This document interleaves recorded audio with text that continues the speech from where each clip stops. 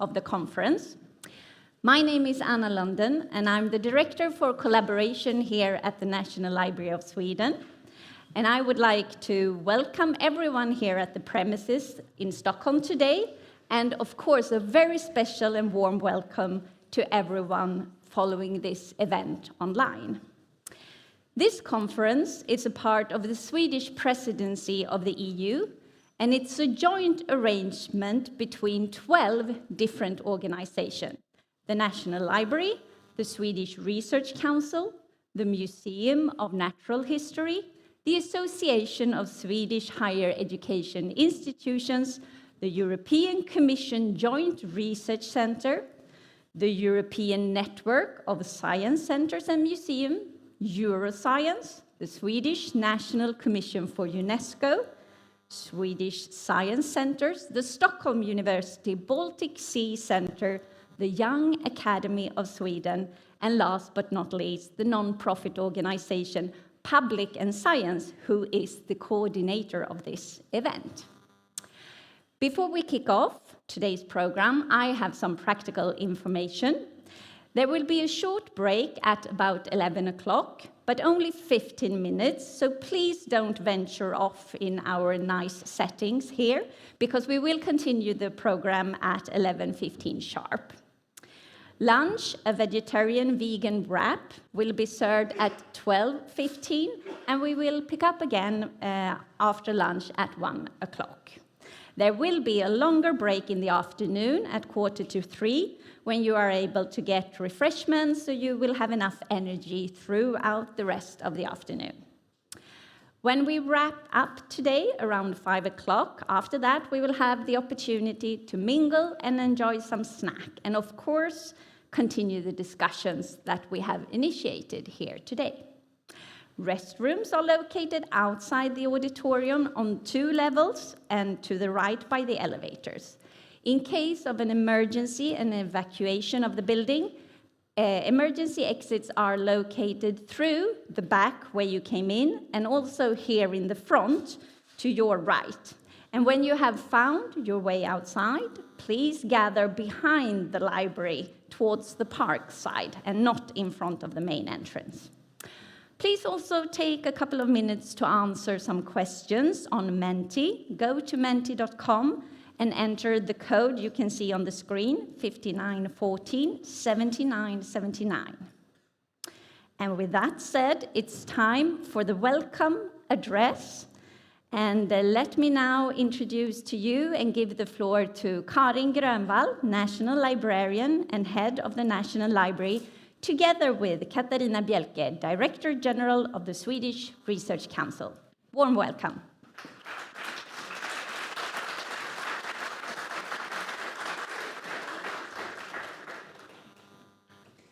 State Secretary, distinguished guests and colleagues in this room and online, as National Librarian, it's a great honor to welcome you to Kungliga biblioteket, our National Library, and this conference associated with the Swedish presidency of the Council of the European Union, with the theme Implementing Open Science from International Policy to National Level. And today's arrangements, as you heard from Anna, we've been working in close cooperation with a number of coordinators, but this arrangement today, we work especially close to the Swedish Research Council. Yes, State Secretary, ladies and gentlemen, a warm welcome also from the Swedish Research Council to this important and, as I see it, exciting conference. My name is Katarina Bjelke, and I'm Director General for the Swedish Research Council. Karin. Our mission as a National Library from the government is to be as the National Library of Sweden and the national research infrastructure. Our history dates back several hundred years, and we have been located in this building since 1887. By that time, we were 7 employees. Now we are around 350.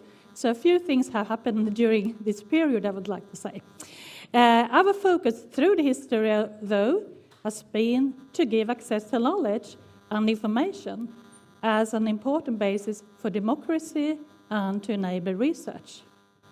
Since the end of the 90s, we have, through the BIBSAM consortium, coordinated access to scientific information for the university and research institutions in Sweden.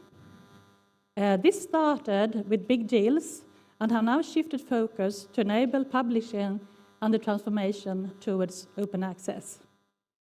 And we now have an assignment from the government to promote and coordinate the work of open access to scholarly publications, analyzing and assessing the national work in this area.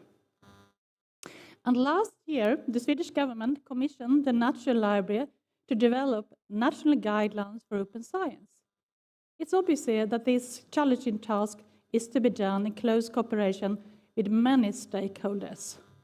It's a common interest and responsibility for the university, for the research funders, and for research sector in large to enable openness and transparency in science. And we are as societies dependent on each other internationally, and so is especially research. Therefore, the coordination within the EU and with the global partners is fundamental. In our work with the national guidelines to open science, an important point of departure is the UNESCO recommendation on open science. And the recommendation recognizes the transformative potential of open science and reducing the existing inequalities and accelerating progress towards the implementation of the 2030 Agenda and the Sustainable Development Goals.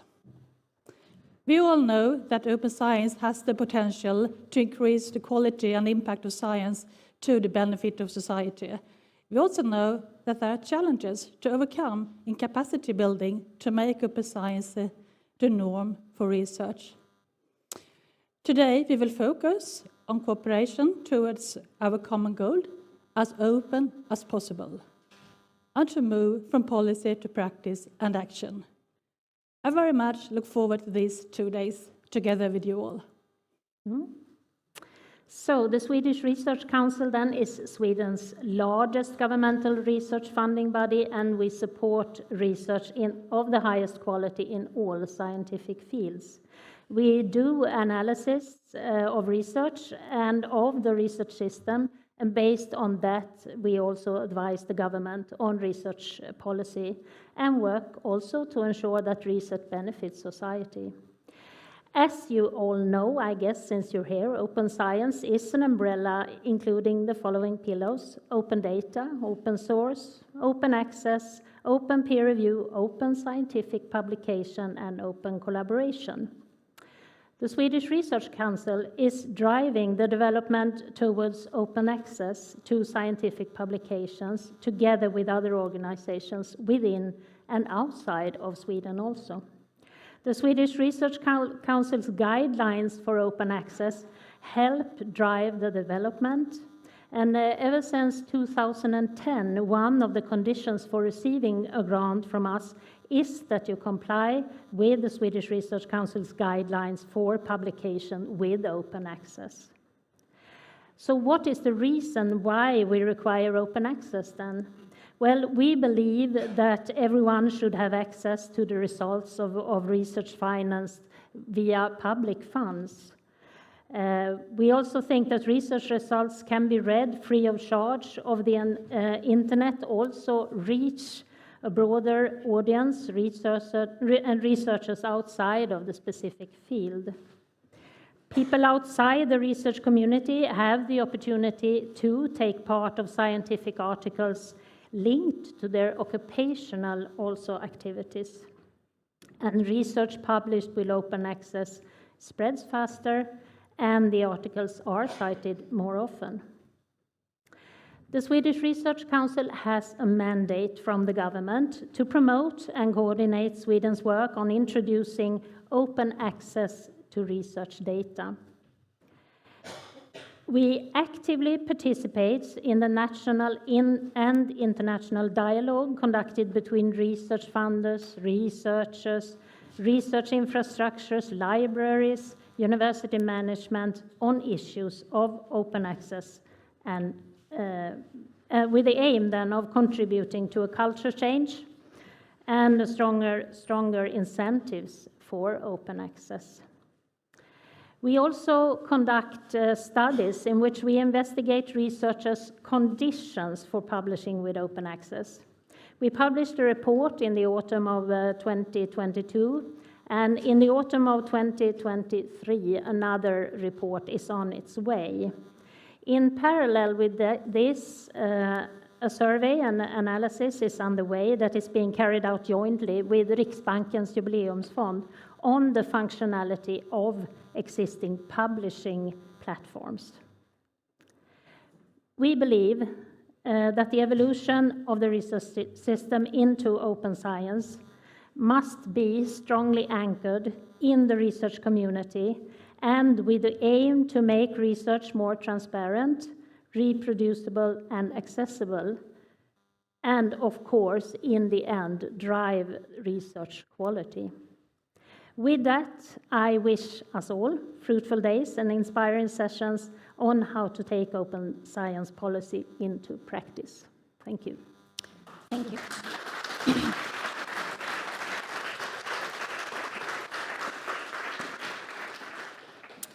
Thank you so much, Karin and Katarina.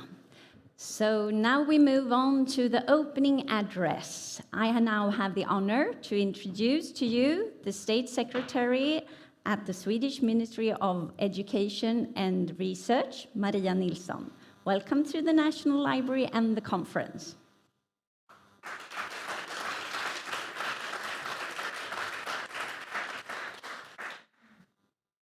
Thank you very much, Anna, and thank you, all of you. It's very nice to be here. I am honored to have been invited to this both interesting and valuable conference on open science from policy to practice. And it is a great pleasure to give my introductory speech today to all of you participating on site here at the beautiful National Library of Sweden, as well as online, hopefully located at equally beautiful places. The conference is associated with the Swedish presidency of the Council of the European Union and jointly organized by the National Library of Sweden, the Swedish Museum of Natural History, and the Swedish Research Council, in collaboration with many other partners. As you heard, Anna, I will not ask you who they are. During the conference today and tomorrow, you will exchange knowledge, share the best practices, and together discuss different methods, ways, and approaches on how open science can contribute to strengthening sustainable futures and democracies, and how we jointly can move from policy to practice. And the latter, I believe, is key. Collaboration among stakeholders, nationally as well as internationally, is crucial in accelerating and supporting the implementation of open science in society at large. And in the current state of the world, there is something truly beautiful to everything that starts with the word open. Open access to research results enables more researchers to validate, reuse, and build on previous research results. This is vital as it contributes to maintaining and promoting a high quality of research and a strong research integrity. Open science will bring research and society together, help tackle societal challenges, and ultimately increase European competitiveness. To increase the value and quality of research, research results need to be disseminated and reused both within the scientific community and in society at large. Science needs to be open and science needs to be trustworthy. This has proven to be a prerequisite not only in the management of major societal and global challenges, such as the COVID-19 pandemic, but also for counteracting disinformation and knowledge resistance in society. This is true both now and for future generations. Therefore, it is a strong priority of the Swedish government to encourage and accelerate the transition to open science. Since 2016, a national effort for open access exists, which since then also has been clarified with specific national goals for open access to publications as well as research data. The Swedish Presidency of the Council of the European Union also considers open science a top priority for research and innovation policies. And I will come back to those priorities in a few minutes. However, starting in 2017, the National Library of Sweden and the Swedish Research Council hold the government's assignment to coordinate, support, and monitor the work on open access to publications and research data. And within the framework of open science, they also have the assigned several other tasks connected to public engagement and the European Open Science Cloud. Also, in parallel, all higher education institutions in Sweden are tasked to continue to develop their work on open science.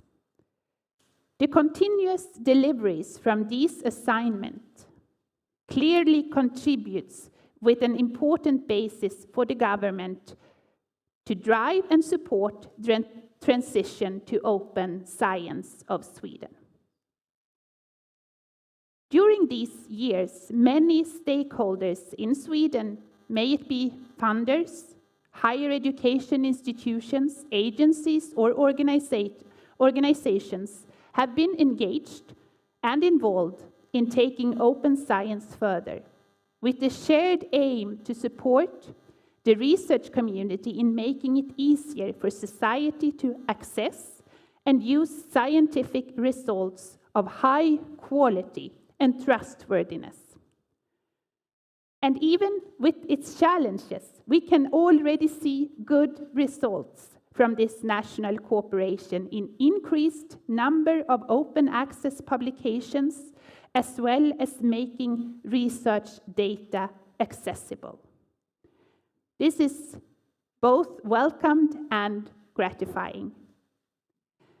As a further measure to strengthen and support the work nationally, the government has assigned the National Library of Sweden to develop national policy guidelines for open science.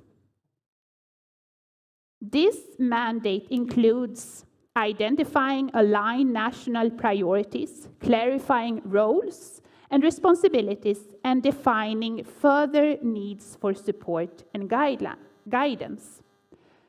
As an important element, the National Library carries out the assignment in close collaboration and dialogue, of course, with other key stakeholders, such as the Swedish Research Council and other research funders, as well as the higher education institutions.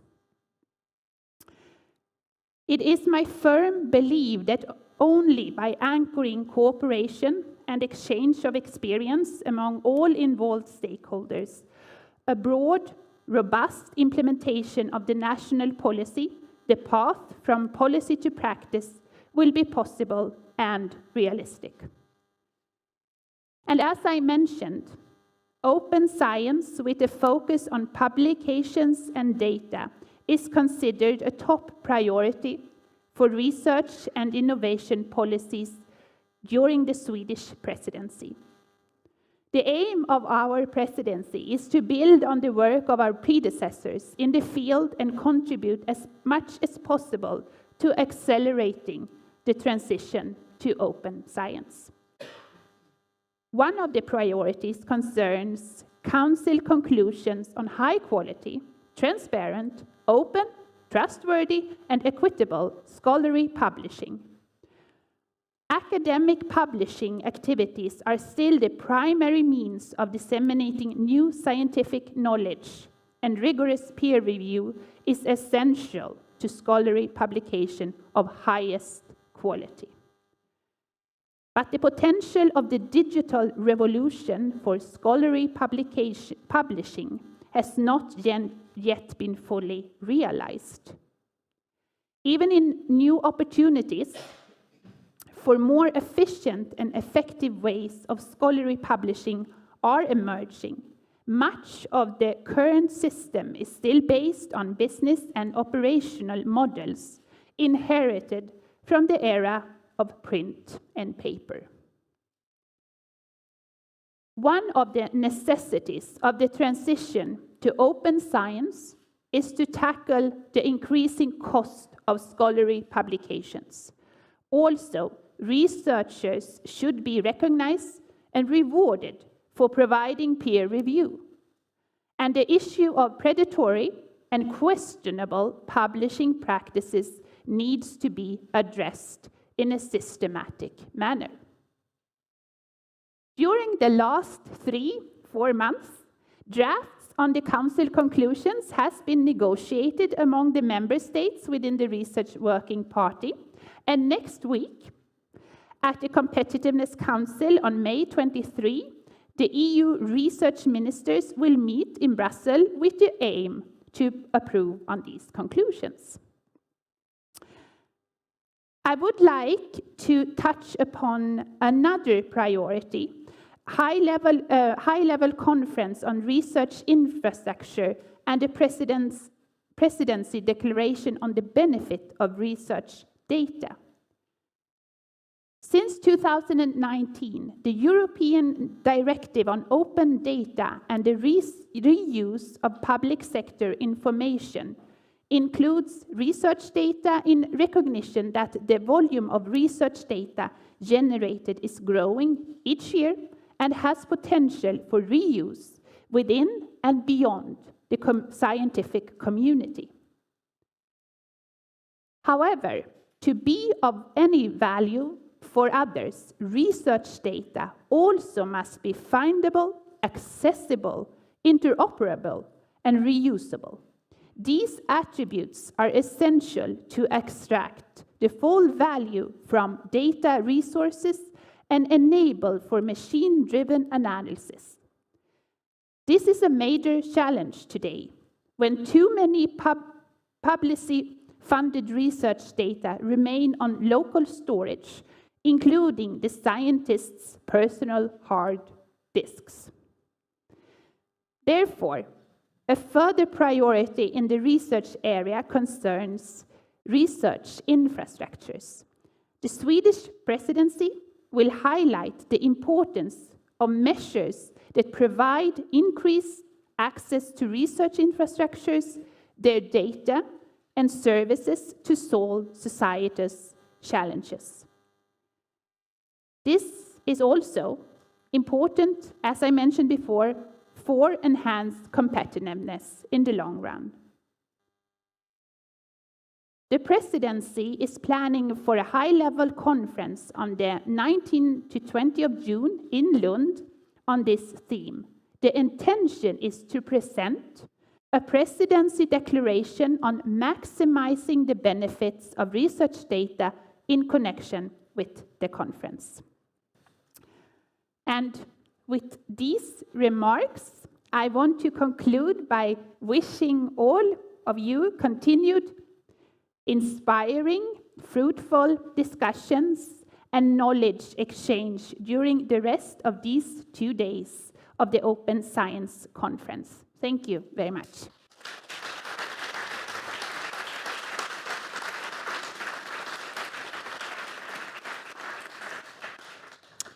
Thank you so much, State Secretary, for taking the time to talk to us. We will now move on to, when it comes to policies on open science, the most overarching and inclusive is, of course, the global recommendation of open science by UNESCO. about a year and a half after its finalization, we will now have the opportunity to learn more about the actual implementation of the recommendation. And here with us today to tell us more about this is Hanne Moncler from the UNESCO Open Science Steering Committee and the Ministry of Education and Research in Norway. Very welcome, Hanne.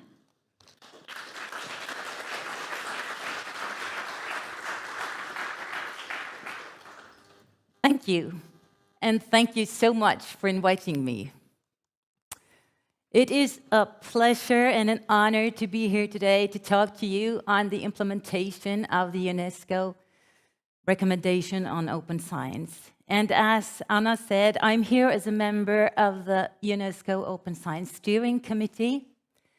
The committee is convened by the UNESCO Director General to help her implement the recommendation. And I also had the pleasure of being a member of the advisory committee who helped guide the consultative process leading to the consultation, to the recommendation, I mean. And I would like to begin by underlining the importance of UNESCO's global mandate. As you are all well aware, many important initiatives have been taken nationally and regionally, but UNESCO is in a position to reach out to the whole world. I guess and hope that many of you are already familiar with the recommendation that was unanimously adopted at UNESCO's General Conference in November 2021. Here you see the 4 key pillars: open scientific knowledge, open science infrastructures, open engagement of societal actors, and open dialogue with other knowledge systems. Open science is a set of principles and practices that aim to make scientific research from all fields accessible to everyone for the benefits of scientists and society as a whole. Open science is about making sure not only that scientific knowledge is accessible, but also that the production of that knowledge itself is inclusive, equitable, and sustainable. Member states are encouraged to prioritize 7 areas in their implementation of the recommendation. The first is promoting a common understanding of open science, developing an enabling policy environment for open science, investing in infrastructure and services to contribute to open science, investing in training and education for open science, fostering a culture of open science and aligning incentives for open science, promoting innovative approaches to open science at different stages of the scientific process, and promoting international and multi-stakeholder cooperation in the context of open science with a view to reducing digital, technological, and knowledge gaps. And to support the implementation, UNESCO, in collaboration with its partners, are in the process of developing a set of supporting tools, technical briefs, fact sheets, guidelines, and training materials. This will constitute an online living open science toolkit accessible to all.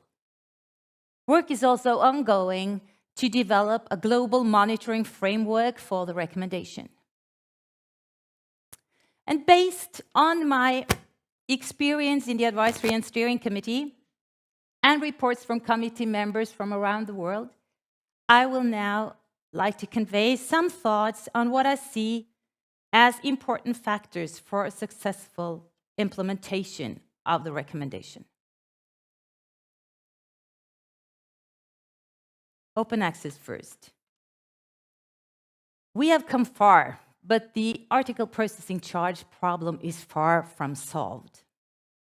it is important to acknowledge that for researchers around the world, unaffordable article processing charges is a persistent problem, and we need to continue to work together globally to solve it.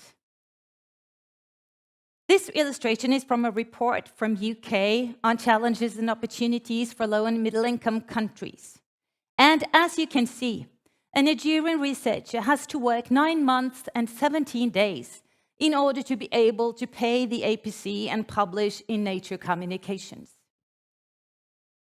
Fee waivers are often seen as ways of mitigating APCs in low and middle-income countries.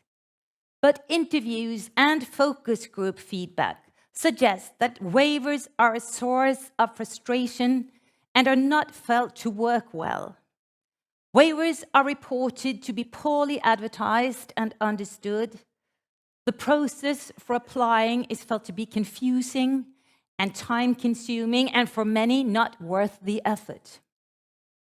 And like the State Secretary mentioned, I have also read the draft Council conclusions on scholarly publishing, and we will learn more about that in a later session today. But I would like to say just now that I have been so happy to see that it stresses so clearly that it is essential to avoid situations where researchers are limited in their choice of publication channels due to financial capacities rather than quality criteria. And I think the explicit reference to the UNESCO recommendation is important. And not least, it is important that it highlights the importance of not-for-profit scholarly open access publishing models that do not charge fees to authors or readers, and where authors can publish their work without funding or institutional eligibility criteria.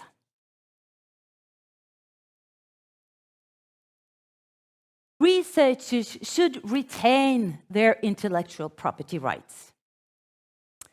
It is important to increase researchers' knowledge of intellectual property rights and their value, including the consequences of copyright transfers from authors to publishers.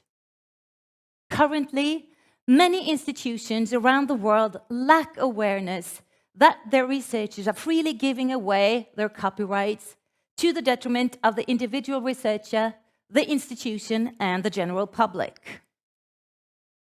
And academic institutions can support their staff to retain their rights. There is a growing group of universities who is adopting local institutional rights retention policies. This enables their researchers to retain ownership of rights and content in the works they create.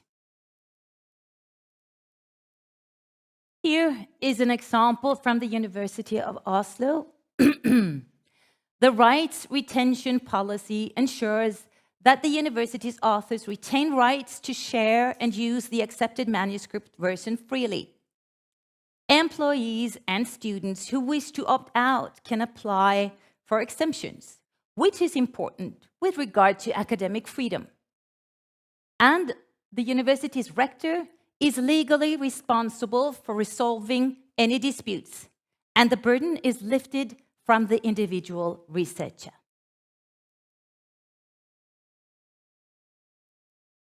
Over to infrastructure. Open science is infrastructure intensive, and shared infrastructure should be encouraged. Infrastructure is costly, and reports from UNESCO's regional groups have made clear the importance of working together and establish regional platforms. Well-run infrastructures are essential if we are to achieve more data sharing and better research services. In the UNESCO recommendation, this is highlighted in several sections.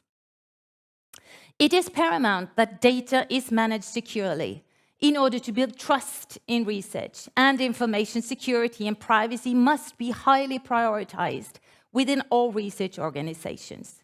Thus, it is extremely important to recognize and value the expertise required to organize, lead, and manage research infrastructure and data platforms. And researchers need access to state-of-the-art research infrastructures. The UNESCO recommendation recognizes this as a question of great importance. And when it comes to our region, here you see Action 8 in the European Research Area Policy Agenda. And one of the foreseen outcomes is broader and more sustainable access for all countries to European research infrastructures and their services, and a revision of the European Charter of Access to Research Infrastructures. And I'm also the Norwegian delegate to the Committee for Research Infrastructure in Horizon Europe. And I've been for many years, so I know that achieving transnational access is hard. I would like to point to two factors that I think are important. The first is that the pandemic has shown the importance and possibilities of remote access. I think that stimulation of remote access is definitely an important aspect to bear in mind. The second is that we need to develop funding models that make transnational access achievable for researchers without too much hassle and red tape. And developing such funding models is no easy task. Understandably, researchers wish for models where access is paid up front, so that services are experienced as free. Whereas national funders may also need information to help prioritize public spending and ensure economic sustainability. For instance, through user fees or institutional willingness to contribute to funding. In my opinion, questions about functional operation models are extremely important. And we need to devote sufficient time and effort to developing such models if we are to succeed with open science.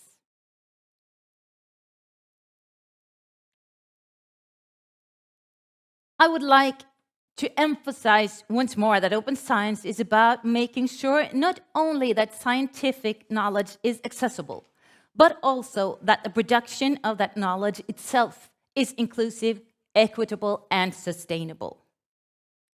Open science represents a cultural change in how research is conducted, how researchers collaborate, and how research is shared and organized. And a key word is trust. Decision-making needs to rely on information from various sources, including scientific research, indigenous and local knowledge, participatory and community-based research, and so on. However, in some countries, the lack of data, or sometimes the lack of validation process of these data, poses a serious problem for policy making, which needs to be informed by data and statistics. And participatory science can contribute to data collection on vulnerabilities, factors, trends, and changes in many key areas. And the collaborative and inclusive characteristics of open science allow new societal actors to engage in scientific processes, including through citizen and participatory science, thus contributing to the democratization of knowledge, fighting misinformation and disinformation, and guiding scientific work towards solving problems of societal importance. And we're going to hear more about the European Commission's mutual learning exercise on citizen science later today, and I'm really looking forward to that. And I would like to end by underlining that open science is not only a question of what is best for the science community. It is a fundamental question of whether we are willing to do what is required to achieve the Sustainable Development Goals. And I would like to quote the International Research Council from their position papers on science as a global public good. Knowledge has been amongst the most powerful of public goods. It has been the inspiration, stimulus, and agent upon which most human material, social, and personal progress has been built. Access to knowledge and to the education systems that seek to increase the stock of knowledge of individuals and thereby, in aggregate, of society are recognized as human rights. Thank you.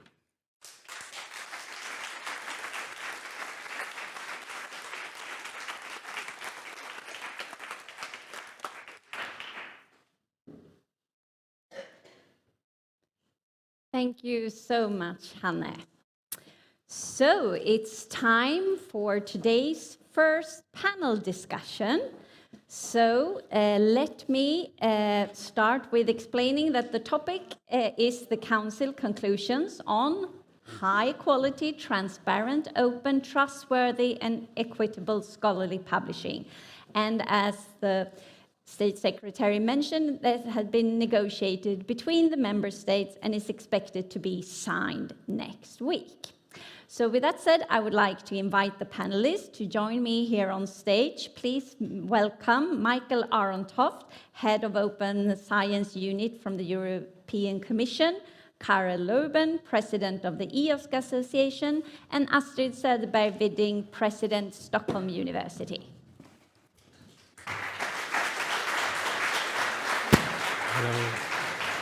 I don't think we met.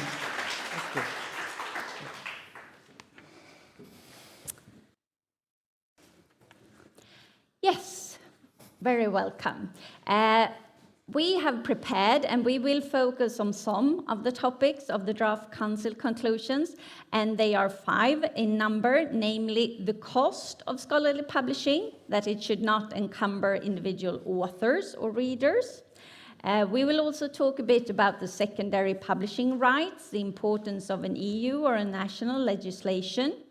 We will talk about the importance of the non-for-profit open access models and the support of these models by the public research institutions. We will talk about the Open Research Europe platform, and last but not least, the importance of the publishing infrastructure and the connecting these to the EOSC. But first, let's warm up with a quick word on your first impression, having read the draft councils. 1 sentence only. Astrid, please, first impression. Well, when I first read it, I thought that this really has the potential of taking open science to the next level, because it really aims very clearly at putting policies into practice, and also that it engages with both Europe's researchers and its universities. Thank you. Michael? I think that the Council conclusions really give the right policy directions, both in terms of highlighting the right challenges, ensuring quality, managing IP, fair pricing, and it also highlights, I think, the right actions. That we need to have fewer regulatory barriers. We need to step up the open access publishing model. That's a long And we need more training.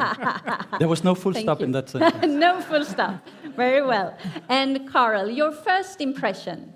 Well, the shortened sentence would be very good, but my advantage is being the third speaker, so I can simply agree with the previous 2 speakers and then make one additional comment. I was very pleased to hear from the State Secretary just a minute ago that emphasis on data in the near future and also with the Lund conferences will be added to that, because I missed in the Council conclusions, which were mainly about publications, the emphasis on, let's say, openness and open access to data and what is needed for that. Thank you. So going or looking now at the cost of scholarly publishing and that it should not encumber individual authors or readers, what does this mean in practice? How can we achieve this? Can we have separate routes, or will they counteract one another? This whole color discussion, green, gold, and etc. Maybe, Karel, you would like to start off with your views on that? Yeah, my personal opinion is that in 2003, we should have started to forget about the publishers. It was very clear already at that time the publishers were there to make money, which is understandable. They are private organizations, they have shareholders, and their main aim is to generate money for the shareholders. So it is not a fair system, to be honest, for the researchers. Second remark I would like to make, I don't think the researchers should pay. So counting the number of hours or months the researcher has to work is, in my view, nonsense, because the researcher should not be the one paying. The researcher is not paying for his desk, he's not paying for his pen, he's not paying for his computer. Why should he pay for his publication? The organization that hires the researcher has the responsibility to take care of what is needed to do the research and to get the research results out there. With that, I would like to stop at this moment. There's many more things I could say. No, but thank you. Astrid, you're also the president of the BIBSAM Consortium Steering Committee, so you know very well about the cost of scholarly publishing. What are your opinions on this? I think it's extremely important to work on several levels with this, because on one hand, we have to really try to move forward, like in the BIBSAM Consortium, and I fully agree that the institutions should take the costs, but at the same time, we also need to provide our researchers with better information, because they are very happy. They don't have to pay, they are happy, they don't care about the increasing costs for universities. So we also have to raise awareness of the system as such, because I also fully agree that we should have forgot about the publishers long ago. Now we are stuck in a situation where we have to try to find new solutions, but where we are actually, it's not that easy or you could just say, well, we don't want any agreements anymore, but that's a quite radical way. Yeah. And then maybe to move on to the importance on the non-for-profit open access model, often called the Diamond, and the support of these models by public research institutions. So when you were talking about the publishers, we normally mean the legacy publisher, the scholarly commercial publishers. Do they fit into this at all? And how will it affect existing markets? Any views on that, or how do you see that we can combine these two? Yes, Michael, She's would you looking give at it you. a Well, try? yeah, definitely. I mean, to come back, it has Yes. relationship to costs as well. And I mean, there are a number of factors that decide on the costs. And we believe that the first one should really be you pay for the service that is being provided by whoever is the publisher. There can be disciplinary differences. There can be regional differences, as we heard from the intervention from UNESCO. But there can also be coexistence between different models, and this is exactly where we as public authorities and policymakers need to push. We need to diversify the landscape. We need to give much more viable routes. We don't want to have pricing based on reputation or impact factors. So this is why it's so important to put for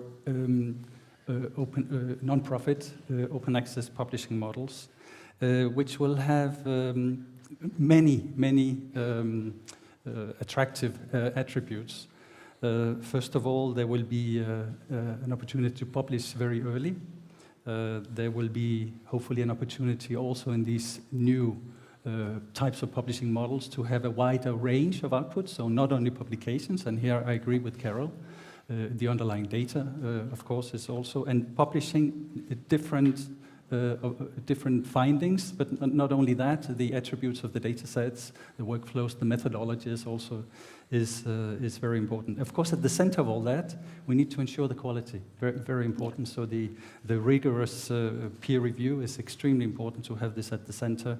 We must provide a professional service of any alternatives to what we see now on the market.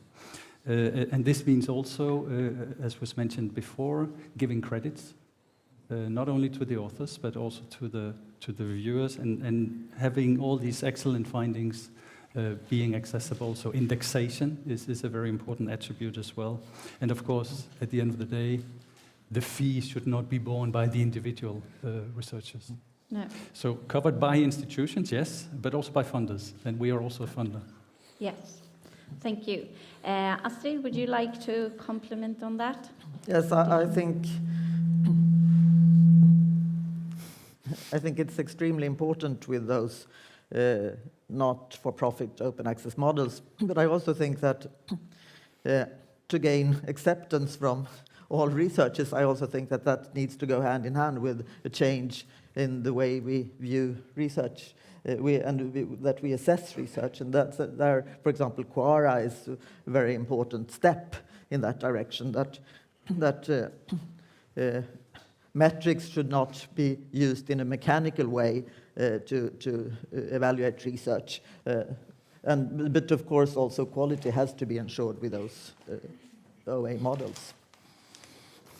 Yes, very true. And you mentioned Quora. Carol, would you like to add something to the open access models, non-for-profit?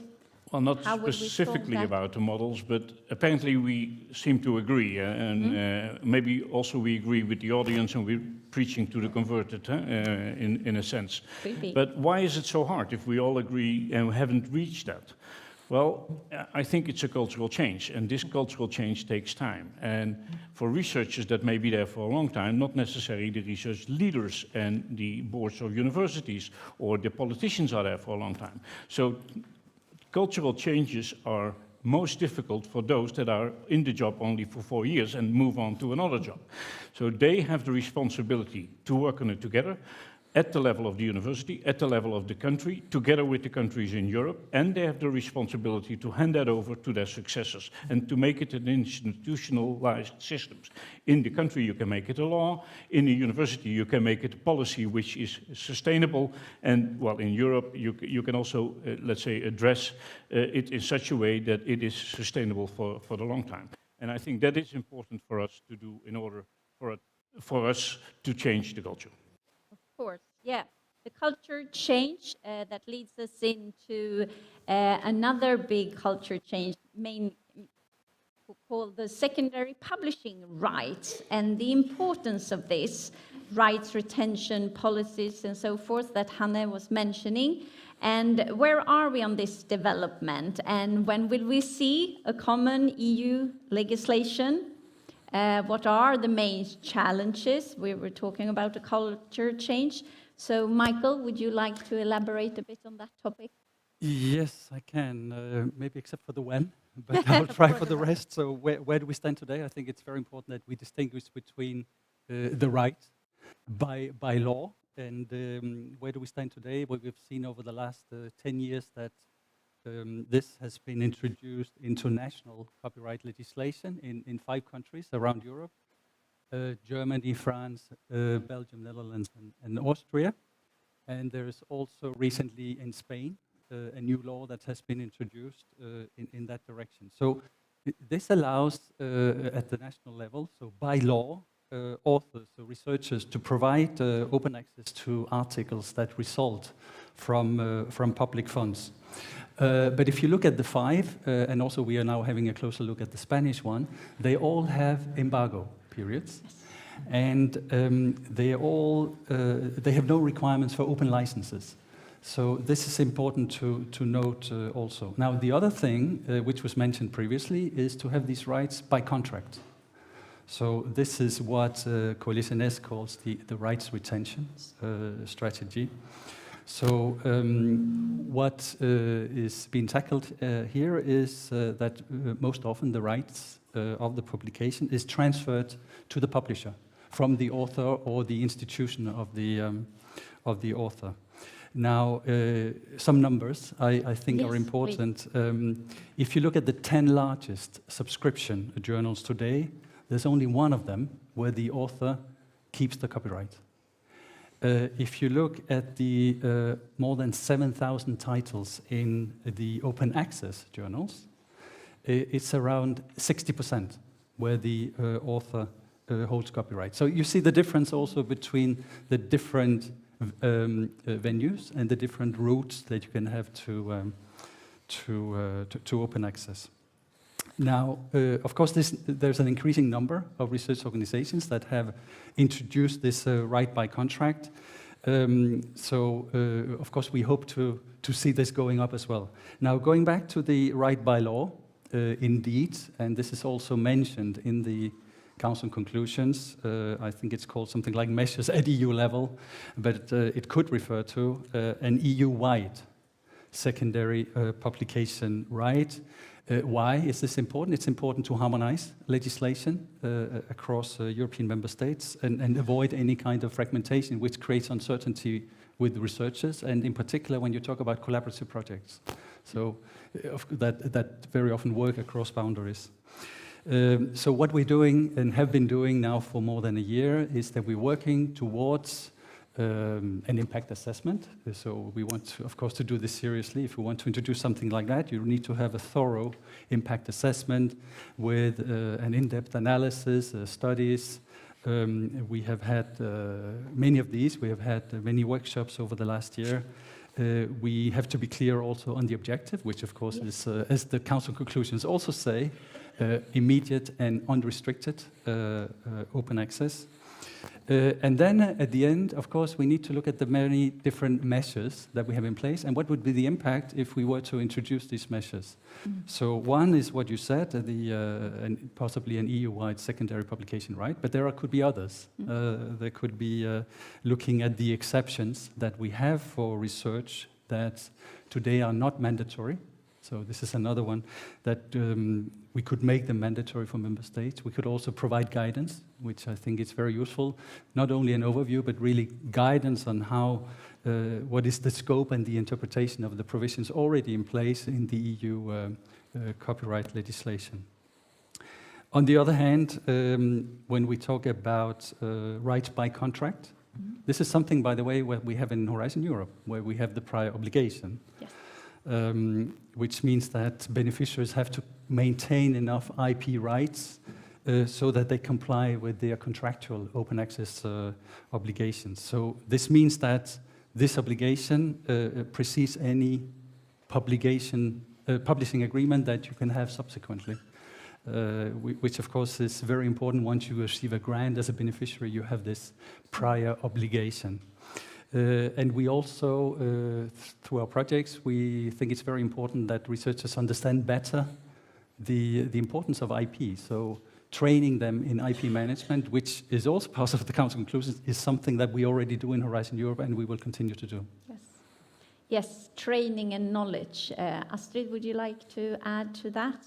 Secondary publishing rights. I think it's extremely important that we move forward together within Europe, even though we don't perhaps have the solution yet, because I think that if it is left to the national legislation only, it will be very difficult to come forward in this.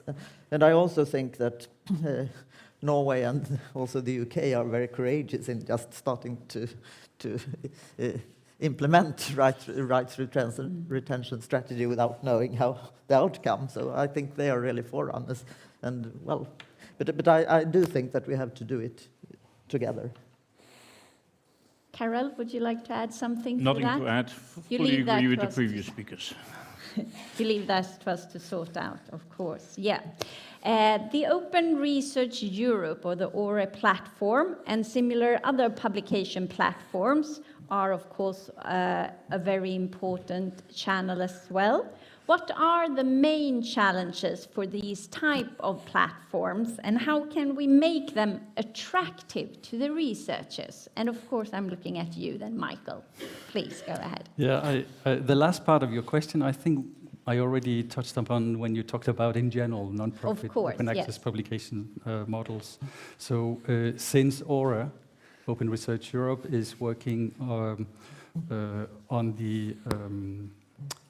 the model of post-publication open peer review, it's clear that the attractiveness is that you publish the research results early, so as soon as possible in the research process, of course, in open access. We said also for ORE, it accepts many other types of entities than just traditional publications, which is very important. It has also what is called collections and communities per discipline, and some even cross-discipline, which makes it also very attractive that these are well managed and researchers can find their peers more easily and make more use of the platform.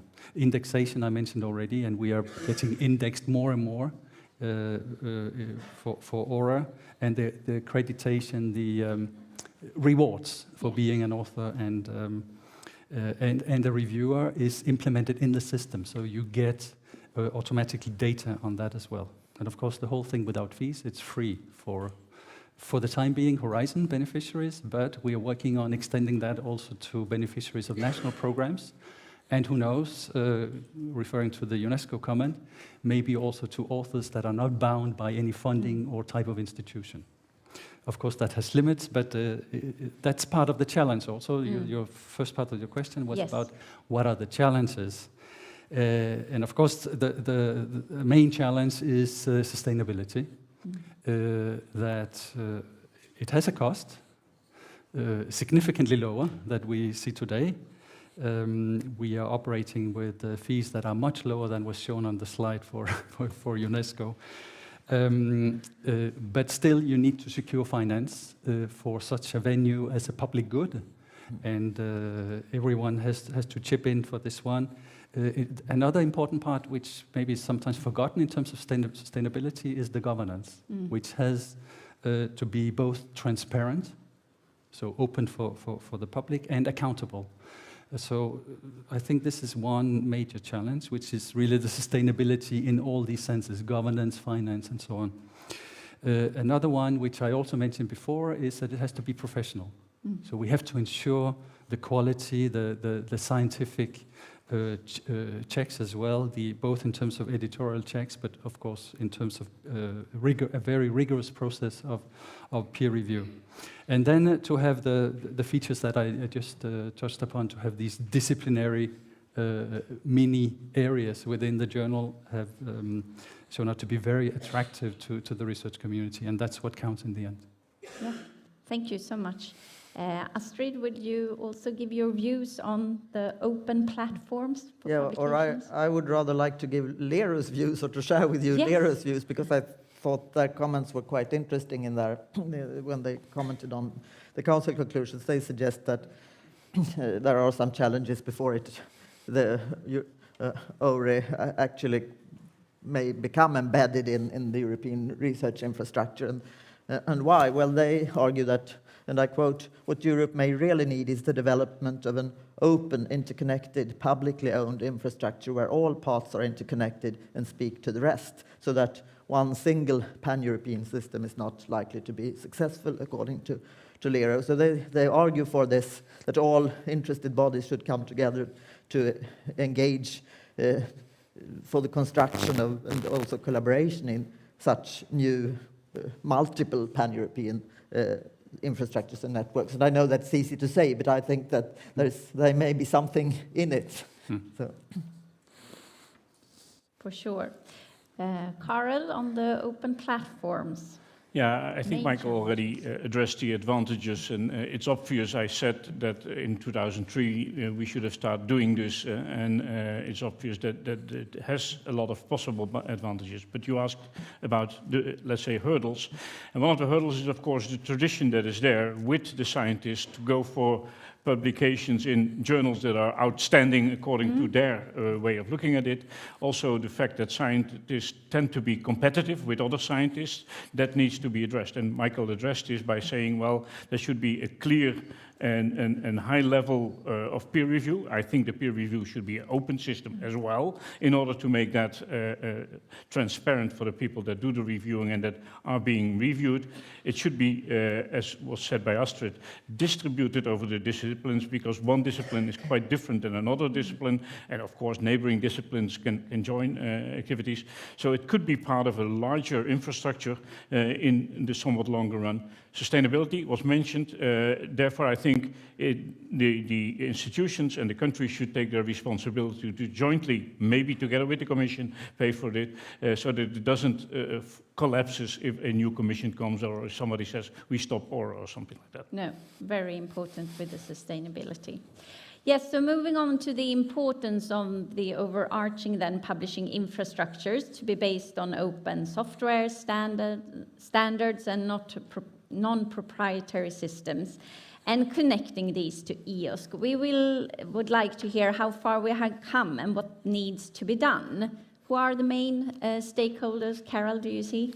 I will explain in my presentation this afternoon where we stand and what we've done so far, but I would like to emphasize what has been said earlier this morning, that what we are doing needs to be fair. And it's not simply these 4 letters, and it's not simply these 4 principles. There's 15 principles underlying it, and it's about the metadata especially. So if you think about findable, then there has to be an identifier. If you think about accessible, there has to be a proper AAI system. But the most difficult one is interoperability. So interoperability within one discipline is one thing, but interoperability across disciplines and across countries becomes much more difficult, and we have hardly anything there. I don't think even 2% of the research data is out there, then maybe the publications later on can join in. By the way, I see the future of publications in several of the disciplines becoming metadata with the data rather than a publication that has data with it. Now, if I look at my own research with 35 PhD students in the past, I don't think 2% has ended up of the data in the publications. The rest of the data is somewhere on a hard disk in a journal or somewhere on the shelf in my office, but not accessible to anybody, not even to me anymore, because the metadata are not there. So I think we should really stress that we properly work with data to make them fair, look at the 15 principles, see to it that the publications jointly with the data becomes part of the total system of a federated infrastructure where we could, for example, link ORA into EOSC. Yes, and we will continue the discussion after lunch. So a reflection on what you hope will be the biggest change or development that we will see after or as a result of these council conclusions. What are your expectations or highest hopes? Would you like to start, Michael? Yes, I can give it a go. I think that it has several aspects. I think first, as a funder, and also member states as funders and others, that there was a clear push in the council conclusions to redirect or rebalance, at least, funds from paying for access to content and open access publishing to investments in non-profit open access publishing services. We are ourselves investing in that. I mean, ORA is one, and we are now piloting also the expansion of ORA. And as was said also, at the end of the day, it will be an ecosystem that is federated. So very much agree also with the statement before. It also means investing in building capacities, and here also from our side we are funding a number of projects in that direction to build the capacity in providing a publishing service. Secondly, as a legislator, there were some clear directions also in the council conclusions that we need this legal certainty in terms of harmonization of legislation, in terms of guidance also, and in terms of training on what it means to manage your intellectual property. And then finally, I think also we as policymakers, we have the role of coordinating and initiating something. Quora was mentioned, which we were also part of initiating. So this convening power also is very important to move together. Thank you. Yes, hopes and biggest change. Astrid, would you like to develop? Yes, I think it's extremely important that the council conclusions really recognize the problem with the increasing costs, and also that there are actually no reduction in prices, but only increases. And ironically enough, this is linked to the transformative agreements, which were part of the movement towards open access. But now I think the most important thing to do, departing from the Council conclusion is really to move beyond those transformative agreements in order not to get stuck in a kind of permanent state of transformation, which would be fatal, I think. Then I think also that they point out a number of possible directions to take: open platforms, secondary publication rights, etc. We have touched upon many of these. But I also think that the fundamental issue, and that this has also been touched upon, is the change in research culture that is needed with, for example, an advanced research assessment, with open peer review processes, with full implementation of FAIR principles, etc. So I think that's at the very heart of the matter. Thank you so much. Yes, highest hope, Carol. Well, some change. first of all, agreeing with the previous speakers and emphasizing again the educational aspect. In order to make this cultural change which is needed, we have to educate the present researchers, we have to educate data stewards. And then comes the, let's say, statement that this costs more and more money, which may be true, but that's relative. I mean, the amount of money we spend on science or the amount of money we spend on research is a given thing. How we distribute it, so rebalancing, as Michael said, is a different story. Instead of having your 21st PhD student, you could have a data steward. And then you could solve a lot of problems for the 20 researchers and PhD students you already have, rather than having the 21st and have another problem on top of that. So there is also a task to be done by research leaders, by funders, in order to emphasize the right thing. I'm not against high-performance computing, but if we would have spent part of the money on high-performance, which is spent on high-performance computing, let's say 20% on this area, and would have tried to change the culture, we would have reached a lot. But the problem here is we need many more people to comply with it.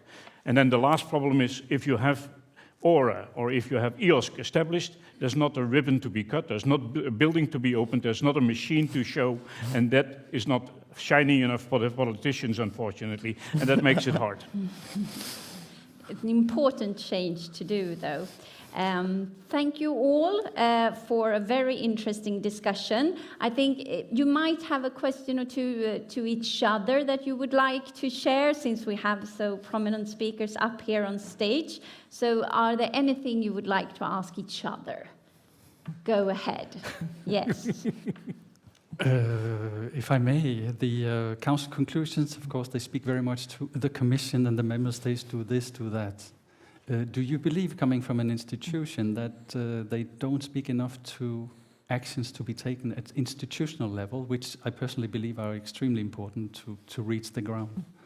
I agree that that is the most important thing, but I actually think that when reading them, I was not appalled by them speaking too much to member states only. On the contrary, I think they often refer to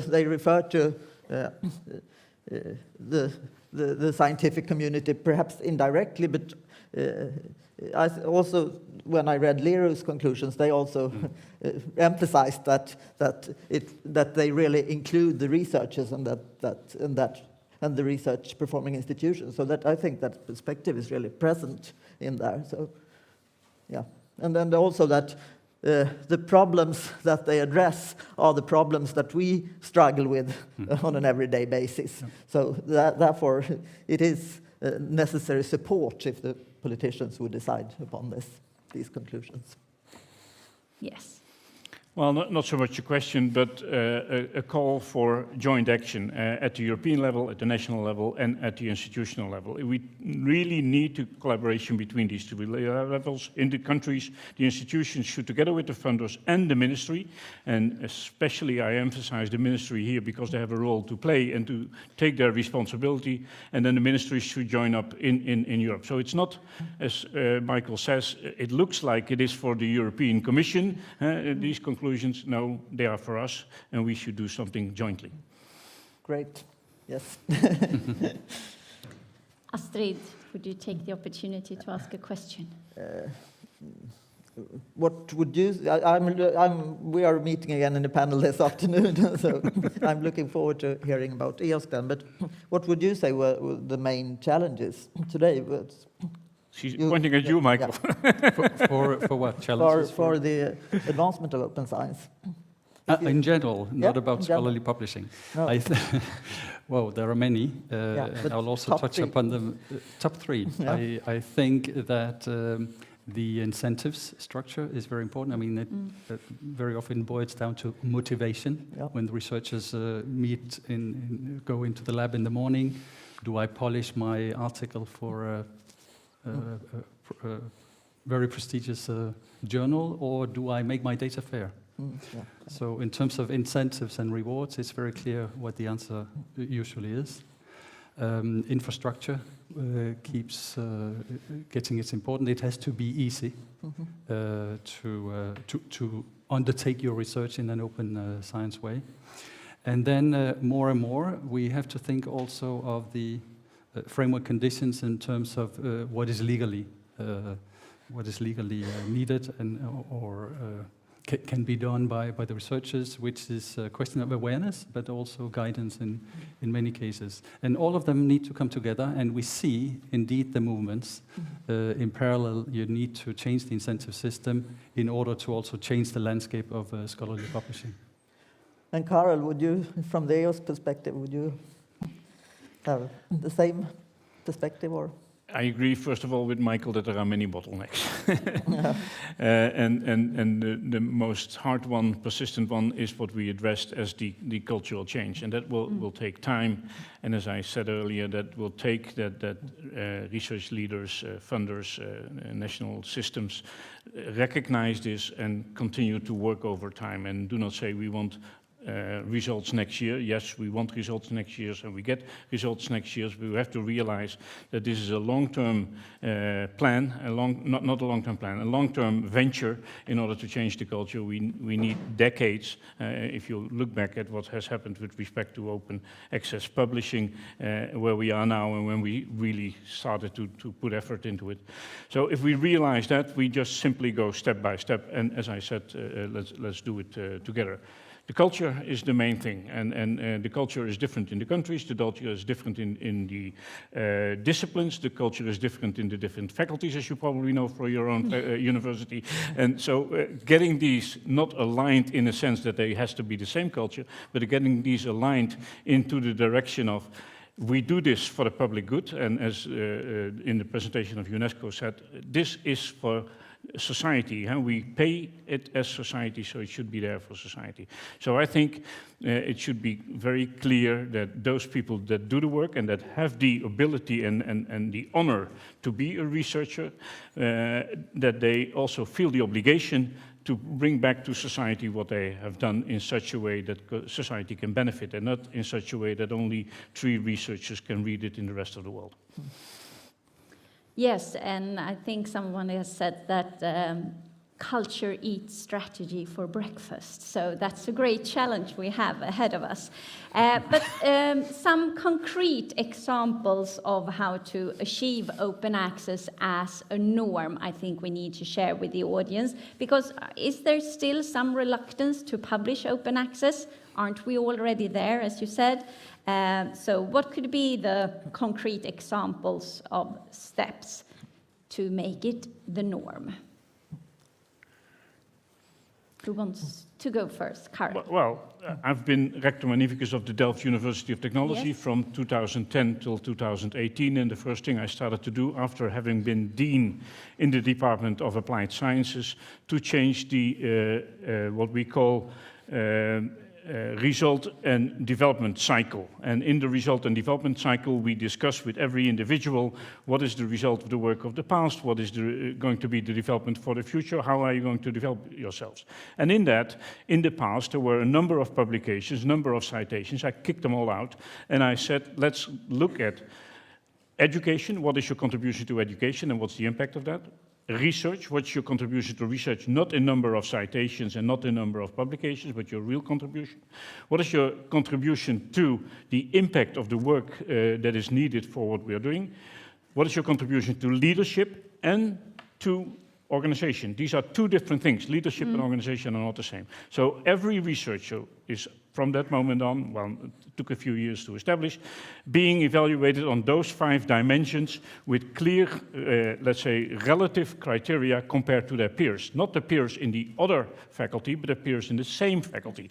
So all professors were judged according to the professors in the same faculty. All assistant and associate professors were judged according to in the same department, etc. So to have a relatively a peer group where you are relative to, and not comparing disciplines or apples with peers, if you want to.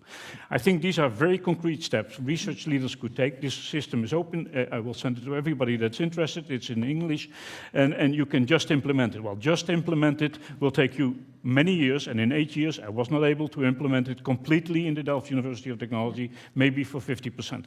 But it is an essential step to make these cultural changes.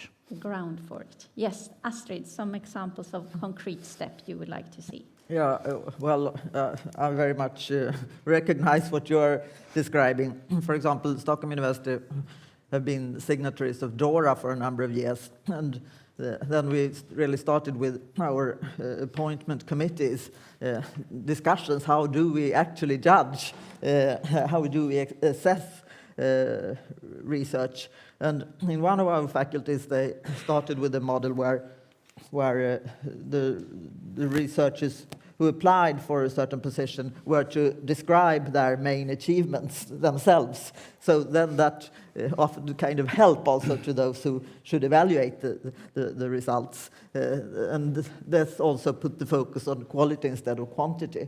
So I think all measures to be taken that can be taken to get away from the publish or perish system are good. And I think we are working on that at my university, and of course it takes time. I will not have, when I leave in 1.5 years, I will not have succeeded, though will have been there for 12 years. So, but it is something that is on its way. And I would say that while, for example, say 5 years ago, it would have been impossible to discuss open access in relation to merits, because it was rather seen as a kind of hobby. Pardon? Hobby. Yeah. But now it's become quite clear that it is seen as an instrument of quality, and not least when linked to research data, because it enhances reproducibility and so on. So that it is really an instrument to improve both quality and impact of research. So that is. It's not a very concrete step, but I think the most concrete step that you can take is to go step by step and to have lots and lots and lots of dialogue. Lots and lots of dialogue, and that's what's going on here today. So, Michael, some examples of concrete steps to make open access a norm. Yeah, first I would like to reinforce a couple of the points that you made. First of all, that it should not take another 10 years. And in fact, reforming research assessment is such an example. DORA is exactly 10 years ago. Yeah. The purpose of QARA is not to have a milestone in 2030. Rather, they have touchdown point in 27. So it's really about acceleration. And you can say the same thing about open access. We're still at less than 50% available in open access. So here we're also talking about acceleration. The transformative arrangements were not doing the trick. So we need something else, and we have discussed that. I very much agree also with Carol. Culture is the main issue. So we already mentioned the incentives and rewards, but behind that we have the values. So it's all about what you value in research. From our part and the member states' part, we a year and a half ago decided on a pact for how you should do research and innovation in Europe. And it contains a number of principles. And at the center of that, you have the pursuit of excellence, and you have the free circulation of knowledge. And when you look at excellence, of course, it has to be well beyond the state of the art, really be ambitious. But also the approach is part of being excellent, to be transparent and rigorous in your methodology. and to have immediate and unrestricted open access. So this is part of the methodology, which is part of the excellence as well. And of course, the free circulation of knowledge, it's about sharing so that others can build on what you're doing. This boils down to something concrete, as you said.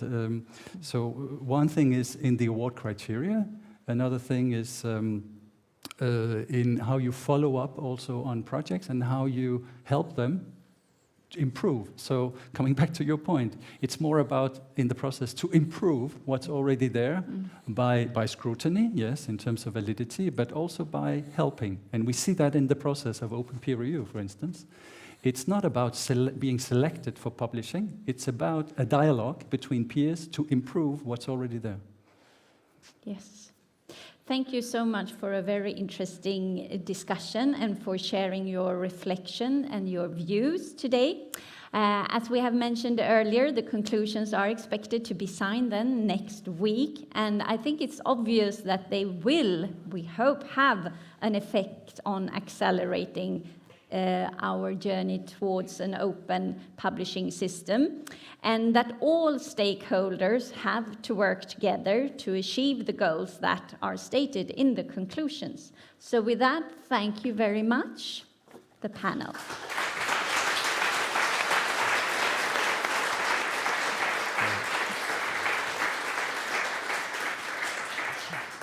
Yes, there will now be a break, and as I warned you, don't wander off too long, but please stretch your legs and come back here at 11:15.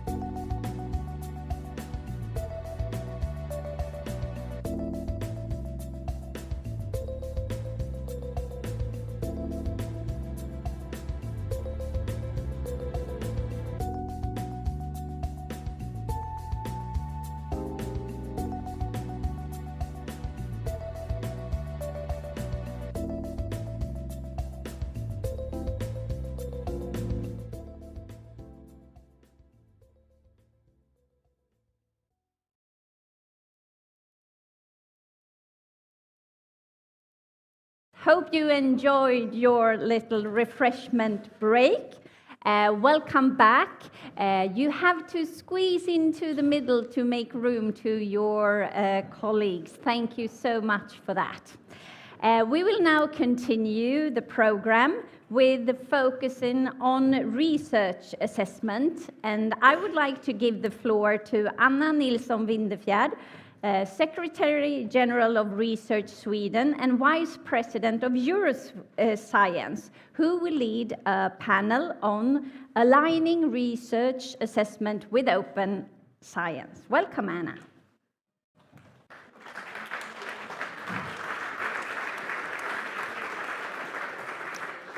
Thank you very much, Anna. It's a pleasure to be here with this whole full room and all of you that are participating online. Welcome.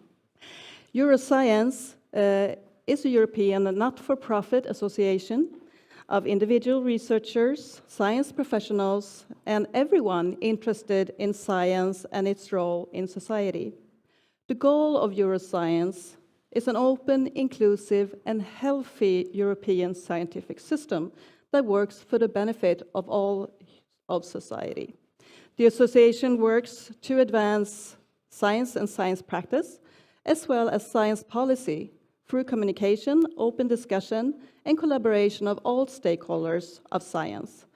Euroscience is an association open to everyone who wishes to make a change in science and its role in society. We will begin this session with a keynote on aligning research assessment with open science to set the stage. After that, we'll hear how research funders are developing their assessment methods and how publishers are exploring ways to secure quality in open science. In this panel discussion, we'll make room for questions from the audience, so please use the Mentimeters to interact with us during the session. And I have my good colleague, Matthias Giraud, Secretary General for Euroscience here, and he will be in charge of handing over the questions to the panel. Now, it's my pleasure to welcome our keynote, Professor Nicolas Fressenjas, who is the Vice President for Open Science at the University of Lorraine, leading all areas of open science at the university. He is also an expert on open science at the French Ministry of Higher Education and Research. Please, Nicolas. Thank you very much, Anna, for the introduction, and very sorry not to be here with you in Stockholm. My flight has been cancelled yesterday, and thank you very much for the technicians over there for handling this in a very, very short time to allow me to be there virtually. So I'm going to talk to you about aligning research assessment with open science, as seen from the views from inside my university as the vice president for open science in this university. So my talk will be divided in 3 parts. So first part, I'm going to talk to you about what's going on from my view in my university at the researcher level. What are the issues faced? And the second part will be the issues for my university. And finally, we have already talked about coalitions on advancing research assessment, which is, to my view, the way we can move forward. So what's going on at the researcher level? We have diverging incentives at the researcher level, which tend to block the progress on open science, as we have seen today. What are the diverging incentives? The first thing is that we have, I think, to acknowledge that open science, opening the science takes time and energy. Why? When we want to share outputs of our research, it takes additional works and additional skills. I've spotted a recent publication on that says that it is acknowledged that additional time and effort is needed compared to closed research. So why? If you look at the data, for instance, openness of data, then you have to do some pre-registration saying if you have to do some project, what are you going to do with the data? You have to write data management plans. And then once you have done the research, then you have to share your research outputs. So you have to share the papers, you have to share the books, the data and software and source code, and make your data fair and so on. That's not the only thing. As it's already been said, that you can also open the research processes themselves to make them inclusive and transparent. And if you want to do all that, then you have to develop new skills. And this is something that has to be improved.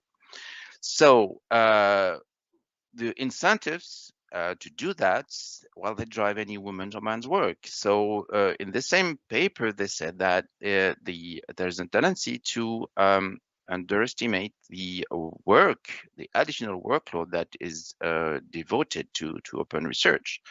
So basically, and it has already been said this morning, the basic thing is to develop clear incentives that allow researchers to choose among the many tasks they have to do, choose the one that allow to make the data fair, for instance, or to share their paper open, and to grow in knowing how to do that. So that's one thing. What can we do with incentives? So I'm going to talk to you about the things, how they're done in France, but I guess it's pretty much the same thing in the other countries. The motion speed towards open science, if I look at different entities, funders and universities and so on, they're not the same. They're not the same. So if you look at what's happening in a researcher's daily life, they have an individual assessment. So when they could do their PhD, when they hired, and when they are looking for promotion. But that's not the only one way of being assessed. You have also collective assessment for your laboratory or for university or other research performing organization. And again, on a daily life, you also make projects and you are want to have funds for this project, and you have a large variety of project funders. So how do we handle this? Well, it's quite difficult at the researcher level today because we have a variety of assessors and a variety of incentives. So how do we handle this? Well, it's difficult at the on the researcher side. So today, well, they're not as angry as I written here. They used to be, but it's a little bit better now. So a few years ago, if I look in my discipline and in my country, so my discipline is physics and my country is France. Well, a few years ago, we had a clear rejection of doing open science. And why was it the case? Well, the case it was because if you did that, if you took time to do all what we've talked about, then the hiring and promotion expectancies in my university, in my country, were not met. So we don't have time to do that if we are evaluated and assessed on something else. So today it's a little better, fortunately. So open science benefits in my university, they're starting to be understood. But everything is not solved because if you look here around my university, then the funding agency we have in France, they have included open science expectancies in their way of assessing. And well, they have high open science expectations. But if you look at collective and individual assessment, well, the open science expectations are less and expectations are on another side. Let's talk about impact factor, for instance. So, well, that doesn't make things easy. So now, if I look at my university, so what should we do as a vice president? Should we behave?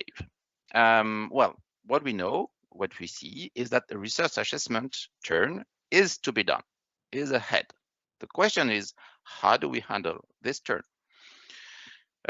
There is clearly in the university a consensus that a research assessment change is needed. So why? We already talked about it. We have diverging incentives. We have lack of rewards for many research outputs. Reward is actually presently on papers, not necessarily open ones. And we have data, we have software codes, we have many other things, and there's a lack of reward for that. And there's also a lack of reward for other research activities, such as going to the public and opening data and so on. But open science, and it is important to see that it's only one part of the scene of assessment. And it's been said this morning, they're also linked, but you know, we have scientific integrity issues, which is linked also to open science, but not only, and which should be included in a way of reforming assessment. We have research valorization, which can be economic and which is not antinomic to open science. We can be not economic, and you also have communication outside academia, and I've put dots there because there are probably many other parts of research which I've forgot. Okay, so my feeling today is that the steering wheel of research assessment is quite a bit stuck if we stay at the university level. Why? The university is okay for a change, but the question is, okay, we change, but where to? We see that we have a consensus that the change is needed, but we have no clear idea, and let aside consensus, on where to go. What are the changes to be made? So what are the issues there? Issues there, for one of them is the question of skills and time. So we need assessors to do the assessment, and the assessors we have in hand in our university are not well aware of what's going on the open science side. So we have a skill gap for assessors to fill, create formation, training, and so on. We have talked about that this morning. But assessing better takes more time. It's easier to look at the number of publications, the number of citations, and so on, that to Carol said that just before, than to look at what's your contribution in that, what's your contribution in that. It takes more time. And finally, the assessors we need in the university to assess, well, they're not so easy to find. They're not so easy to find, they're not so numerous. So if we ask them to train before assessing, we don't know if we will find enough. That's a tricky task. So, and finally, we need a coordination with other research partners, because researchers in France, but everywhere, are assessed by various organisms. They are assessed by university, at the state level, by project funders like Horizon Europe, for instance, and they are assessed also worldwide. So we need coordination with all that, because we cannot move all alone, our university. So let's try to negotiate the turn. How can we do that? What we feel, and it's been said also this morning, that coalitions are needed. So we have to have coalitions of university, of performing research organization at a national level, and also, of course, at the European level. And I said, put in parentheses, at least, because if it was wider, then it would be even better. We need to find the pertinent criteria. And today it's not met. We don't have a consensus on that. So we have to find this criteria, and well, this should be evidence-based, well, based on research. So the criteria, I put a few things I could think of here that have to be quality-based. We have talked about this morning, but how do we make criteria on your contribution as objective as possible? Because it was the illusion of objectivity was attributed to accounting citations and so on. And now that we have an objection which says, okay, no, what you are doing now is subjective. And how do you make this as objective as possible? And it can be different for each discipline. And finally, we would need a coordinating training of assessors, as just said before. Why? Because we need to have as large coordination as possible, European, worldwide, mutual training so that anybody can train the others. And what we would need also is help find assessors. So I don't know, I don't have any idea for the moment, but the question of finding assessors is really a tricky one. So if we want to change that, we would need a coalition, and these coalitions have been talked about this morning. So you know I will be talking about Corara, but first let's have a look at the French assessment diversity, which I don't know if it's the same in other countries, but in our university, in our country, we have for individual assessment, we have local and nationwide step. So if we want to hire someone in the university, we have two steps. One step is discipline specific, nationwide. And then afterwards, you have to have another step in the university, which is local. and not discipline specific. If we look at promotions, then we have two steps. One step is nationwide, and the other one is local, but transdisciplinary, not specific to a discipline, and it's done with the same application file. If you look at national resource organization, then each of them has its own assessment process. Now, if I have a panorama in France, only in France, then we have over 100 ways of performing research assessments. So the trick here is to coordinate this. So it's on its way, but only on the start of its way. What about collective? So collective assessment, here in France, we have the Haut Conseil de l'évaluation de la recherche et de l'enseignement supérieur, so the High Council that evaluates research and higher education all over the country, so it's nationwide. It assesses every collective research organization. For that part, we have a great tool for coordination. So it's a big institution that has that wants to make progress, that has signed Carrara and Dora and so on, but the progress is starting. And what about project assessment? Project assessment, we have national funding agencies, a few of them. The leader one is the national one, and they have built a common road towards open science, and the assessment coordination is also on a good start, but only starting. And we also have to talk about the coordination on the university about project assessment. For the moment, each university, each organism has its own way of assessing projects. So that makes a lot of different things to do. So let's coordinate. How could we do that? First of all, we have built French national coordination. So that's a nationwide coordinated group, so with the High Council on Evaluation, with the universities, with the national research organism, the funding agencies, and any other institution with head signed DORA. That's a coordination which is a year old. So it started actually in the end on 2021, and was at the heart of the organization of the Paris Open Science Conference in 2022, which launched the Paris Call on research assessment. And this coordination in France is starting to evolve toward a French national chapter of CORA. So we believe that this coordination on a nation basis is essential because the ministry, which is not within this, is also concerned. So we have to organize this coordination within the country, and probably it's the same thing in other countries. So COARA, I won't talk a lot about this because it's already been mentioned this morning, but all know about that. It's a European-wide and beyond coalition started by Europe, but open to the rest of the world if anybody wants to join. The fact that it is bottom-up built is very important, is because we include the researchers in the way they design, the way they want to be assessed. So as already said, it's European initiative, which is open worldwide. Today we have around 500 European institution members, or it's only a month old. But I think may respond to the majority of the previous concerns on the researcher level and at the university level. So it's a good thing that is started here.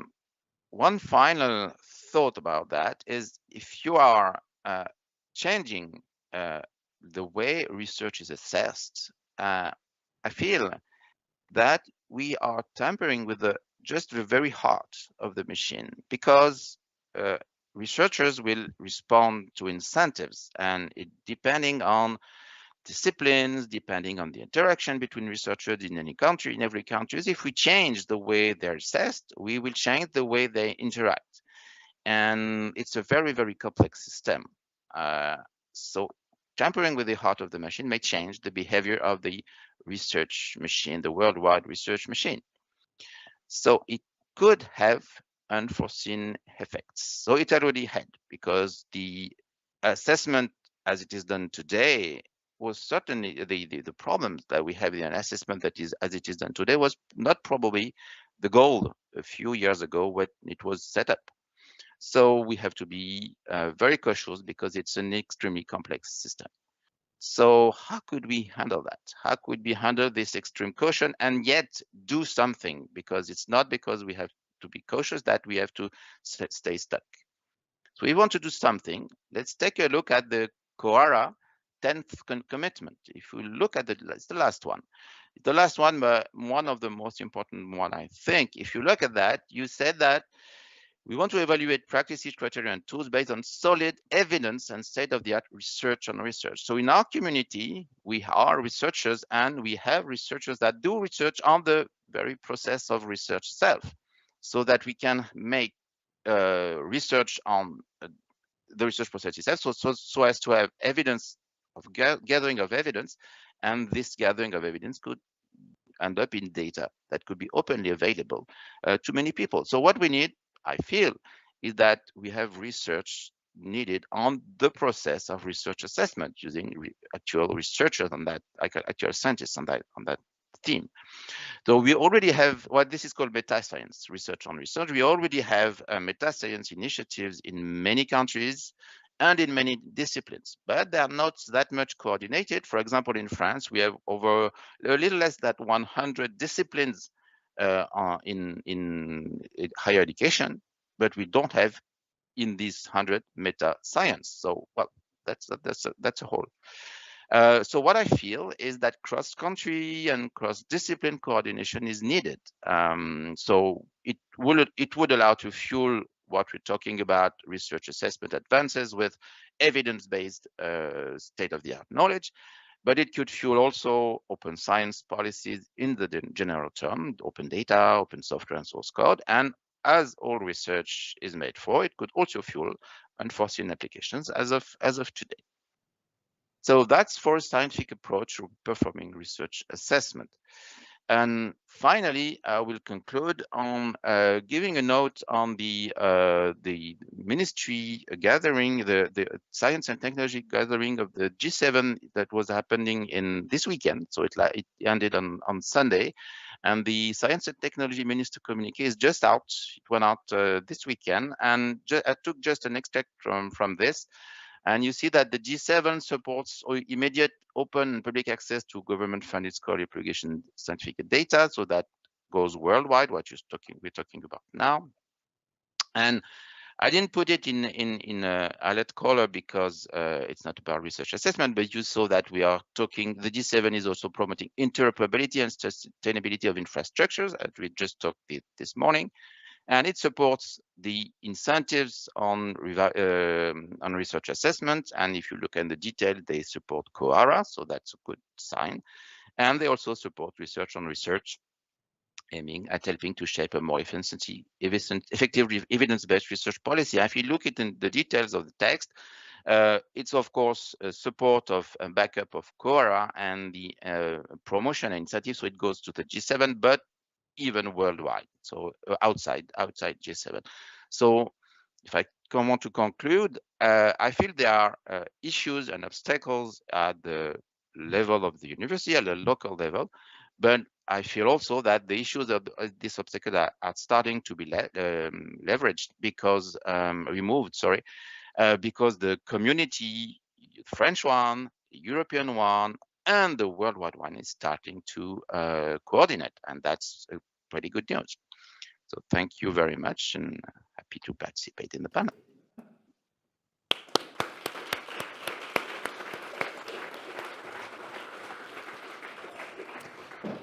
Thank you so much, Nicholas, for that thorough run-through of aligning research assessment at different levels with open science. Now, it's my pleasure to invite my other speakers on stage, Katarina Bjelke, who is Director General, Swedish Research Council, Dagmar Meyer, Policy Advisor at the European Research Council Executive Agency, and Max Dumoulin, Vice President, Portfolio Innovation at Elsevier. Welcome.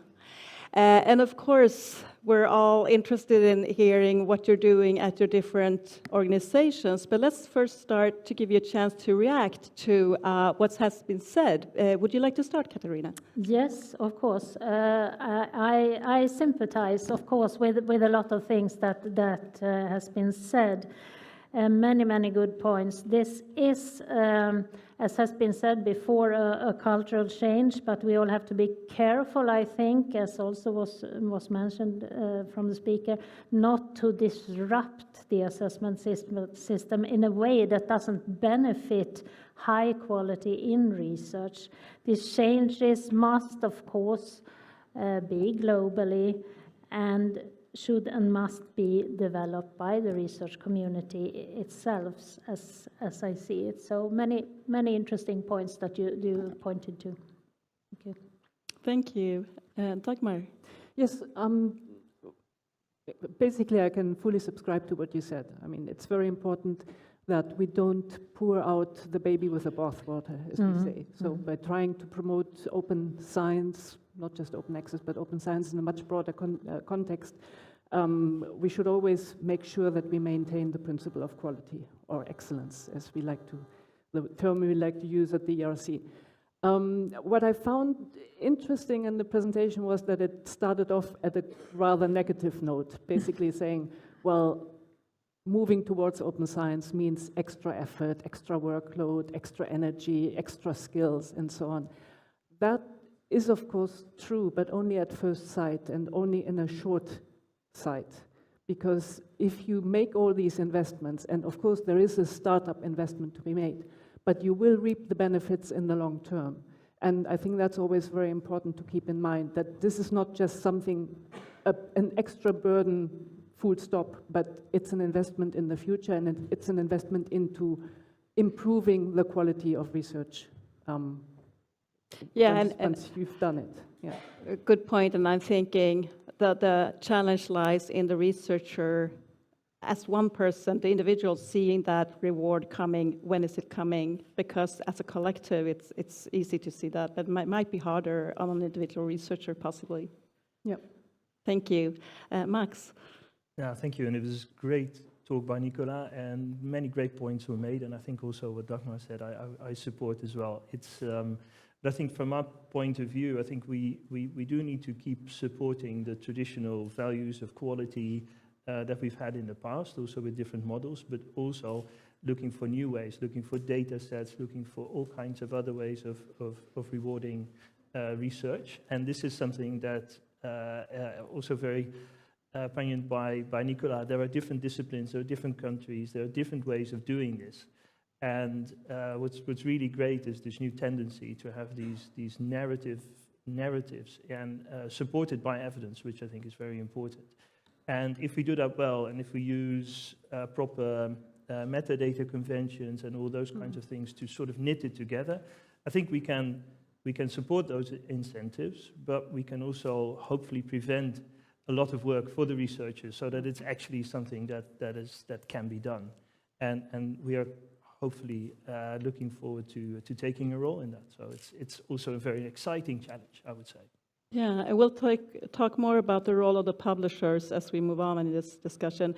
I'd like to just throw one thing at you really quickly. You know, you hear off and on researchers saying, and often very well accomplished researchers in terms of publications, that no, we can't leave the old system, it'll hurt quality, this is the only way we know, and we're almost afraid of this open science. What will happen to quality? What do you say when you meet that kind of argument? Anyone? Yeah, if I may. Well, we're talking about culture change, and that is always very difficult, and it takes time. And it's probably, in a way, I mean, we don't want to wait until the old generation has left the stage and the new are taking over, but I mean, there is some hope there anyway. I think it's a question also of making sure that people understand what quality really means. And quality is not well, maybe there is some kind of correlation, but quality is not the same as high impact factors or a high prestige journal or a glamorous journal or a glamorous publisher. We really have to look at the intrinsic value of the research that is being published. And of course, that takes, again, effort, also effort then on the side of the evaluators, if we're talking about research assessment. But this is really what we're talking about. We're talking about quality publications. We're not talking about glamour and indicators, etc., etc. We're talking really about the content of the research. And this, of course, also, as Nicolas said, requires also training and awareness raising at the level of the evaluators, of the assessors, making sure that also the resources are available for a more in-depth assessment that really looks at the content and not just at the packaging, etc. So, but I think if those framework conditions are provided, then it should not be too difficult really to move into the right direction. Thank you. Katarina? Yeah, I think I mean, you have to acknowledge that the system so far has served the community well, but a lot has happened in the world. And I mean, as of now, more people and the demands on the researchers to be open and to contribute to society in a much broader way it is much more obvious these days than it has been before, where maybe you thought of the university and the knowledge inside it just for the students and just for the university itself. We're not there anymore, so we have to change the system in a smooth and harmonized way, I would say. So yeah.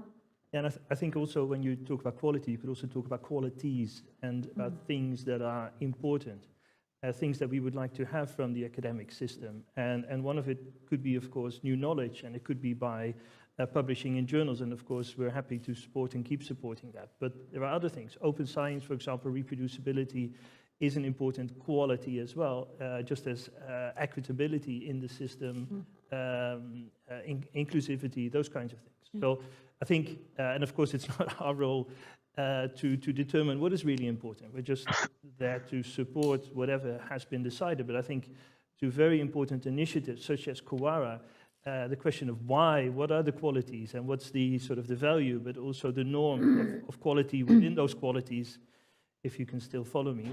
I think that's really important as well as all the different practices and disciplines and countries. So it's a huge challenge, but if we allow people to create their own narratives and we're just there to support them with evidence, then I think we have a chance of making the system better.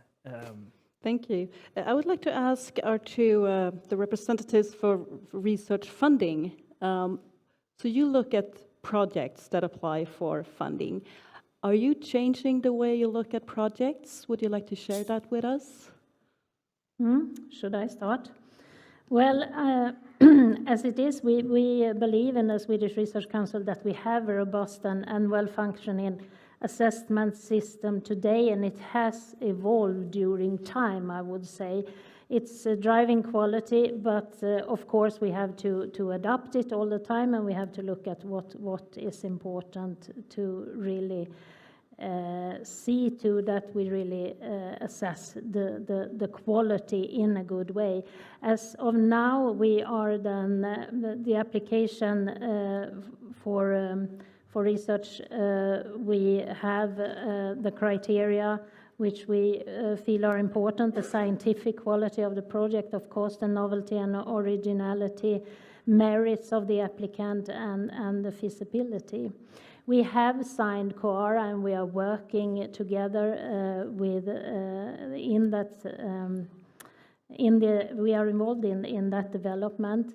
But even before the Quora was initiated, we started a project within the Swedish Research Council to oversee the system of assessing research for funding purposes then, because the assessment is, of course, different if you should assess for a position or if you apply for funds for research. And there we have to collaborate, and I know also the Swedish universities are working together in assessing also, or looking at the assessment system at the universities, and we have to work together, of course, nationally, as was mentioned also by the speaker. We have so far not recently, because of the recent discussions, implemented any major changes in our system. We have looked into good examples from other countries, and we are discussing a lot about narrative CVs, for example. We have a limited number of publications presented already. We use metric in a very responsible way, not looking at them too much, but there is still one of many things that you can look at. So that is where we are at the moment. Ongoing a lot process. engaged in what's happening in Europe, of course, and globally, because that's extremely important that we go hand in hand with the system. So maybe hand in hand with Dagmar. Yes. Yes, So. actually, a lot of what you said really made a lot of sense to me also in the context of the ERC. So just like the Swedish Research Council, we believe that our assessment process is already pretty good. But of course, that something is pretty good and has proved to be good, and as it's also reflected in a number of indicators where you can see that we are actually selecting very good projects and very good researchers to implement those projects. You constantly have to reflect and think, is it what we're doing? Can we just continue doing the same thing? Or maybe the circumstances, the environment has changed, certain factors have changed. Maybe we need to make some adjustments and some tweaks to the way we actually select the grants. And this has been happening, so pretty much in parallel to the process that was happening at the European level, for which ultimately ended in the culminated in the creation of COARA.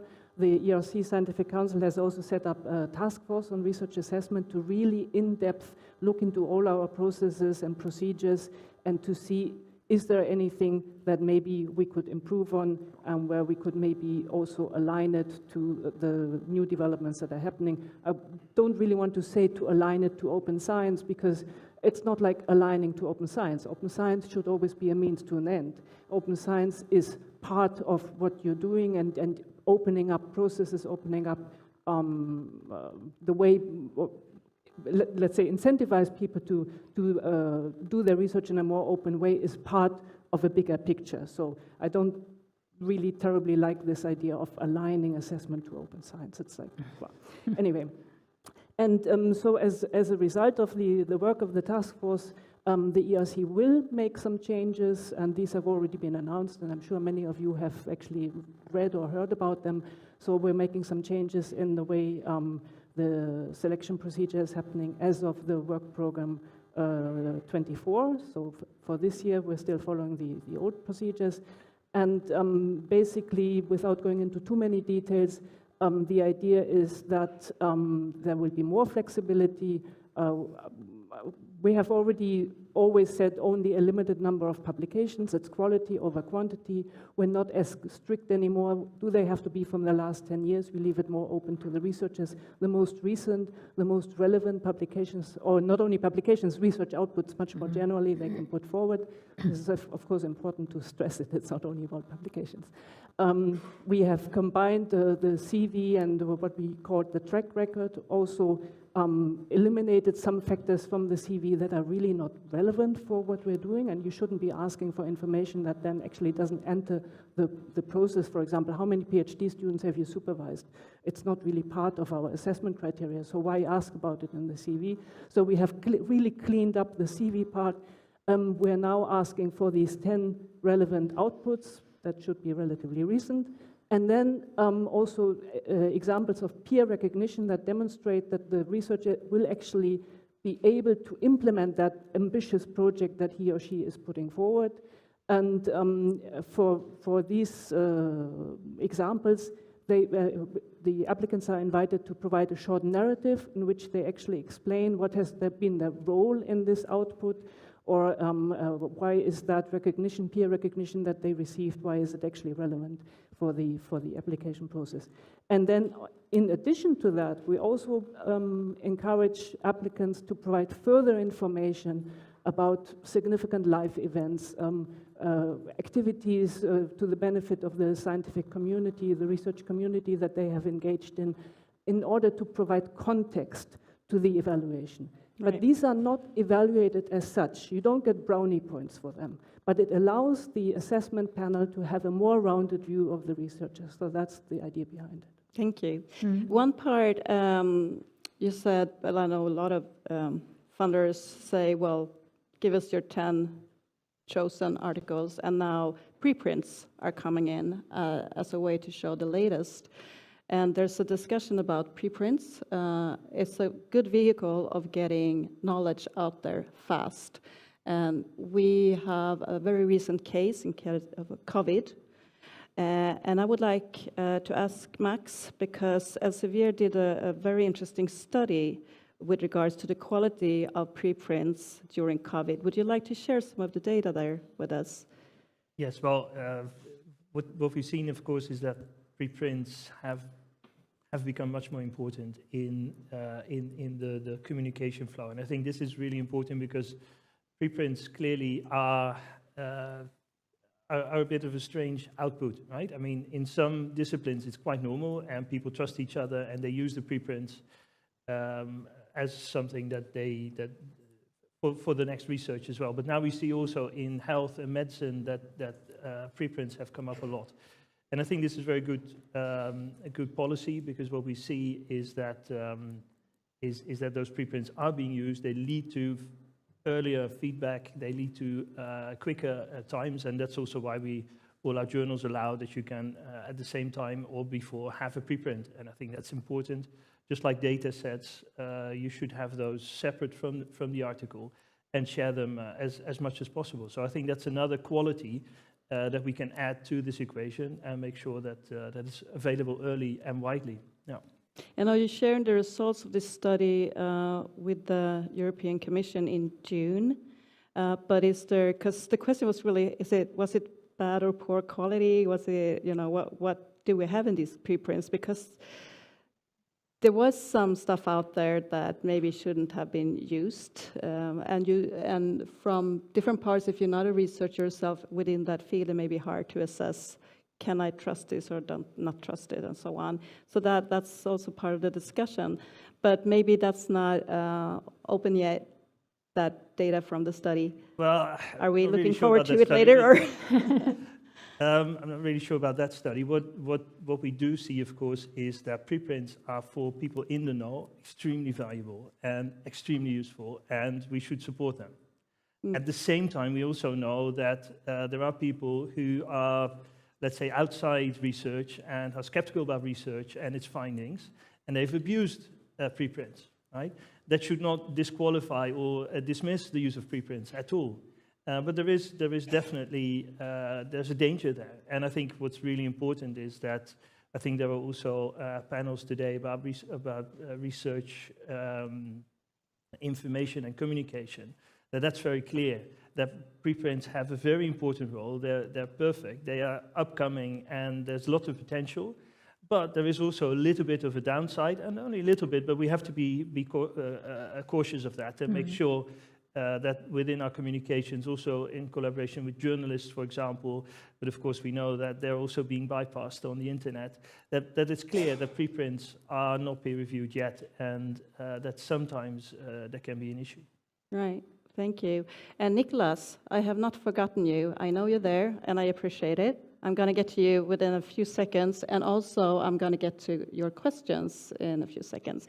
But there was a question raised a number of times actually this morning about the cost of publishing, and there are voices raised against publishers charging researchers for publishing with open access. There was also discussion on with, how do we do that? Should it be non-profit, but we still need to have a rigorous process in order to maintain quality? And do we have assessors, evaluators, and that whole system?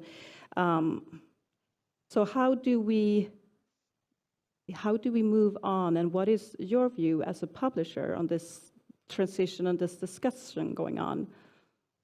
Good question. Yeah, no, there were some interesting challenges also this morning, and I think costs are a challenge, and we should not run away from that. We are also transforming, and I hear your comments. We're definitely hoping that we're moving in the right direction. A lot needs to be done. So we have about 2,800 journals, 700 are fully open access, so that's growing. We even have 130 diamond journals, so we're also capable of working with that. So we're not against experimentation. Of course, the costs need to be covered, and this is something that we're working with at the moment. And these are challenging times when it comes to that. For us, it's really important that we're competitive when it comes to cost. So I think that's very important to us. If we every journal that we compare with another similar journal, we want to be definitely not more expensive, if possible cheaper, and also work with institutions to have the best model for them. But it's a challenge, and we don't have all the answers yet. And what we do see is that globally, there are definitely countries and institutions and also people who would like to have choice. And that's another challenge that we have. So it's just flipping the whole system is also difficult. So well, let's move over and see what the institution says. Well, thank you for opening up, because it's a difficult question, Anna, and Yeah. I wish the answer were there. Then I would just give it to you. No, But I think we all know it's not really there yet. It's not there a lot yet. of these processes are actually ongoing. But Nicholas, for example, what do you say? What would you like to ask or comment with regards to this? To the coast. With regard to the coast, in my university, that's one of the main issues about open access.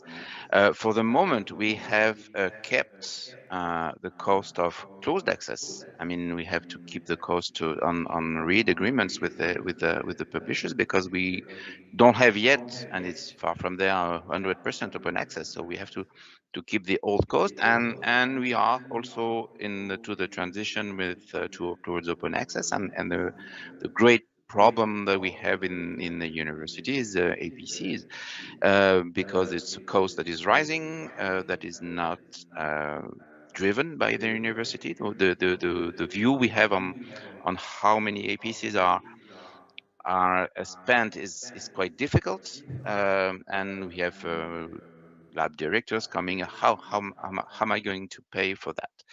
And we also are cautious about transformative agreements. So what we try to do now is try to support diamond open access, but yes, it's limited because we have all the three costs here.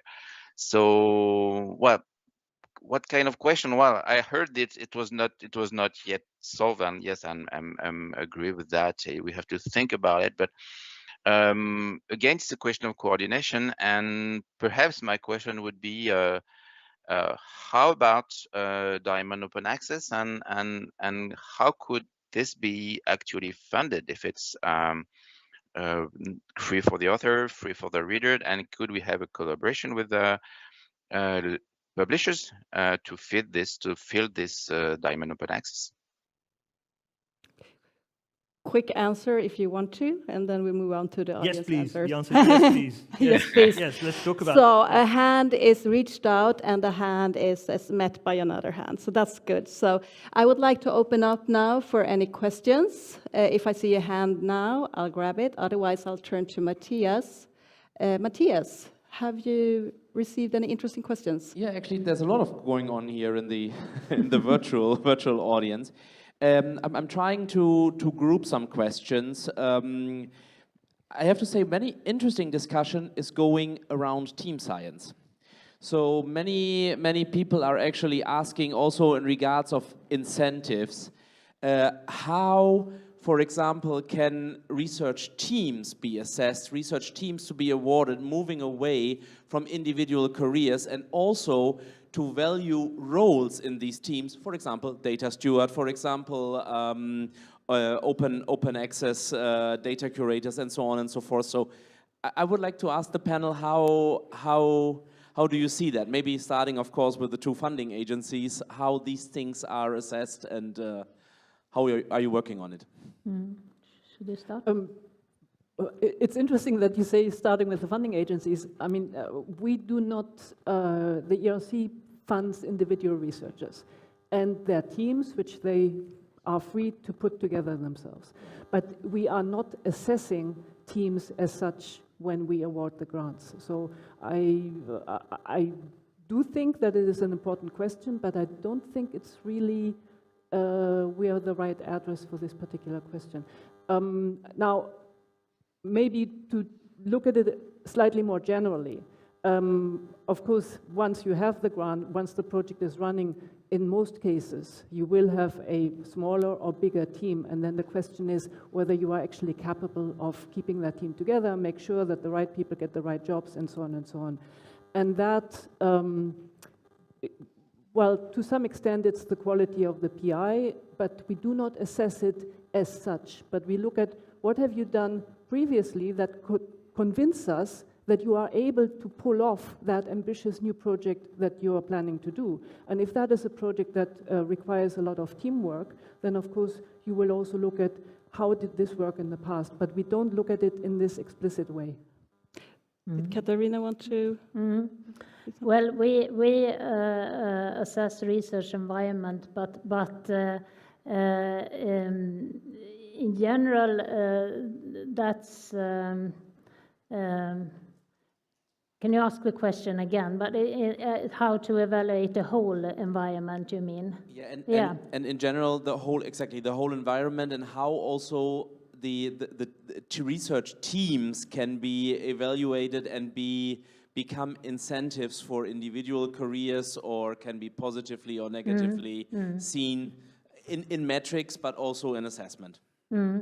But this is part of evolving the system or changing the system right now, actually, because we are doing those evaluations already, but on in the way that we have done them so far, and in that sense, I think this will also evolve with more narratives and more.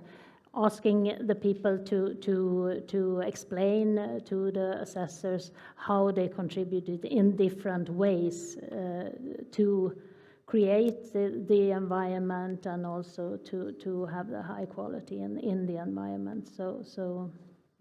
Thank you. Max? Maybe I think it also was said this morning about the point about data stewards, and I think that's a very important point. Maybe this new open science requires some new roles, and they need to be recognized, so I think it's a very good question. Again, it's something that needs to be supported with very good and accurate metadata. Well, for team science, of course, there is a type of metadata that we're also using in our journals. The uptake could be a little bit higher, so that's also where we can collaborate on that. But we also have to be careful, because you could also say it's a step back, because it's about papers again, and we should also look at the data sets and the preprints and other types. Last week I was in a discussion and someone had put a DOI on a smell, a 200-year-old smell, and they put a DOI on that, and I thought it was brilliant. So there is also a variety of different outputs out there. I can just add that looking at the feasibility of the project that they want to do, then you need today a different setup of persons also. So you need to be able to assess also, is this feasible to achieve with this set of people? So I mean, in that sense, it has changed and will change in the future also. Yeah, I was going to say there's so many areas of research right now where you really can't do it on your own. You really have to put together a team. So I think it's a very good question, yes, and I'm not surprised it's coming from all over, because we do have to be able to evaluate individuals, but within the group. That we have to move forward on that. So I think that's very important. Did you have more questions? Yeah, there's another question which is very interesting. It's more like also a group of questions that came directly after the keynote. Actually, there's one researcher that said that he had the feeling that open science was just there, and no one ever told him how to use it for research assessment and how to move on. And he is really asking the honest question: how can we help the research, or how do you think the researchers on the ground can help to actually properly implement this and actually also lead to the cultural change where what was discussed already today several times? That's a great question. That's a very nice, a very honest Thank question. you for that question. I think I'll start with Nicholas, since it was based on your presentation, and then I'll let all of you have a shot. So I'm sorry, I had a 2-second break on the question and I didn't hear everything. So if you just can repeat the question. How can anyone help actually researchers or also senior and experienced researchers to include open science in their research assessment, all aspects of open science? How can researchers help to include open science in research assessment? Well, as I was talking about finding assessors. And when we're dealing with research assessment, we need people from various disciplines. So if you have to read a narrative CV from I take example in my field in physics, well, you cannot pick someone in social science and humanities to look at that narrative CV. So the question is, you have to find someone in physics and not so far away from the discipline. So if any people want to help, well, become assessor, and also before becoming assessor, train yourself on what is open science and how you could evaluate with regard with open science. And that's a difficult question. The criteria and so on are difficult questions. So what you could do also is get acquainted with the research that's been done on that side. I mentioned one paper, which is research on research, but there are many others on that, and start to get acquainted with that. I am a researcher in physics, and I tried to go deeper in this research on meta science, and it's fascinating. Not so easy to do, but it takes a little bit of time, but it helps. And so go into that, become assessors, and come help us to do the assessment. Thank you. And I'd like to say, Nicholas, would you share that paper later on with the proceedings from this conference if others would like to read it? That would be nice, I think. The link is on my presentation. If you share it, so I can give you the link. It's not a paper of mine. It's a paper I just read. Great. And so, like a 1-minute response from all of you. Would you like to start, Katarina? Yeah, very short. I think incentives. On top of that, you need incentives, and as has been said before, this takes time from this system we have today, and it's if the change should come, I think the researchers need incentives for themselves, for their merits. So. Well, incentives, of course, resources, guidance, institutional steering, good policies. What else? I was going to say, but the question was, how can he help, she help? Well, I mean, for each one of these, of course, you have to see, like, institutional policies, that's the institutional leadership that has to take a lead. Yes. And so depending on where you are in your at the career. level of the institution. Yeah. Guidance could also be, for example, societies that provide guidance to, especially to early career researchers who, for the first time, move into peer review, for example, etc. So now I didn't, for each example, say who is in charge, because sometimes it's actually also more than one entity or one person. Or the funders also have a responsibility, of course, to drive the system, of course. Can I have a go at 5 quick tips? Absolutely. On top of open science, I think it's important, just for the researcher, right? What can they do? I think just put your ORCID on everything, right? Publish your data set somewhere and link to it. Publish to make sure there's a link to your grant. If possible, use credit as much as possible. And lastly, consider a preprint. So if you do those 5 things, actually, there's already a lot achieved, because your librarian can find a lot of these items together, and you're creating more transparency than there was before. So it's a very simple thing, and it doesn't need to cost too much time or effort. It's a very simple thing. Yeah, that's wonderful. Yeah. We take that with a grain of salt, but that's very concrete. Thank you. We have time for one last question.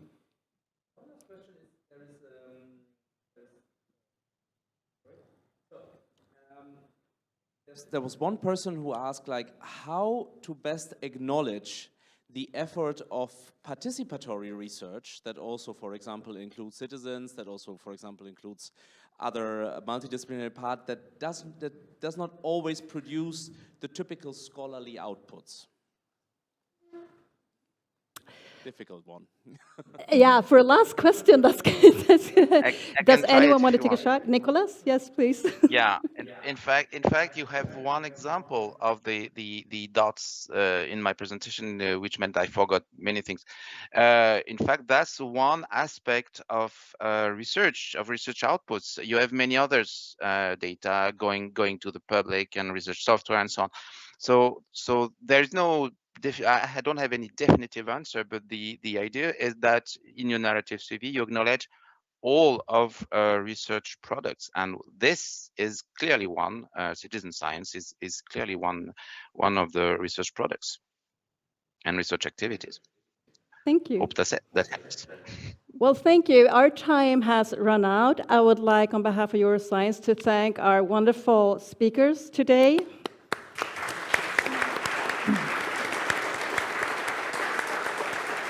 And of course, the audience here and online, and for participating with very nice questions. If you enjoy discussions of this type, you'll enjoy ESOF, and we welcome you to Poland ESOF in 2024 for more discussions. Thank you. Thank you, Anna, and the panel. Yes. We will now break for lunch, and you're welcome back at 1 o'clock, and there will be refreshments outside the auditorium entrance on this floor and on this floor. So half of the room can leave by this door. There will be somebody opening it up for you. So enjoy your lunch. It's a vegetarian wrap, and enjoy your networking time too. And see you at 1 o'clock. Thank you.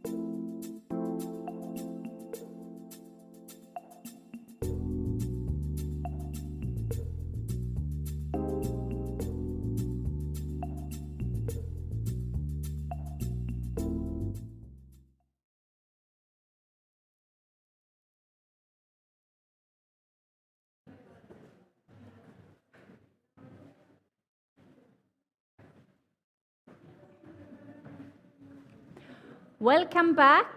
Welcome back from lunch break. I hope you have enjoyed the networking during the lunch. We will now continue the conference Open Science from Policy to Practice. And we did ask you some questions at the beginning in Menti, and we can tell you that there are participants in this conference from 49 different countries. And as you may have noticed, from the 42 different speakers we have, they also represent 8 different countries. And the overweight of the representatives come from the academy. So we are very happy with that. So that's good to hear. Stakeholders from the different and necessary parties.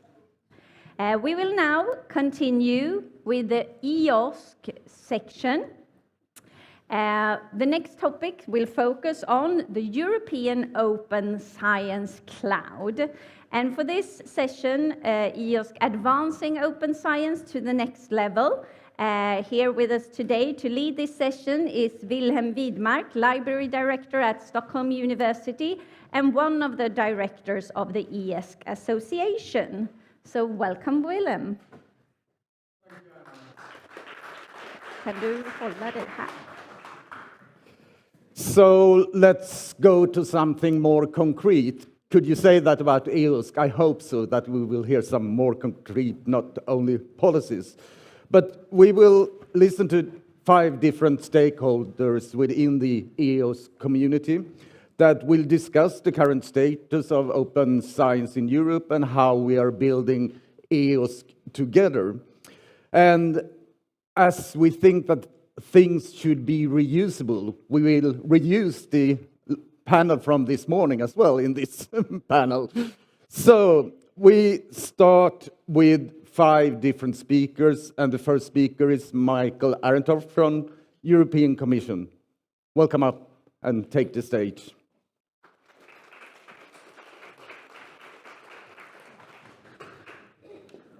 Thank you so much, Wilhelm. I'm not sure it's an honor to be reused, but I'll do my best. I've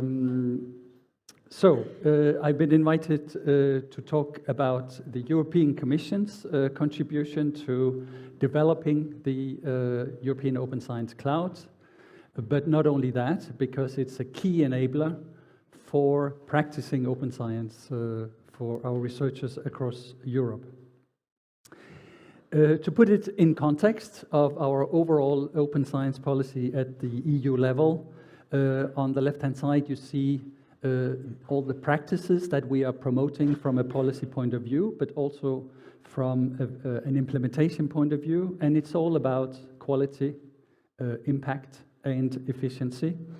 We are promoting transparency and rigor in the research process, in the research methodologies, which will also be complemented, of course, with the overall objective of immediate open access, promoting open licenses in terms of giving access to and reuse the outputs of research.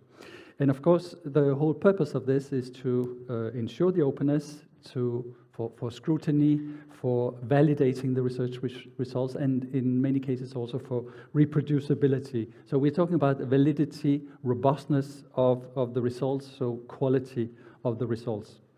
As you can see, we're also promoting practices in terms of open collaboration, and that to happen very early in the process. And we have seen many cases where this leads to much easier integration, uptake, and use of the research results. So more impact also. And of course, by sharing, we allow one research team to build on the results of others. On the right-hand side, you see a number of enablers that we are working on, and we have touched on many of these this morning. Of course, the European Open Science Cloud is right at the center of that in terms of providing an open research infrastructure. I would like to start with where we stand today. We had, during most of last year, a study undertaken which showed that only 40% of researchers occasionally store their data in shared data repositories. So more than 60% use their personal physical data storage, or in some cases the local institutional data storage.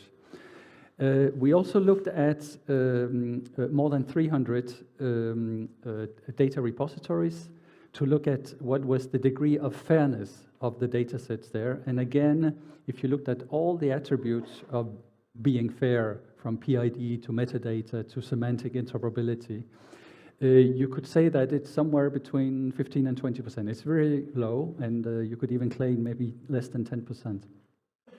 We also asked why. Why is it the case you don't share? And they said, well, it costs too much time, it takes too much effort. Very much the arguments that also Nicolas in the previous session outlined. We're not sure that it's legal when we share our data, and we're not rewarded. So there's no incentive for us to share. So what we do from the European Commission point of view is that we support it both politically and program-wise. So politically, we have placed open science and EASC in particular right at the center of the new European Research Area policy agenda. We have also made sure that it's well positioned in the European strategy for data that contains EASC as a space for science, research and innovation across Europe, and that will be closely articulated also with many sectoral data spaces, be it in transport, energy or health. Program-wise, we put in place for Horizon Europe a partnership with the stakeholders that pre-allocates almost $500 million from Horizon Europe to go into EASC developments. And as it is a partnership, we also see corresponding investments from the stakeholder community. We're doing that both in terms of giving grants, but also procurement is part of the picture, and we launched, as I said, a number of studies as well. Our role is also there as a coordinator. We coordinate also strategic developments with the member states in the steering board. We coordinate with the EASC Association and the stakeholder community and the partnership board. We also have close interactions with research infrastructures and infrastructures as well. We work with many thematic communities as well, where we see really a demonstration, an early demonstration of what could be the added value of EASC. And we do also use EASC as providing the overall monitoring of the uptake of open science practices. Here you see how we have put it straight at the center of the European Research Area policy agenda. It's the first action, and it has there as the center the development of the core of EASC, but also the federation of infrastructures across Europe, be it research infrastructures, data infrastructures, e-infrastructures. So EASC is really a federation of these existing infrastructures. But part of the action is also to promote the principles of open science and promote the best practices. So we are also issuing catalogs that hopefully can provide inspiration for using the kind of enablers like EASC and practice open science. And as I said, also monitoring is part of this. So it's really a community-driven process in the sense that we work all together, Commission, EU member states, associated countries to the program, and most importantly, the research stakeholders themselves. It is a gradual implementation that will come little by little. It will be a living federation that will add both in terms of data, services, and different features that will be provided to our researchers. In government terms, we managed the so-called co-program partnership with the EASC Association, and we are in a so-called tripartite governance, not only with the association, but also with the countries that participate in EASC. Now, I wanted to show this picture, which comes out of our recent procurement of EASC, to give a bit this picture of EASC, which is really not an infrastructure by itself, but it's a federation. It pulls together research infrastructures, data infrastructures, e-infrastructures, These are existing ones. It's not something new, a new infrastructure that we are creating. But very importantly, it puts on top of that additional services, additional value-added services, be it tools to make your data fair by design, tools to, so from the outset, or tools to take an existing data set and make it fair, so verification tools. It provides services for integrating your data, for managing your data. It provides service discovery, composability, so you put the services together and you put them in a workflow which pertains to your particular case as a researcher. And also it provides coordinated entry points. So the system will not ask in any way that a researcher shifts from her or his normal entry point, but can use his or her normal thematic research community entry point, or his or her normal institutional entry point or national entry point. Of course, in some cases, could also use the EU node that federates everything in case there's not a thematic or institutional or national entry point. To go a bit more in detail of what is also provided, of course, all these federations means that there should be some harmonization in terms of who can access what in the system, what is acceptable use of the system, what level of service needs to be provided. So these are rules that, of course, need to be harmonized across this federation of systems, be you if you're a user or if you're a service provider.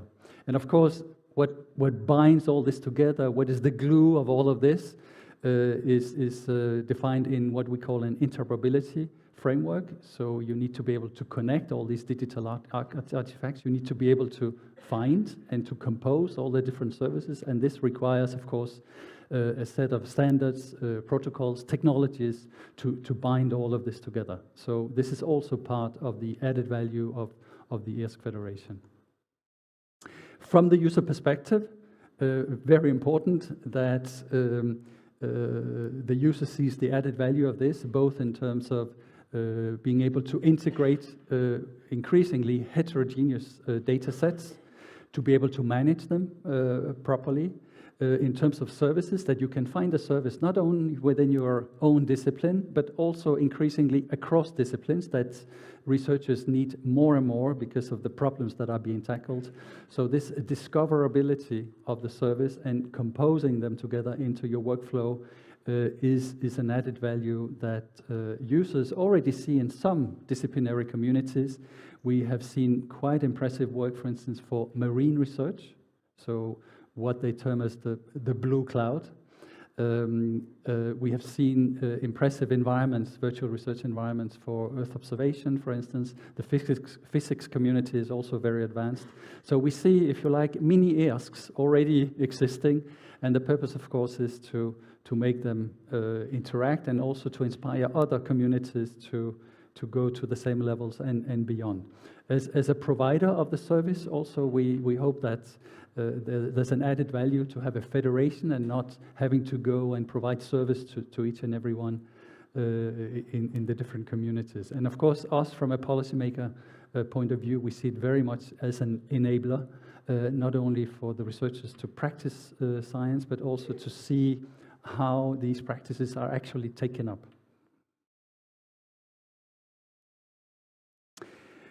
I would like to end with some examples of the projects that we are funding, because I've come to realize that when we go around in different events, we very often talk about policies and principles and system architectures, and in fact, most of the activity, the majority of the activities is really taking place on the ground. The projects that we fund, the researchers that collaborate on different aspects of this IRSC federation, being it at the core, being it for the people around the system in terms of developing skills and training, be it for exploiting and developing completely innovative tools for the research community.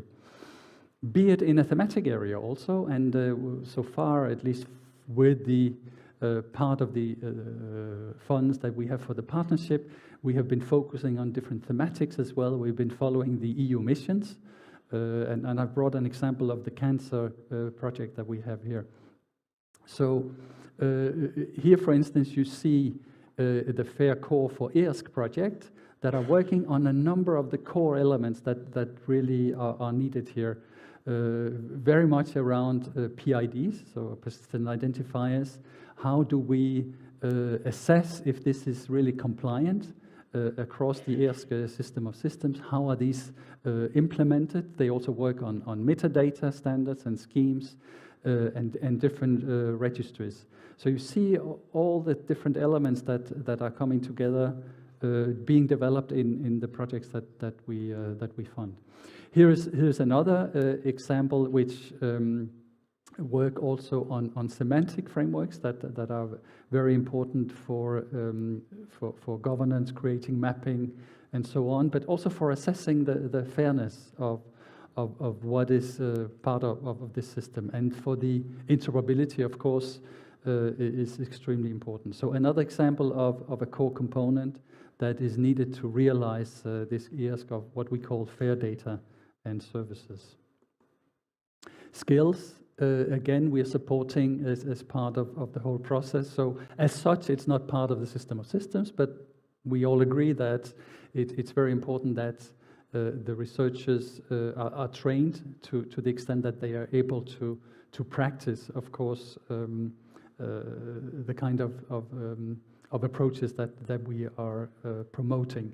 So here they are working on developing a number of competence centers and putting them into a network so that you can have mutual learning from them. You can share the tools, you can share training modules between each other, and so have a more efficient system of bringing our researchers up to the skill levels that are required. I also mentioned that some of our projects are working on the new tools that we see emerging for researchers, and of course many of these are around AI. So this project, AI for IRSC, is exactly about extending this offering of services for our researchers with, in this case, a focus on AI, machine learning and deep learning. And I'm sure we all agree that this is going in many cases to revolutionize also the approach to research. And the final one I brought, as I said, was in a thematic area where IRSC for Cancer, the IRSC for Cancer project, is trying to reinforce the environment for cancer research, both in terms of how they store, access, share their data, how to make sure that these data sets are fair, so can be interconnected and really reused across, and also are providing new tools, again, linking also to some of the other projects that we are funding, so that at the end of the day, you really have a virtual research environment that allows you everything from data integration, management, and the most efficient use of services. And with that, I would like to thank you, and hopefully it's been inspiring also from the project's point of view. Thank you.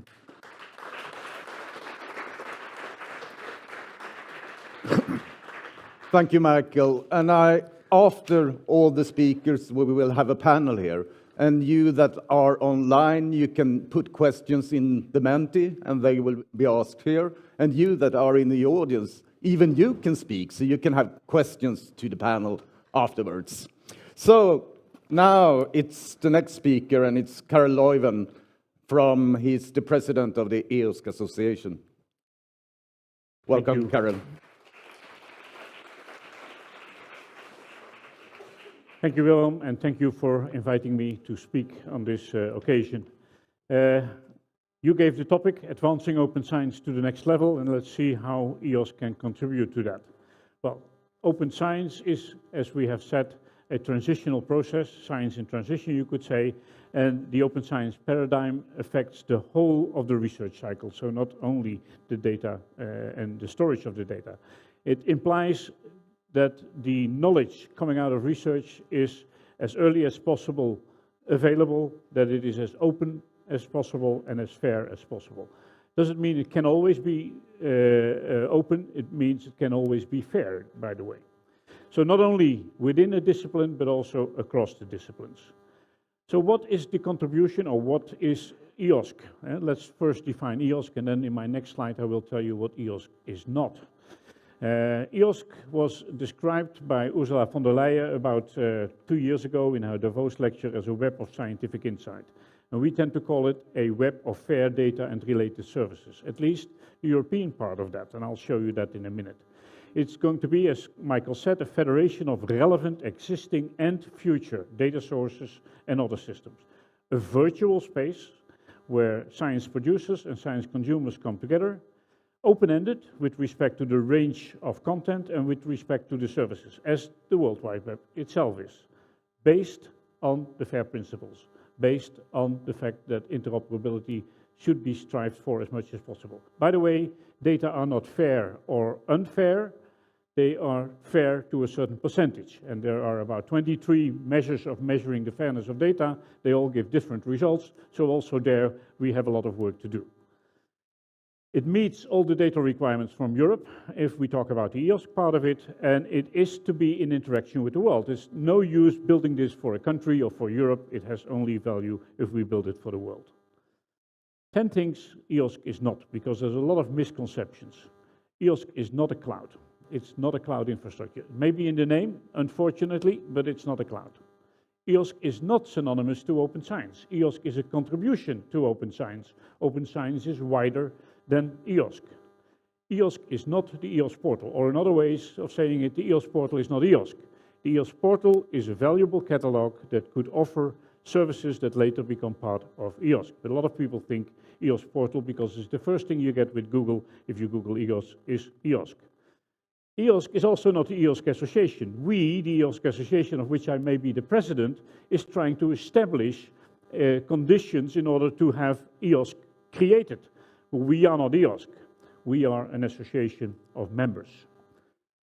EOSC is not owning any data and will not own any data. It will help to provide access to data, but it will not be a big data cloud owning any data or providing any, having any data. It's also not going to be a new data repository or a data management system. It's going to be a federated system of systems, as was explained by Michael just a minute ago. Thus, it's also not going to be an e-infrastructure. It is going to be an infrastructure, yes, but not an e-infrastructure to compute, store, or connect. It's going to be an accessible structure for data and e-infrastructures. And it's not going to be a substitution of any of the existing data or e-infrastructures. It's not, and there's a lot of confusion there, going to directly engage with individual researchers. EOSC is there for research, not for the researchers. So the researchers will benefit if EOSC is there. But we don't do this for any individual 2 million researchers in Europe. We do this for the research process. And finally, it's not in competition with anything or anybody. Maybe with somebody, but not main aim is to have competition.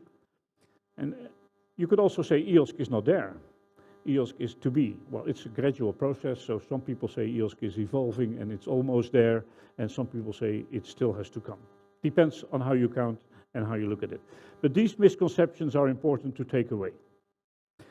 As I said, it is going to be a web of fair data, and this web will be based on the internet, of course. The internet is based on the connection of computers, networks of computers that jointly over the world forms the internet. And we have built on that internet the World Wide Web of Pages. And with this World Wide Web of Pages, which have built over the 30 last years, you can do a lot of things, hire things, buy things, get courses. There's a lot of possibilities which the web offers. So one of the possibilities is that we put research data that have been made fair on the same web, accessible, findable for other researchers initially, and for the larger public later on. So now, if this is the web of fair data, then what is EOSC?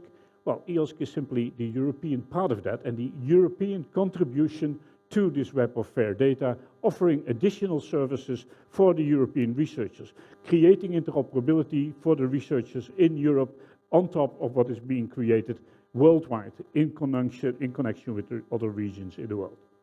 That is the European Open Science Cloud. You could also see it as a twinning infrastructure with being a sort of sister or brother, if you want to, of the European e-infrastructures. So we have certain European e-infrastructures.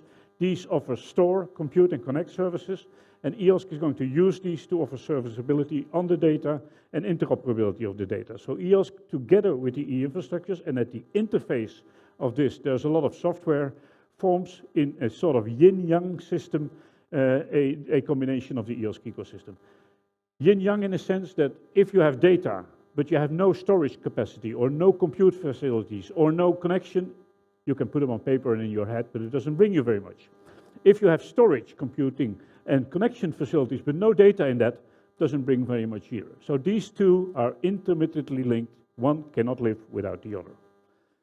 What is the position of EOSC according to the European Commission? This is taken from their slides, and Michael just said so already. It's a cross-cutting data space for research and innovation, linking to the other data spaces that are being created at the moment, of which I think the health data space is the furthest.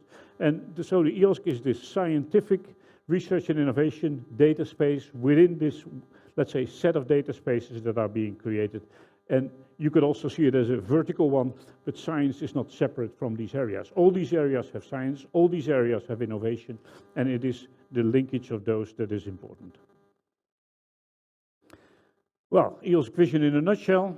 So I said it's the European web of fair data and related services, services offered on these data, of data that are as much as possible findable, accessible, as much as possible interoperable, and those that are allowed to reuse it, reusable for them, trusted and sustainable. This is to unlock the full potential of what can be done by research. In my estimation, less than 2% of the research data coming from research nowadays is available on the web and is as fair as possible. So the data Michael showed that 40% of the researchers now and then use an institutionalized repository. It only means that it's for the data that is there.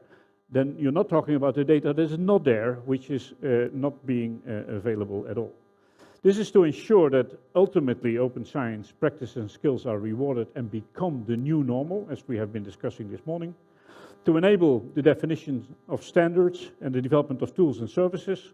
That's an important step we have to do with this EOSC development, and to allow researchers to find, access, and reuse these results. And ultimately, to establish a sustainable federated infrastructure. The infrastructure Michael has been talking about, which is now being created by the procurement done, or let's say ordered by the Commission, needs to be a sustainable infrastructure and needs to be operated later on. I'll come back to that in a minute. So this is all described in what we call the SRIA, the Strategic Research and Innovation Agenda for this case, EOSC. You can find it on the website of the EOSC Association.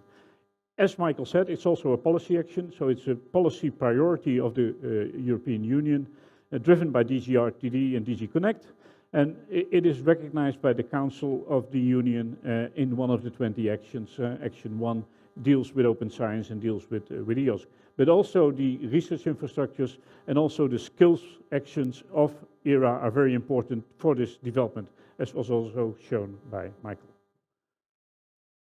We is the association, started in June 2021 when the co-program partnership was signed between the European Commission and the EOSC Association, being the representative of all the stakeholders in Europe. And as Michael said, the Commission offered to put 400 million euro in EOSC-related infrastructure projects, and we committed 500 million euro in kind from our members of the association, which we are monitoring at the moment. So it's a partnership, and the partnership is based on an MOU that is overlooked by the partnership board, was mentioned by Michael as well. So on the one side, there's the association, on the other side, there's the European Union, and signed by the European Commission, in this case by Anna Panagopoulou. And then the countries, the member states, form an expert group with in the Commission, and they are per definition invited in the partnership board meeting.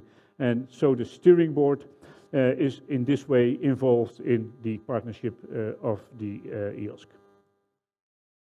It's all based on what we call the SCRIA and the MAR, the Strategic Research and Innovation Agenda, and the multi-annual roadmap that is being developed every period of the Horizon Europe program. These were the three, let's say, main objectives which I presented a slide earlier. And what we do is, in a multi-annual roadmap, describe what is going to be the next, let's say, phases for this. And we is not us as an association, we is the Commission in this case. They write the programs, but they, according to the MOU, have asked the association to give input for what is going to be the next phase of the multi-annual roadmap. At the moment, we are developing the multi-annual roadmap input for the Commission for the period 2025-2027, where we want to expand from where we are now, and running at the moment is the 2023-2024 period, which you can find the program on the internet from. What's our work plan as an association for 2023? Well, our main aim is to steer the coordination in this ecosystem. So the strategic approach, especially with respect to communication and engagement. We talk to policymakers, with research funders, we have research performers, service providers, projects, researchers. We have a rather complex network, and the network of nodes you can see on the left side in this. This one EOSC is to create awareness, to help with the policies, to see to it that the data become fair data, to see to it that the infrastructure gets established, to offer ultimately services, and that has to lead to results. That is our work plan for 2023. And we do that, for example, by creating national tripartite events. We did in 2022 for 16 involved countries with 1,293 participants and 177 speakers. We invented the term national tripartite event in the middle of the year, and by the end of the year, this was the result without asking for it. So all the countries were eager to do that. We look at 2023, in March it started again. We already have 5 countries targeted and already quite a number of participants, and these are the upcoming events for the period May to September. So these national tripartite events really help to get the parties in the country, the funders, the researchers, the how do you call them, the ministries, so the government itself, together to talk about what is our contribution to EOSC, and, for example, as Michael showed, can we create a national node. So overall, we have targeted 21 countries, almost 1,700 participants in national and national tripartite events. We use national for Switzerland because there it was not a tripartite event to be exact. And we have created a lot of, let's say, noise with that in a positive sense, and it has created also a number of, let's say, country pages on our website where you can find who are the representatives, what is done in the on open science in the country, how are the coordinating structures, etc. What do we now concretely aim for with the work we are doing? We aim for, and that is not saying this is already there, we aim for means we are working on this, and quite a bit is there, quite a bit still has to be done. Researchers to be publicly, that do publicly funded research to make their results as openly as possible, their relevant results as openly as possible available. We aim for more support by professional data stewards. I mentioned it this morning, in research performing organizations in Europe, the research data management and the open science development can be, let's say, enhanced by having data stewards helping, like we have analysts helping with the chemistry, like we have technicians helping in the engineering research, like we have analysts in the medical sciences. So we should have data stewards doing the same thing for most of the researchers in all the domains. Data produced by publicly funded research should be as fair as possible by design, if possible. Many machines produce data, and these data can be fair by design to a large extent if you program the machine properly. The EOSC interoperability framework, mentioned by Michael as well, is going to support a wide range of fair digital objects. And I use the word digital objects here because data is usually not understood as data in the traditional sense, plus publications, plus software. But if we talk about digital objects, this is a broader term, including, as I said, software and other research artifacts. The EOSC Federation, and that's the system of systems, which Michael talked about, is to be populated with a valuable corpus of interoperable data. And ultimately, EOSC version X of EOSC, and we start with the minimum viable EOSC. This is called the EOSC node. The European EOSC node is operational and provides a stable infrastructure supporting the research process and addressing the societal challenges. The scope is to widen and serve ultimately the public and the private sectors as well. And in the end, we hope EOSC will be a valuable and valued research to a wide range of users from research, education, public and private sectors. Where do we stand today? Well, we've had an initial period, 2015 to 2020, mainly under Horizon 2020, where there was not much convergence. There was a lot of work being done, a lot of projects being generated, a lot of results also being generated, some of them more valuable than others. And we have to see that we get our aims sufficiently developed in the present period and to get the convergence going in the period 2021-2026. And we have to start thinking about, which we've done, the period after 2027 when Horizon Europe will be followed by the next framework program. And for this, it is essential that we get this minimum viable EOSC or the EOSC EU node operational as soon as possible, because then we can start building from that to the network, the system of systems. So as much as possible aligned with the relevant research community, so not overdoing what has been done already, but using the work that has been done at the European, the national, and at the institutional level. We are discussing with the Commission the tasks that need to be done. The operational tasks are the first two, so deploying and operating the EOSC node, that is creating it by the procurement and maintaining and running it after that, so elements that are as close as possible to 24/7 approach for this EOSC EU node. And then built on that, the further development of the system to enable ultimately this web of fair data, to develop and prototype new elements for this and support the evolution. And this could be done by an additional new program in the new framework program, and to enable ultimately the open science policies and the uptake of open science practices. And I think this could be the main contribution in the long run of EOSC to the open science development. So getting ahead of the curve and advancing to the next level means taking advantage of the ongoing EU and national policy, taking an understanding the evolvement of the objectives of the funders and the users of those funds. So the objectives of the funders should be to push in this direction. By the way, funders are not only the national funders or the European Commission, funders are also the institutions themselves. They get money from the government very often, and they fund the activities in their own institution. So they have a role to play here as well. Join this powerful movement to make open science the new normal, built on the positive experience of the cluster projects in the different fields of science, and to connect, as I said this morning, the national as well as the domain-specific level at the institutions and at other places. With that, let's co-create EOSC, and thank you for your attention.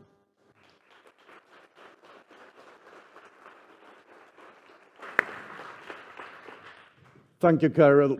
And the next speaker, it is Sofie Björling. She's director for the Department of Research Infrastructure at the Swedish Research Council. And you are also the mandated organization in EOSC Association for Sweden. So, thank you very much, and thank you for inviting me. Very interesting to hear everything that's going on. And as you heard, my boss was here earlier and told you that we are a public funder of research and research infrastructures. That means that we support research and research infrastructures in all disciplines. But we also have other tasks when it comes to open access to research data and EOSC. We are commissioned by the government to coordinate and follow up and promote collaboration on the national work on open access to research data. And the goal, the national goal in Sweden, is that all research data should be fully implemented and open access no later than 2026. It's pretty soon, an ambitious goal, but we're working on it. The National Library also has an equivalent assignment on open access to scientific publication, and universities and larger and higher education institutions have the assignment to develop their own work on open science.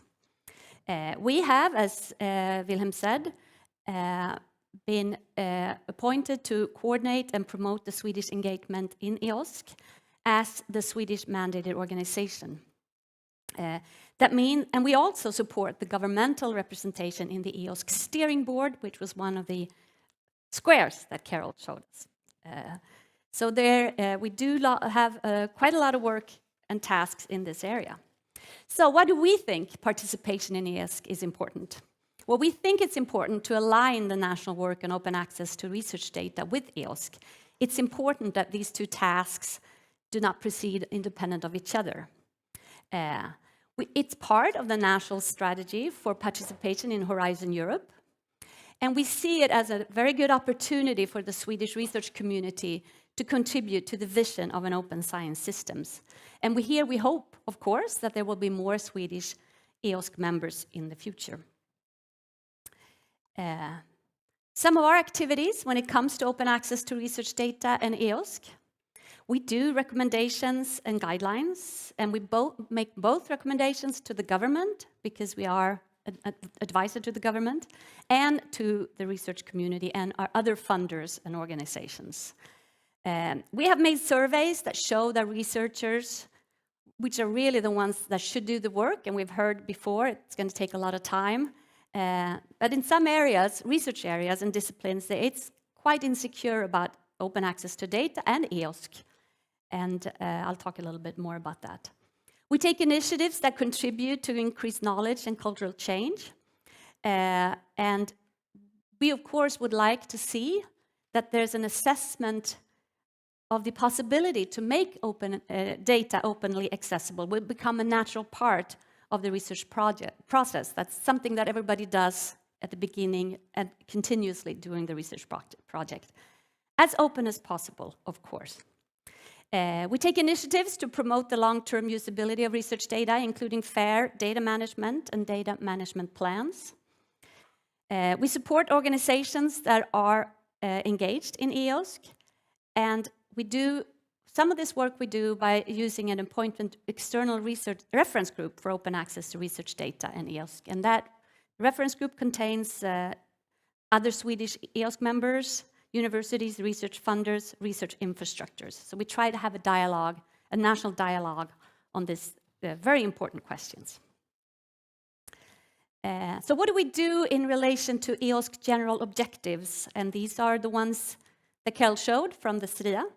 The fact open science should become the new normal. We do recommendations on open access to research data, and we recommend that research data financed via public funds should be published openly accessible as soon as within a reasonable time after it has been published. And it's of course that determining what data can be published should be within applicable legislation, of course. Initiatives for skill development. We have published a handbook on open access to research data. And we discuss incentive and merits for open research access research data.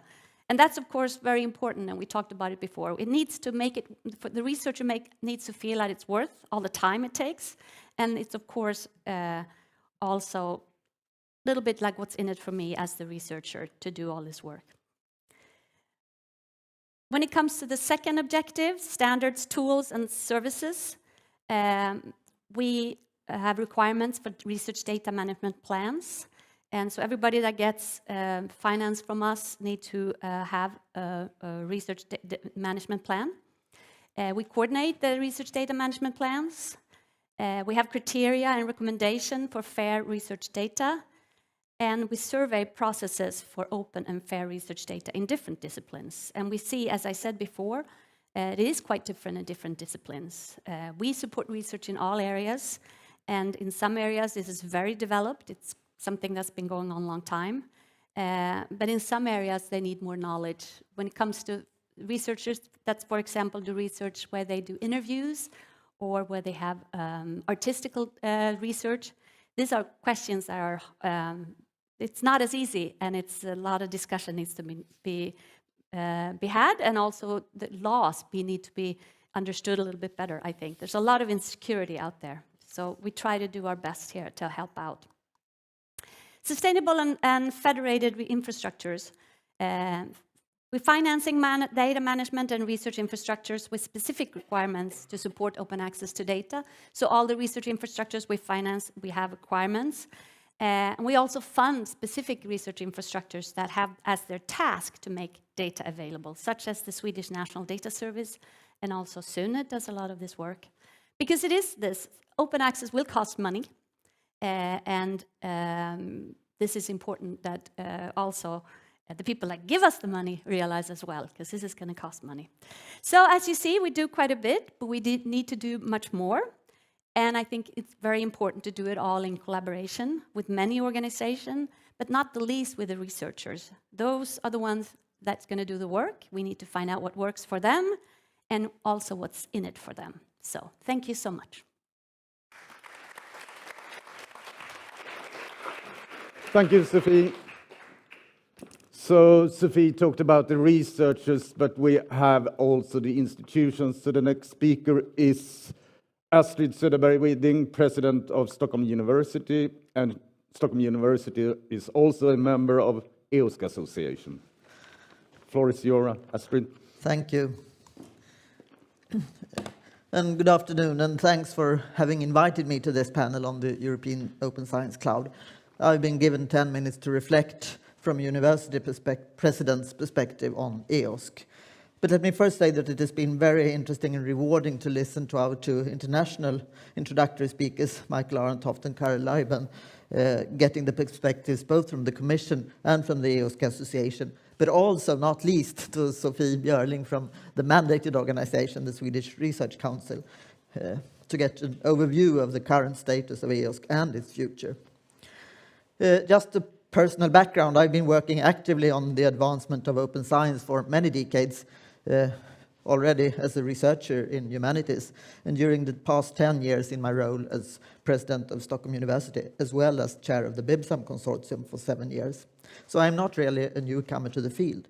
Still, I must confess that when I first heard about EOSC, it was a challenge indeed to grasp what it was all about. The overall idea, fine, but how to make it work in practice? And with all due respect to the mandated organization, at this early stage they did not succeed in really explaining it to us rectors or presidents. So we asked ourselves, why bother at all? Well, I do believe that as president of the university, working for the cultural change needed to make open science becoming the new normal, I have a responsibility to work actively on a policy level and to support common initiatives, not least at the European level. Of course, not uncritically, but still with an open mind. It is definitely better to engage and try to shape and develop policies and instruments together, rather than just standing by. I also believe that dialogue and policy work is much needed at all levels, both locally within the university, nationally and internationally, as well as between the different levels. The challenge with engaging in this way is that you have to do it without knowing the details of the operational work. This always means that you can meet with negative reactions from people knowing better and probably perhaps knowing better. But it is also important to listen to their views because there may be something to it. And in this sense, working with EOSC at a policy level differs very little from leading a university in general. And I'm ensured that EOSC will become an important federated infrastructure, or is already, which will combine the three different levels, local, national, and international, with a means to advancing the shift to open science. Perhaps we haven't reached this goal yet, but we are definitely on our way, and it is necessary to work together. But how then do it in practice? To start at the local level, Stockholm University was among the first adopters in Sweden of an institutional policy for open science. Such a policy must always start at an overarching level with the question of research culture. Without a research culture that supports and promotes open science, the implementation of individual measures will not be successful. The university must also acknowledge and meet the researchers' need for support and key services throughout the entire research process. The university should facilitate and encourage publication of results and data under an open license, and it has the responsibility to secure that these results and data are dealt with according to FAIR principles and in an information-secure manner. And this, too, throughout the whole research process, and even after, I would add.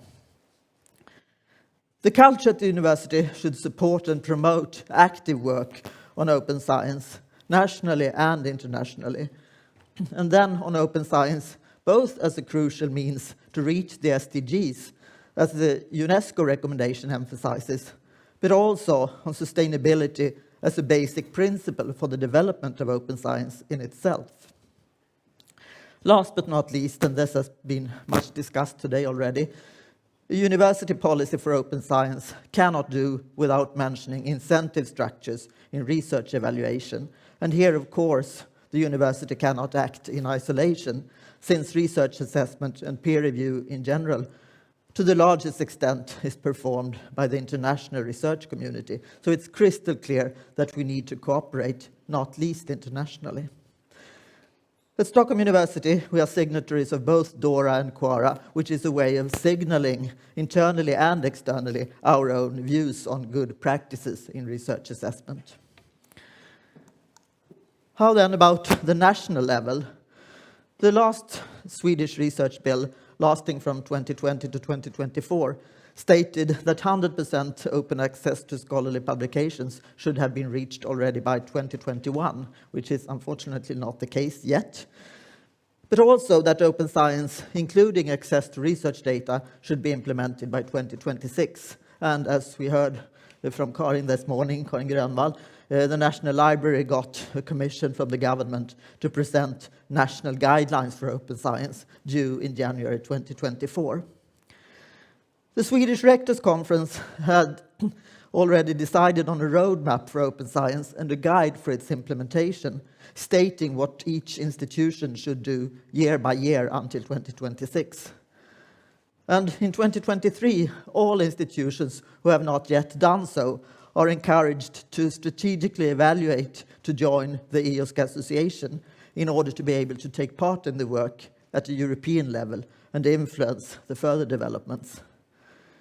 The 9 Swedish universities who have joined the EOSC so far have established a common network in order to exchange ideas and experiences and to strengthen the Swedish voice in the EOSC context. And as we heard from Sophie, there is also this broader reference group driven by the Swedish Research Council as mandated organization, which includes higher education institution members, such as funders or infrastructures. Finally, then, we have the European or even broader international level. And here it is clear that EOSC already fills an important function and will do so even more as it develops. Of course, an important mission is to ensure that open science is both taught and practiced within and beyond the scientific community. Also, EOSC will facilitate fair work at the national and local levels by enabling the definition of standards and the development of tools and services. It will also enable open sharing of results through a sustainable federated infrastructure. But I think, and that Carol mentioned that, it is also important to have the right expectations on EOSC. It will not engage with researchers on an individual level, but only through intermediaries, such as universities or research institutes, research infrastructures or associations, and so on. Finally, let me once again refer to the LERO comments to the Swedish draft council conclusions on high-quality, transparent, trustworthy, and equitable scholarly publishing. Here, LERO argues that more has to be done, both by the universities and by EOSC, for the development of interoperable non-profit infrastructures to be connected to the EOSC that are mentioned in the council conclusions. And I quote, the level of engagement between these partners is currently too low. Lero advocates that the Commission establish funding programs and bidding calls specifically to attract universities into closer EOSC engagement. In this way, the goals of fair and open data can be reached through creating an explicit program of incentives, end of quote.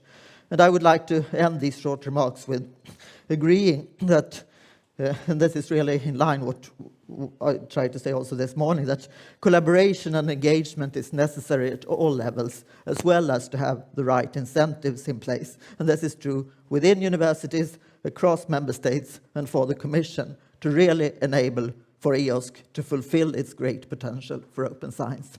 Thank you.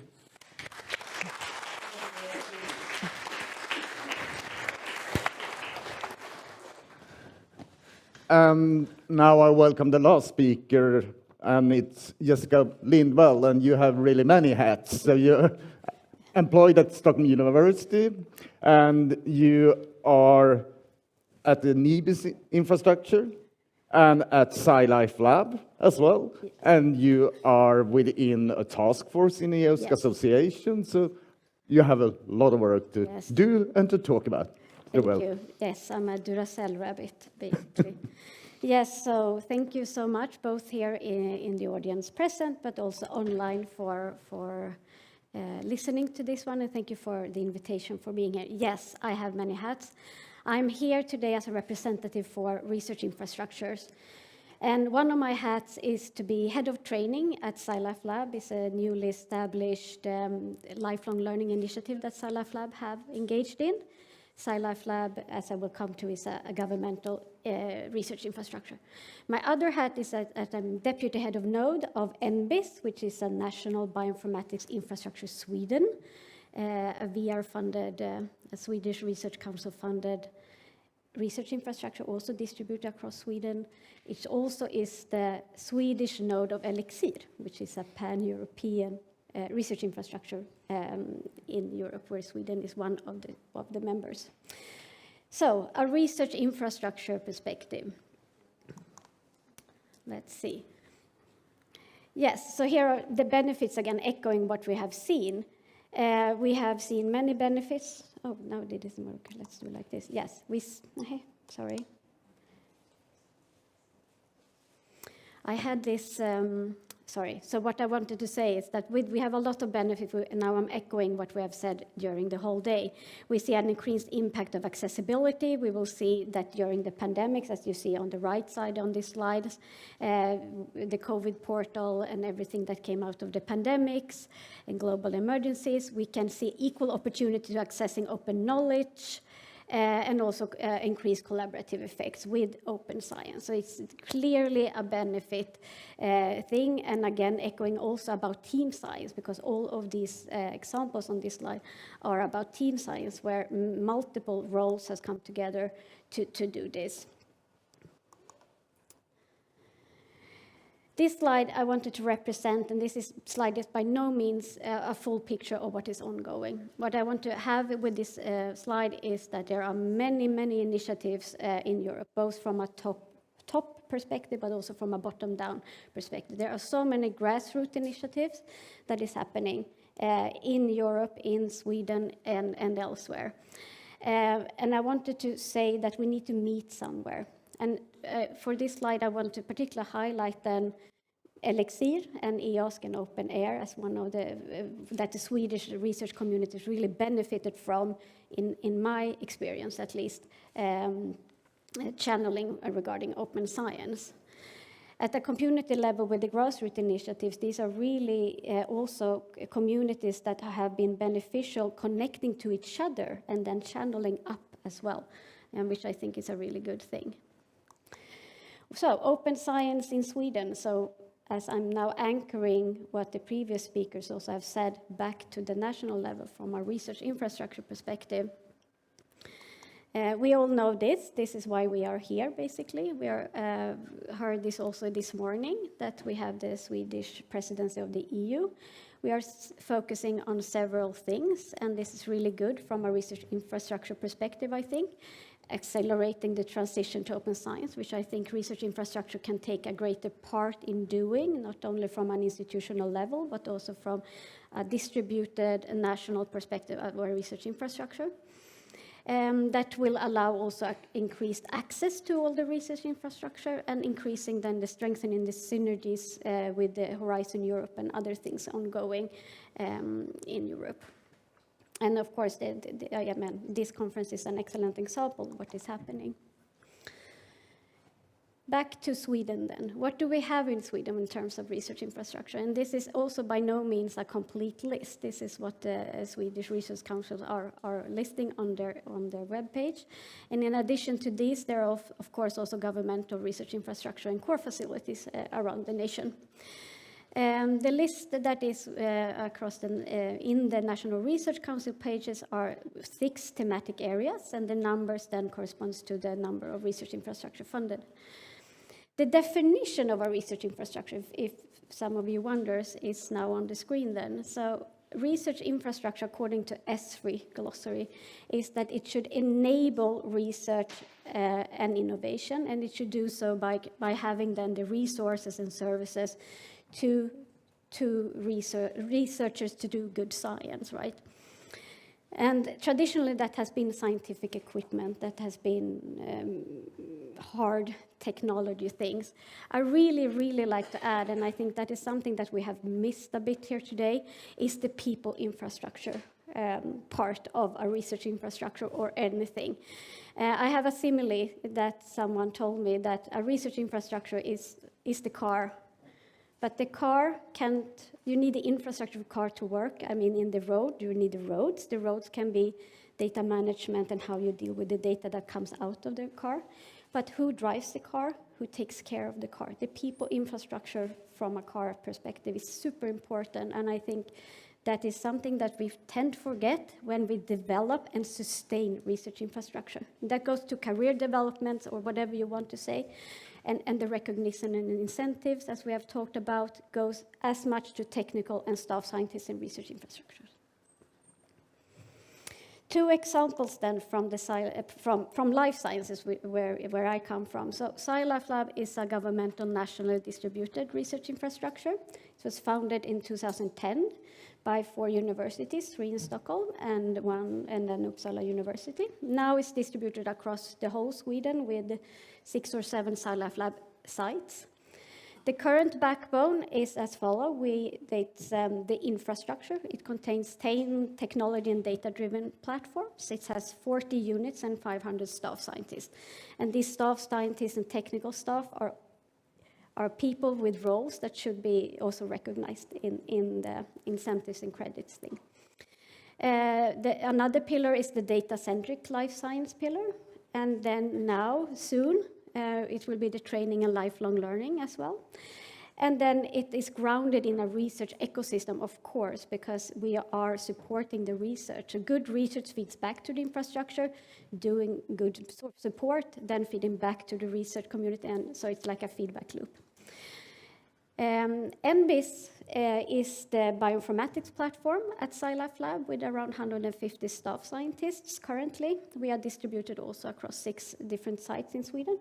We have our pillars in support to the community. We have 30% of infrastructure, so tools, resources, you name it. And then we do 20% advanced training. This is one of our flagships in NBIS. And then again, we are the Swedish node of LXC, which is one of the ESFRIs in Europe. So what are the examples from open science? What can we contribute with, and what do we contribute with?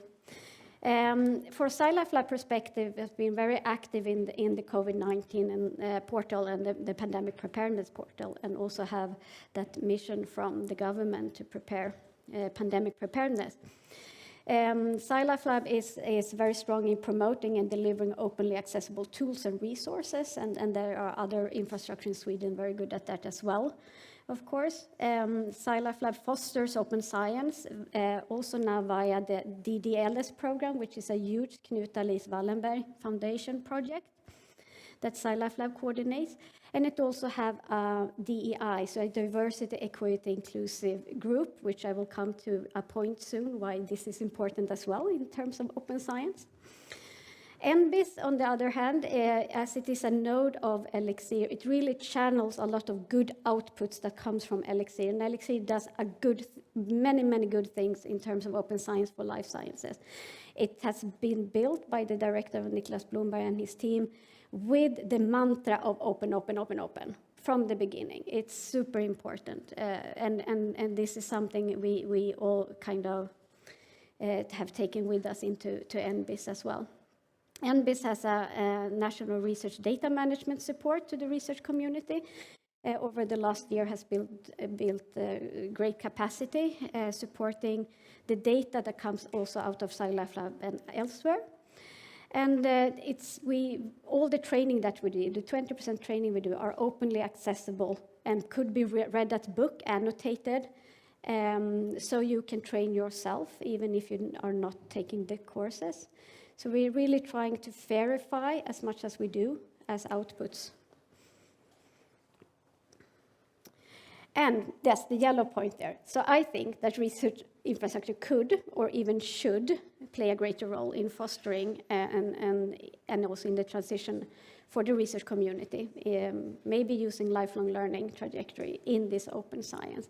We have a great deal of expertise within research infrastructure.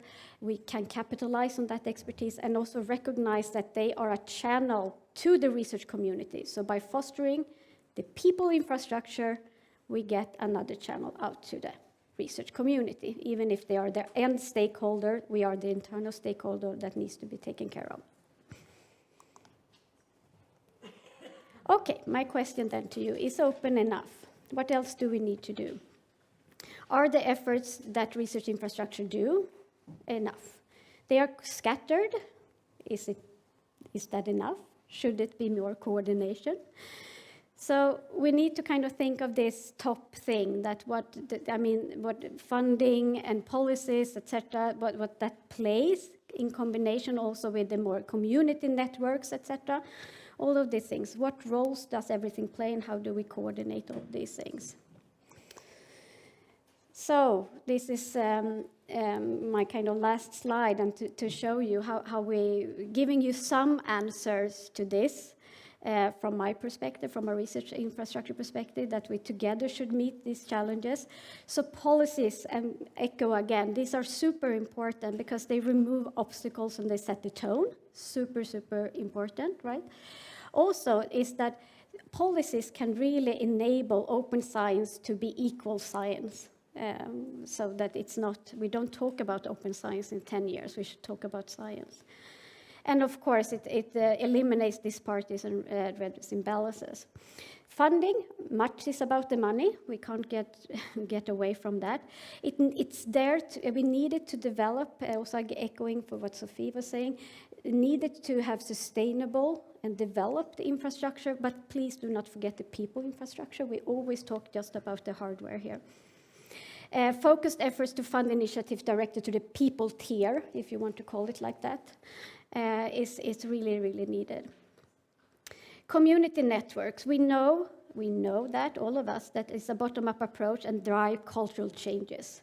They are ambassadors for open science. So if we don't have the grassroots level with us, these people, we can't really, someone said eat strategies for lunch or something like that. It was really nice. We as a research infrastructure, at least I can only talk for myself, I need better ways to connect to them, to benefit and capitalize on their knowledge and skills. We have the capacity building. I'm biased training and lifelong learning, but I think this is key, for sure. It's important that lifelong learning is something that happens across the whole trajectory. So even if you have ended your formal education, you still need to be upskilled and reskilled along your whole trajectory. We need to find ways on how to do that, and maybe research infrastructure can play a role here to do training, lifelong learning, that is a complement to the university and institutional training, because that type of training is is something else, and something else might be needed on the longer trajectory. Incentive and metrics, we have talked a lot of that. The only thing I want to lift here is that we need to have other incentives for other types of outputs. Code, data, software, training materials. Why isn't training materials regarded as something good that you share, for instance? And again, last but not least, and that's sadly the lowest point here that no one has touched upon today, is the equity, diversity, inclusion, and accessibility. And I really think that having diversity in your projects, in your research, is key, and we should not forget that point. So I think that was, yes, thank you. Yeah.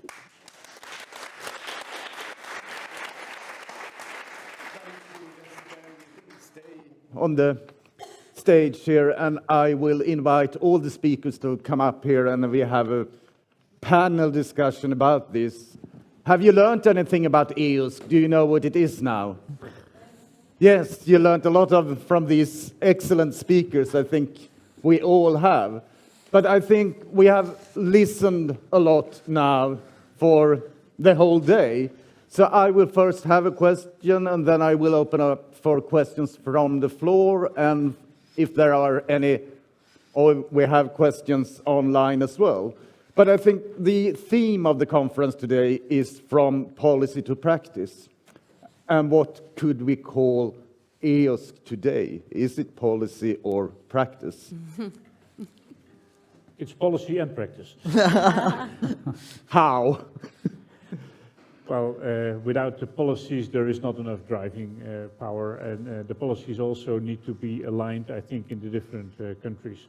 At the same time, a lot has been done with the many projects, and now especially with the procurement, where we hopefully can bring together the results of many of these projects, the practice is also going to be established. Depending on what you call practice, if you call practice the things being done in institutions, the things being done in the projects, the things being done in the research infrastructures, then there's a lot of practice. But there's a lot of coordination needed, I think, of the practices that are there. Yeah, I think indeed, I mean, we are not doing only policy, we're also supporting the practice, but the policy is needed because it's all about investments. And when you ask for an investment, you need to show that you have a strategy, well argued. So this is needed, in particular in the beginning, obviously. But gradually, we're moving towards more practical implementation. We see it, you mentioned 2015. This is now 8 years ago. Again, it's a question of accelerating.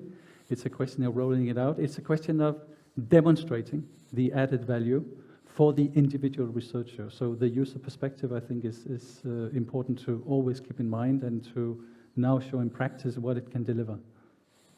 Sophie? I just think the COVID-19 portal that Jessica was talking about, I think, is an excellent example of practice. And I think that's the thing. To start, we don't have to have it all done and then we start, right? We start with little things, and I think that's what you're saying, and at least that's what I'm thinking. This is federating different initiatives, and this was something that the pandemic, the horrible thing, but it still actually did do a lot to show how it can be done, and I think that was very impressive. Yeah, I think that Jessica illustrated it beautifully while talking about the very many grassroots initiatives and the EU-funded initiatives, and you said that they have to meet somewhere. So I think it's really both policy and practice, and both are equally necessary. But I think also the many examples that we got during these presentations really shows that there is a lot of practice out there, more perhaps than people know about, than I knew about before today. No, nothing really to add. I think as a research infrastructure, it's a bit challenged to navigate in the EOSC landscape. Are you there as the entity of the institution, university you are a member from? As I'm employed at Stockholm University, MBIS is Uppsala University. So which entity, which hat do you have in the EOSC landscape? I know Elixir has a specific Elixir EOSC strategy, which I think is really good. I was part drafting it, so maybe I should not say that. But I think that is an excellent example where they want to kind of position themselves in the EOSC. Is this something we research infrastructure should do, all of us, to have kind of in our work plan or our strategy, point out certain things? We don't need the full strategy, but should we have that as a researcher? Because we are not a legal entity, but I would like a research infrastructure to go in, to be fair, we should go in as a research infrastructure and not as the host university, because we are a distributor and that should be mirrored. So I don't know what your thoughts are about those things. So a question back, sorry. Yes, I think it's a very good idea. And from a research infrastructure point of view, you see also the challenges you're tackling. I mean, if you mention Elixir, you have more and more crossovers. For instance, it's not only life science or health issues, but very often, increasingly, it's attached to environmental problems, climate problems. So you do have an interest not only to set up your own virtual research environments, but also to look at how you can discover services in other research communities that could be combined with your own workflows and which allows you to collaborate. And it ties in well also with the fact that research infrastructures are being more and more digitized in terms of instrumentation, in terms of access, in terms of the research outputs, and of course, in particular, research data as outputs. And we see research infrastructures in many cases being in the lead, also practicing open science. So there's a responsibility also to lead the way, and as you emphasized in your talk, also in terms of training and education, I think there's a role there as well. Thank you. So now we know what EOSC is not, Carol told us, and we have heard about EOSC is both policies and practice, and it's a huge thing to make it going. But do we have anything from the audience, you that are sitting in the room? Any questions? Yes? And we have microphones here. And present yourself first. Okay, Miriam Mauri, I'm from KI. I was very curious, I became a bit curious about you mentioning, Karel, the procurement process. Can you expand a little bit about that? Are you procuring a minimal viable product, or what is it that you are procuring? Yes, we are, but we put it in more understandable terms than a minimal viable EOSC. We put it in terms of we are procuring managed services. So the idea is exactly from the start of the procurement, when it will be up and running, gradually you will build a set of services that can already be used by the researchers. So it is building the core, the EU node, if you like, in terms of these additional services that ranges all the way from an harmonized access policy, rules of participation for the service providers, authentication and authorization in terms of access, so also to harmonize that, a PID framework, security coordination, all these things that you need to have a federation operating. So this is the procurement that has been launched, hopefully by the end of this year. We will start, so these managed set of services. And the next step then is to connect to the federation. And that's why also the thematic nodes, like you see in Elixir, the national nodes as well, are very important because they must be part of the federation. So the procurement is about the EU node in the first instance, but later on, of course, the connections to the federations are important. And so you need this core set of functionalities to enable the federation further down the line. Yeah, maybe good to mention that the term minimum viable EOSC was invented some time ago in analogy with minimum viable product. So this EU node should contain all the essential elements that are needed in order to grow later into a larger structure. So when we have built that, we can say that we have a start of EOSC? Yeah, I'm sure. As soon as EOSC node is operating, then I will say there is EOSC.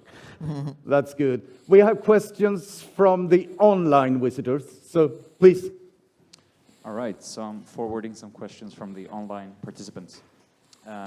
So here's one. How do you, as a public funding agency, adjust your research assessment to contribute to the cultural shift towards open science, e.g. changing incentives by changing view on metrics? Did you get that?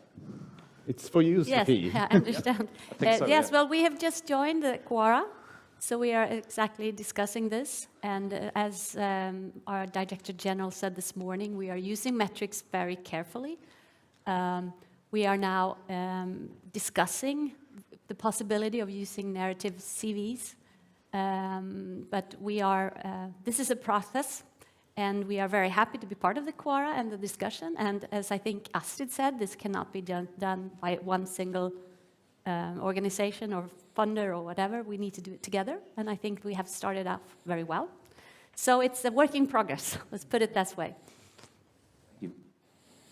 And we can take another one from the online participants. Sure. So here's another one. Who should pay for the e-infrastructure services, i.e. infrastructure for storage and computing for open data? Pay for it. Astrid, can you start? What do you think from a university perspective? Well, in my experience, universities always end up paying these. That's what they're for. But I think that this has also to be a shared responsibility, and together with, for example, the funding agencies. No, also depend. Yeah, sorry. No, go ahead. No, I agree, and actually we do in our report that we are sending to the government, which we do now yearly on this. We say that this is going to cost money. Money is needed. It's going to cost a lot of money, well, you know, in Sweden it hopefully comes from the above, the public funding, but it has to be shared, and I agree. So and I think it's very important to make it clear that it will cost a lot. Yeah. So we will get money within the next research bill then from the government, but they have left. So let's hope for that. Let's hope for that. Yes. Carol, did you want to say something? Well, I was going to say it depends on, let's say, the size and level you're talking about. Of course, there is always infrastructure at the university. There are computing facilities, not necessarily a high-performance computing, but for our parallel computers. Everybody has a laptop on his desk. So there are facilities at different levels for, let's say, the e-infrastructures. But I think countries would be smart if they try to share as much as possible their e-infrastructures in a particular country at least, and preferably wider than that. And if we're talking about e-infrastructures that are very costly, even the European level should be addressed. Yes, in the end, the science that is being financed is paying for these things, but it's now also paying for these things. So there is a shift. If the computer doesn't exist, you don't buy a computer and you don't spend money on a computer. Now we buy all of us computers and we spend money on computers. We do the research differently than we did before. So there is a certain amount of money for research, and we're shifting towards a system where more of that money, a larger percentage, is spent on properly generating data, maintaining data, and working with data. And that's the only thing that happens. On the other hand, there's other things we don't spend as much money on anymore. So yeah, it is a redistribution, and therefore I think the extra money that is needed in order to make this transition faster, that is useful. I always say that the money, the government in the Netherlands, 184 million euros for open science, is transition money to go there faster, not to pay for it, because in the end open science doesn't cost any more than science. It's just science in itself. Michael. No, it's indeed a shared responsibility. I mean, we see it already through Géant, for instance, where there's money put it in the European level, but you have the national research and education networks, of course, where you have important national investments and institutional investments as well. You see it for EuroHPC as well, where there's another model, but still a lot of co-investment happening there. So we need to have increased funding in science in whole of Europe to make this, or when we are decreasing, what will happen? No, I think we should, let's say, redistribute the money over the activities that are needed for science. And also we should, I think, more carefully evaluate what infrastructures do we really need in the long run. What are the ones that are need to be sustainable because too many of them are now paid by projects. Look at Elixir as an example. It's mainly paid by projects, and that is not a sustainable way. So I think the funders, countries, European funding, and the funding organizations should be carefully looking at what is a infrastructure we want to have in the long run. I cannot imagine that we stop storing data. I cannot imagine that we stop computing with data. So this is a long-term thing, and it will never stop. So don't think of financing this in project way. That is not good. No, and there has to be sharp assessments of what is, for example, really a national infrastructure necessary for. So I think that's extremely important. Yeah. But is it hard also today to know what is sustainable tomorrow? I mean, so what we keep today in 5 years, is that really accessible by then? And the other thing I think is that certain infrastructure like NBIS, we have recognized that we needed to build within the infrastructure, we needed to have a data management team that supported the research infrastructure. The researchers with certain things. That's a people infrastructure, but still, it's like maybe the research infrastructures and other things also need to look upon themselves. What in the strategy, what should we do in order to meet these? It doesn't need to be only hardware, but other things that many things can be for the transition to science. If I may, Yes.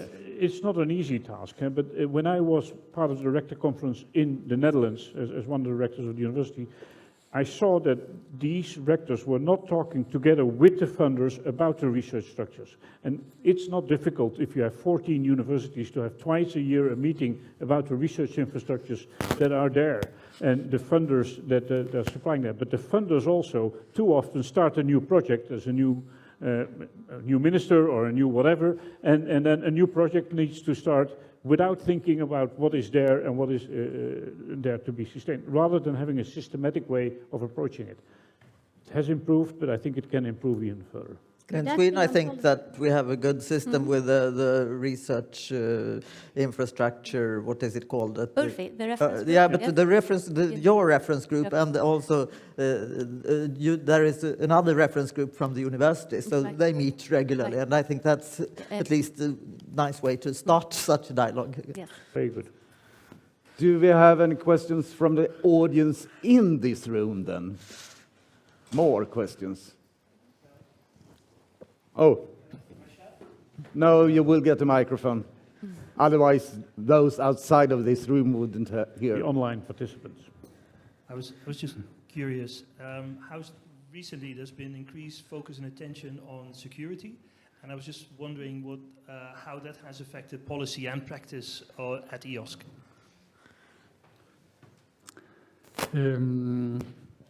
Well, we have had a number of policy discussions on that. One is around the sovereignty of fair data. And indeed, it's an issue you have to be careful at several levels. So at the data level, you have to be careful on, of course, how you give access to the data. You have to be careful about who should own the data sets and who can reuse it as well. At the technological level as well, there are considerations given the wish for a certain degree of strategic autonomy of Europe, of European infrastructures. In terms of who delivers the different components, you have to make sure that you're still in control of the technologies so that you are not blocked in your wishes for giving open access, for establishing the federation, for sharing data, and so on. So yes, it has given some, let's say, increased thought, not that they were not there before, but there's been increasing attention to maintaining the sovereignty of the data sets and maintaining the independence of the underlying technological components, which should still allow you to reach the objectives of EOSC. And of course, collaborating internationally, there is the issue of mutual benefits, mutual interest, and reciprocity as well. But that then takes it also to the, let's say, science diplomatic level and broader political considerations for international collaboration. Do we have a discussion on not being open anymore within the with the threats of security, or haven't we reached that discussion? Well, in some cases we have. Let me give you an example. In the CESAR network, the network of 60 engineering universities in Europe, we had a task force on open science, and we deliberately made this a new task force on openness of science and technology, including science security, research security in that as a discussion point, because it's influencing us heavily nowadays, whether we like it or not. And there is a relationship with open science. So the questions come from the government whether open science is contrary to science security and to sovereignty. Yeah. I think the balance is shifting between the as open as possible, as closed as necessary, towards the as closed as necessary component in, I'm afraid. But maybe, Astrid, you can tell us what happened with the university boards in Sweden now. Yes, according to our minister, they just we had new boards appointed I think on the 27th of April or so, and they should have been appointed for 3 years, and then 2 days before this should be announced, the minister told that it would only be for 17 months and not for 3 years, and this because of security policy, that they needed to take measures to ensure that security policies were followed at the universities. So, well, some of us had difficulties to see the immediate connection, but anyway. So it's really very much on our agenda as universities, that's for sure. Yes. More questions from the audience? Yes.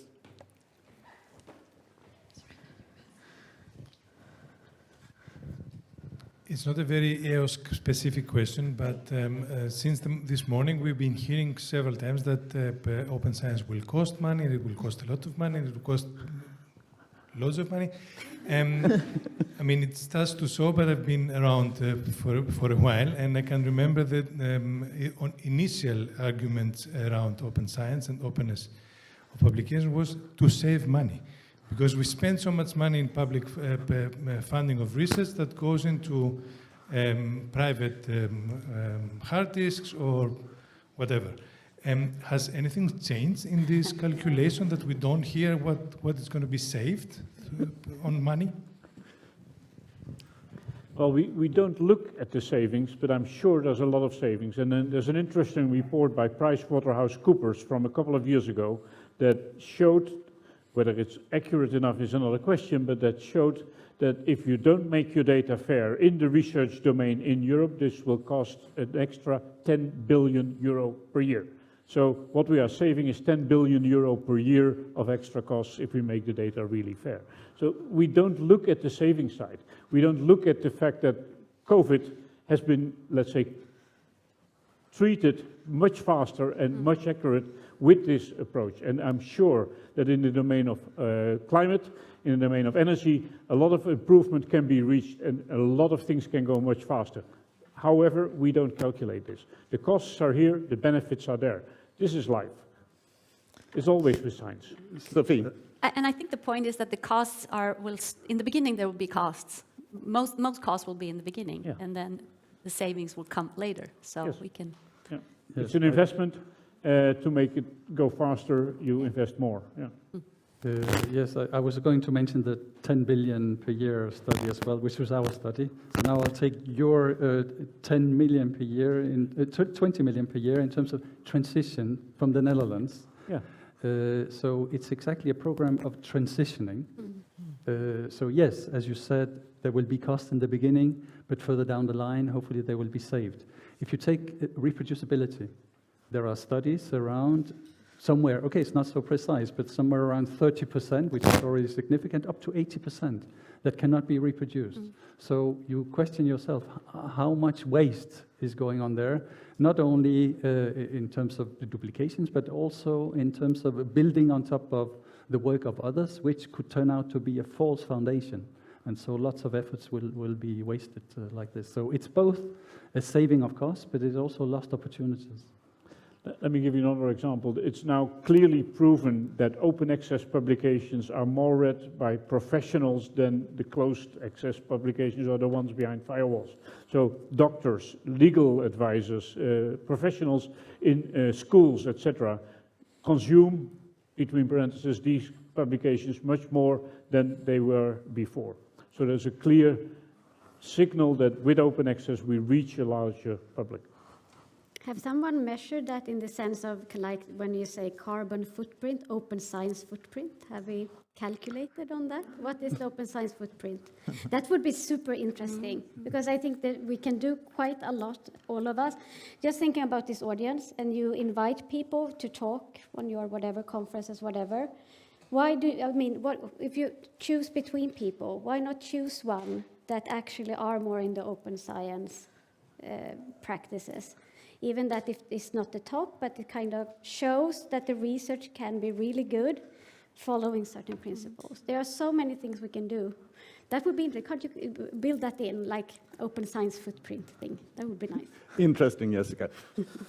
But I think what you are aiming at, it's the constant conclusions as well, because in the beginning we talked about open access to articles, and it was a demand from that the increase of the costs of scholarly publishing. So I suppose that the constant conclusions, they want it to lead to it will be competition within the market, and that we don't need to pay as much as we do today.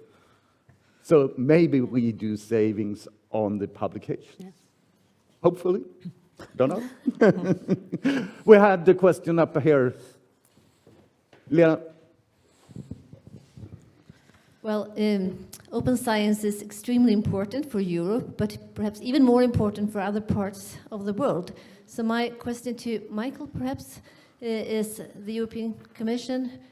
How do you discuss support for other countries, Asia, Africa, etc., so that researchers in those parts of the world could get access to publications, etc., and data? Right, yes, this is indeed a concern for us as well, and increasingly so. And I think the attention increased also with the UNESCO recommendation on open science, which has really an emphasis on equity. It's not only about building capacities there. In some regions of the world, they are ahead of us. So with Latin America, for instance, we have a study that we are going to discuss at a workshop in June around open access models. So we know that for institutional open access models, this is historically the way they have done it. And it also will give us some ideas in Europe for equity, because also within Europe there are differences in capacities available, the investments that are needed in different parts to have an equal access. We are also discussing, of course, in international fora like the RDA, issues around how we can involve international partners.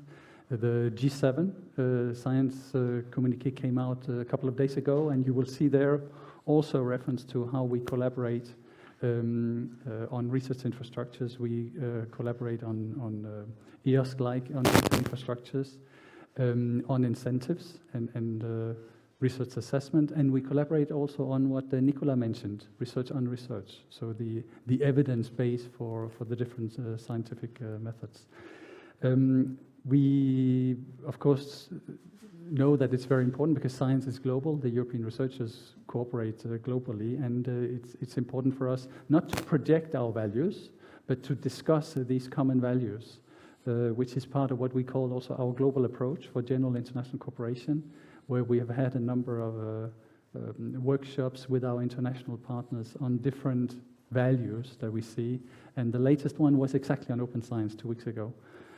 So this is how we do it, both in the general international cooperation context and specifically within open science. We use fora like the RDA, G7, and the Global Research Council as well, that has a working group on research assessment, responsible research assessment.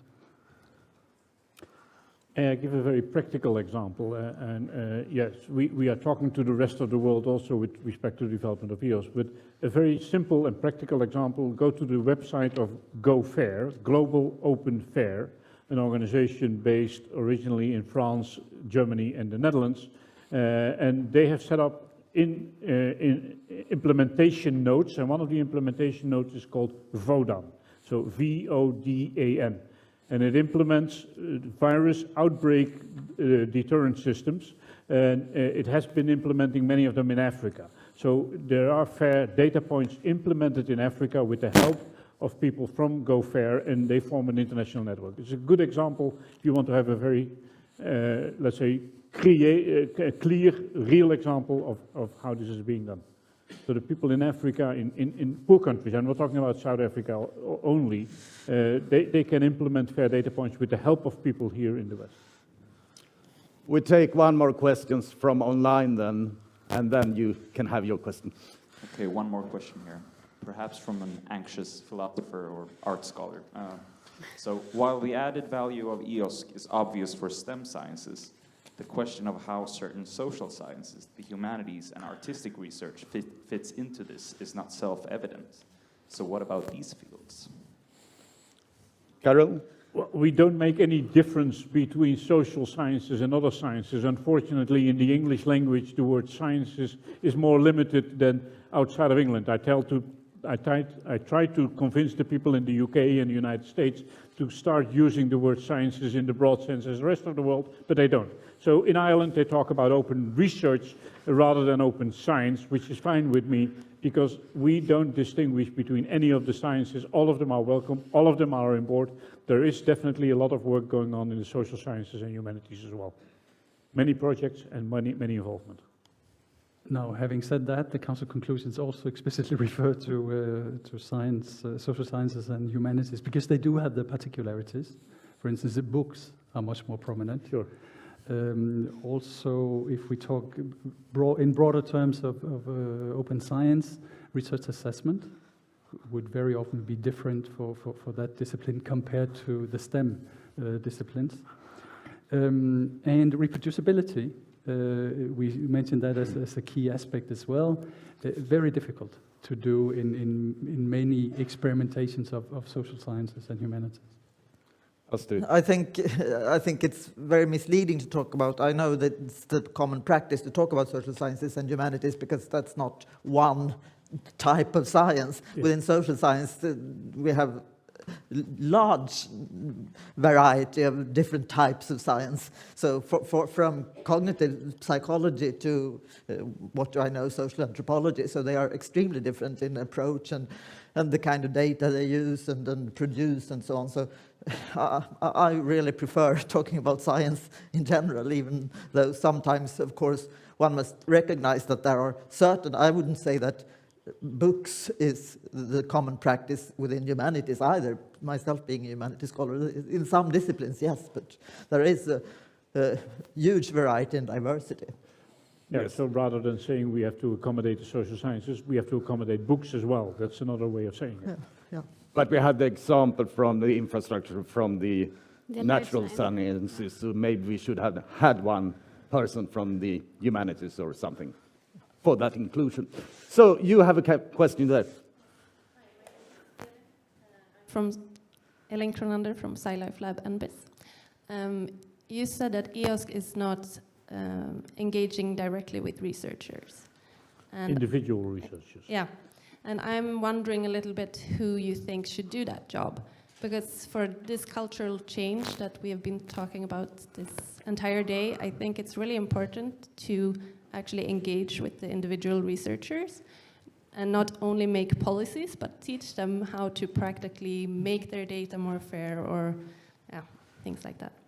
Yeah, by that is meant we cannot, let's say, talk to 2 million researchers and address individual researchers. But research leaders, which have been researchers or in many cases still researchers, are the ones that are supposed to talk with researchers directly. Research infrastructures, service providers that help the researchers with repositories, with libraries, with other services, have the contact with the researchers. So the work is being done for research for the activity researchers do, but we cannot and we should not directly talk or talk, yes, but work with the researchers. This should be done by the institutions, by the research leaders, by the service providers, etc.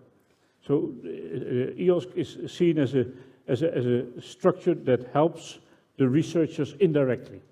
Should you then, Carol, maybe have training sessions for us so that we can, on EOSC? Yes, so we should train the trainer, we should develop the skills for the data stewards. Yeah, absolutely. That's what we should help each other with in Europe, in the countries and at many places. Yeah, sure. I really think that it is our responsibility also as, for example, universities, but also research institutes or whatever, that we should be the intermediaries.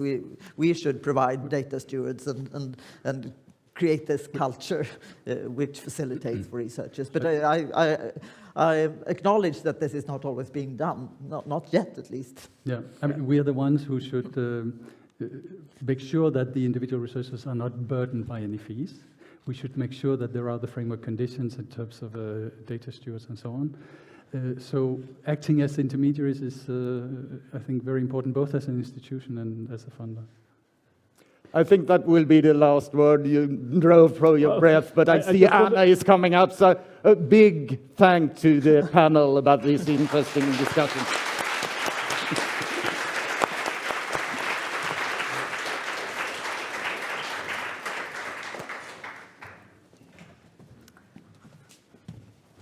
Thank you so much, the EOSC panel. And we will now move on to our longing for a coffee break. And those of you who are here, you will get some coffee, tea, and biscuits, and you will find them at the same place where you were served lunch. And I hope that you that joins us online also have some refreshments available. We will meet back here again at 3:15. Welcome back and enjoy your break.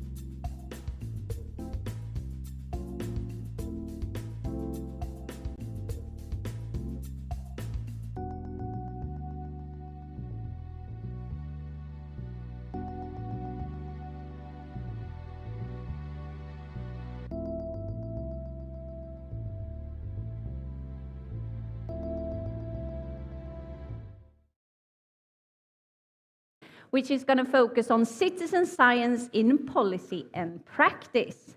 So it's time for our last session of today's conference, and here with us to moderate this discussion is Anna Maria Fletwood, Senior Advisor at the Swedish Research Council, and she has many people that will contribute to this session, both online and here physically.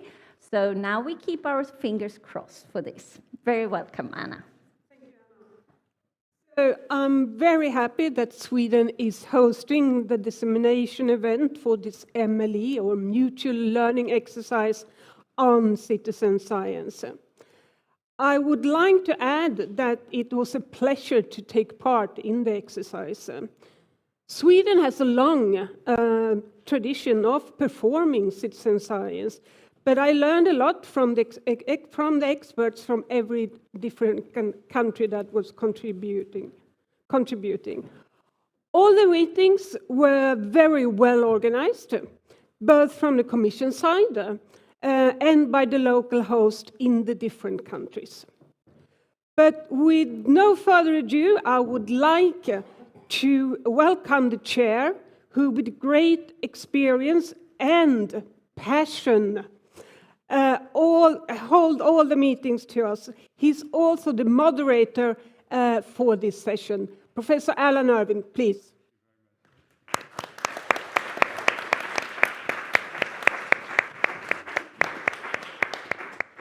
Thank you very much indeed. And yes, it's going to be an interesting session, but I think the next speaker is available online. I'm looking for a nod. Yes, so we're going to stay with our original program. My name is Alan Irwin. I work at Copenhagen Business School, and as Anne-Marie kindly said, I chaired the MLE, which is not a female name, I have to tell you, but a mutual learning exercise. In a few moments, you'll be perfectly familiar with saying MLE and not thinking of a French woman. It's the mutual learning exercise on citizen science. So in a short while, Margaret Gold and myself will be saying something about the MLE itself. We think we've got a lot to tell you. But in addition to that, in addition to our presentation about the mutual learning exercise, from now on I would just say MLE, we've got some brilliant speakers who are going to be giving us some different national and European perspectives on citizen science in an open science kind of framework. And the first person who's going to be joining us, and she's coming in online, is Signe Ratzo. Signe, as many of you will know, is the Deputy Director General in the Directorate General, the DG, for Research and Innovation of the European Commission. So if we have her, I'd be very pleased if Signe could now join us and give her perspective from a European perspective on citizen science. There she is. Welcome very much, Signe. You're joining a very lively discussion, and there were some technical problems, but you're smiling, so we know everything is okay. So I'm going to give the words to you right now. Well, many thanks, Alan, for your kind introduction. It's a pity that I can't be with you in Stockholm, but I'd like to thank very much the Swedish presidency and all the institutions in Sweden who are behind of organizing this very important event. It's also my pleasure to welcome Barbara and Adrian, who clearly will also speak later about the specific experiences in their own countries. Because for us, for the European Commission, it's important to have also a scaling up of different citizen science projects in different parts of Europe and beyond. In my introduction, let me first highlight why we need citizen science. Why is it important? First, it's important for the science-society interaction. Why we need this interaction? Because first, it's essential to establish trust between science and society, particularly at the times where we have the social media, we have AI, we have a lot of also false news. So we also need to fight misinformation. Citizen science also helps to facilitate uptake of innovation, democratize science, and at the same time leverage the vast societal intelligence and capabilities to conduct excellent research and innovation. By the way, European Commission has been promoting and supporting these actions already for a long time throughout different framework programs, as well as in our research and innovation policy. We are promoting citizen and societal engagement in research and innovation because first, it can improve the quality of research and innovation conducted. It can improve also the effectiveness of funding and its impacts, because we really would like to have as many impacts, economic impacts, societal impacts. But as said, it can also foster trust and understanding between science and society, because if as a student or as a pupil, you have been participating in citizen science projects, then you know what it's about. And then you are more likely also to trust the scientific results also in the future. This new approach, the new approach of more collaborative approach to research and innovation, by the way, also requires a change in culture. Even if we've been promoting it for a while, it's not used as widely as I would like it to happen. And from that point of view, this the nice Emily that Alan you described is a terrific exercise of learning from each other and also learning from the best practices in different parts of Europe and beyond. It's also politically recognized, and I think that's very important because if you read the Pact for Research and Innovation, which was adopted by the Council in November 2021, you can see that it underscores societal responsibility as a main principle of working together, namely to increase the impact of research and innovation by transforming Europe's leadership in knowledge creation, and also identifies active citizen and societal engagement in research and innovation as a priority area. Citizens and societal engagement is also part of the open science policy, which you've already discussed as part of the conference. And it is a priority cutting across the European research area. And the current policy agenda in ERA also foresees actions for bringing science closer to citizens, namely to achieve societal impact and foster trust. And just to give you an example of the plastic pirates, which started in Germany, but then it became really a science initiative, citizen science initiative, into a Europe-wide campaign. Particularly engaging the youth and engaging them also in in testing the water quality, but also it was an enabler of really working together. But we need many more of such campaigns. We need many more of this kind of actions, and that's why I'm looking forward also to the examples from Austria, also from Adrian, and also from some other countries, from Sweden, of course, to see what have been the ones from which we can learn. As I said, that we've supported the citizen science and open science practices already across the work programs and also already in the previous framework program Horizon 2020. Now we continue in Horizon Europe, where support citizen science projects and initiatives with dedicated topic calls and instruments in the WIDERA part of the program. We have already funded 2 new projects on citizen science with a budget of 11 million euros. These projects started in 2022, and those will contribute to widen and strengthen the European citizen science community, and also to foster new and sustain existing citizen science initiatives across the era. Now we are putting in place the selection of 2 additional projects which are meant to be launched by 2024, funded with 3 million euros. And these projects will help to increase the impact of small-scale citizen science initiatives, and by identifying the most promising initiatives for transnational upscaling. Because as I said, it's good if you do it in your region, in your member state, but it's much more impactful if these are also scaled up to other parts of Europe and beyond.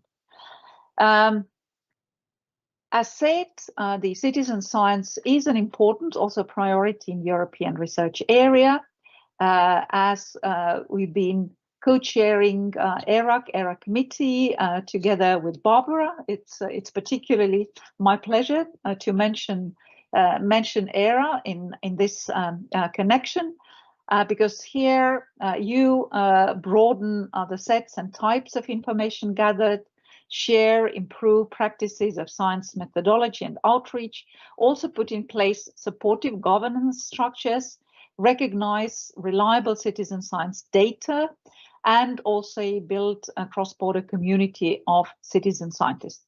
These are all important elements for really to having that on a scale. And now, by launching this nice Emily mutual learning exercise 1 year ago, we set out to get further insights into supporting and expanding activities by exploiting mutual learning, and also exploring how some initiatives could be scaled up across Europe. And now our expectations are materializing. Now we can build on a rich set of expertise and experience. And we are very happy to see how much this exercise has already fostered the participants towards implementing the new measures. So I very much hope that good use of these outcomes will now be made across Europe, in member states and also associated countries, so that we will see tailored support, implementation and scaling up across the whole European research area. And many thanks. It was my pleasure to join the meeting today. Thank you very much. And Signe, I'm not going to let you go just yet. Have I lost her? She's there. Hi. If you had one wish for citizen science, Signe, what would the one wish be?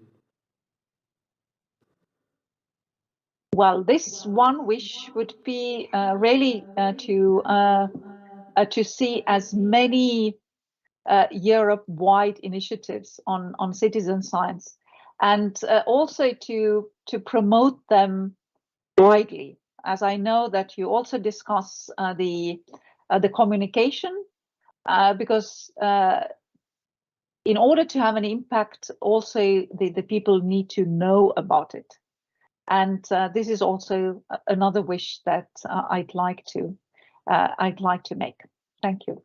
Thank you very much. Thank you. So now poor Signe can relax. She didn't know I was going to ask her a question, but I couldn't hold back.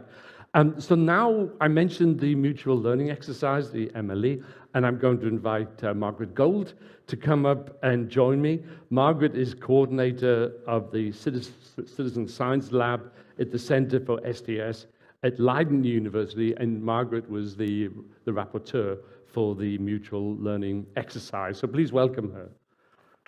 Thank you. So I'm going to say something now to start things off, and then Margaret will take the real substance of what we're doing. So this will be a joint exercise where I'll start off. Well, the mutual learning exercise began, as you just heard Signe say, basically 18 months or so ago. It was a year ago when it finally got started, very much under the direction of the PSF, the Policy Support Facility, within the DG for R&E at the European Commission. And the idea, as I've said several times now, was to have a cross-European mutual learning exercise. The basic idea, you can see the aims up there now, I think, yes. I won't read all of that out. The basic idea was to build bridges between all of the lively activities in citizen science which are taking place across Europe. And actually, that was a highlight, certainly for me, to have the experience to meet so many people in so many countries who are working on citizen science very much at ground level, and to connect that with a longer-term vision for citizen science across Europe, building on all of that experience, but also all of the great work that's been previously done in terms of enabling and encouraging citizen science.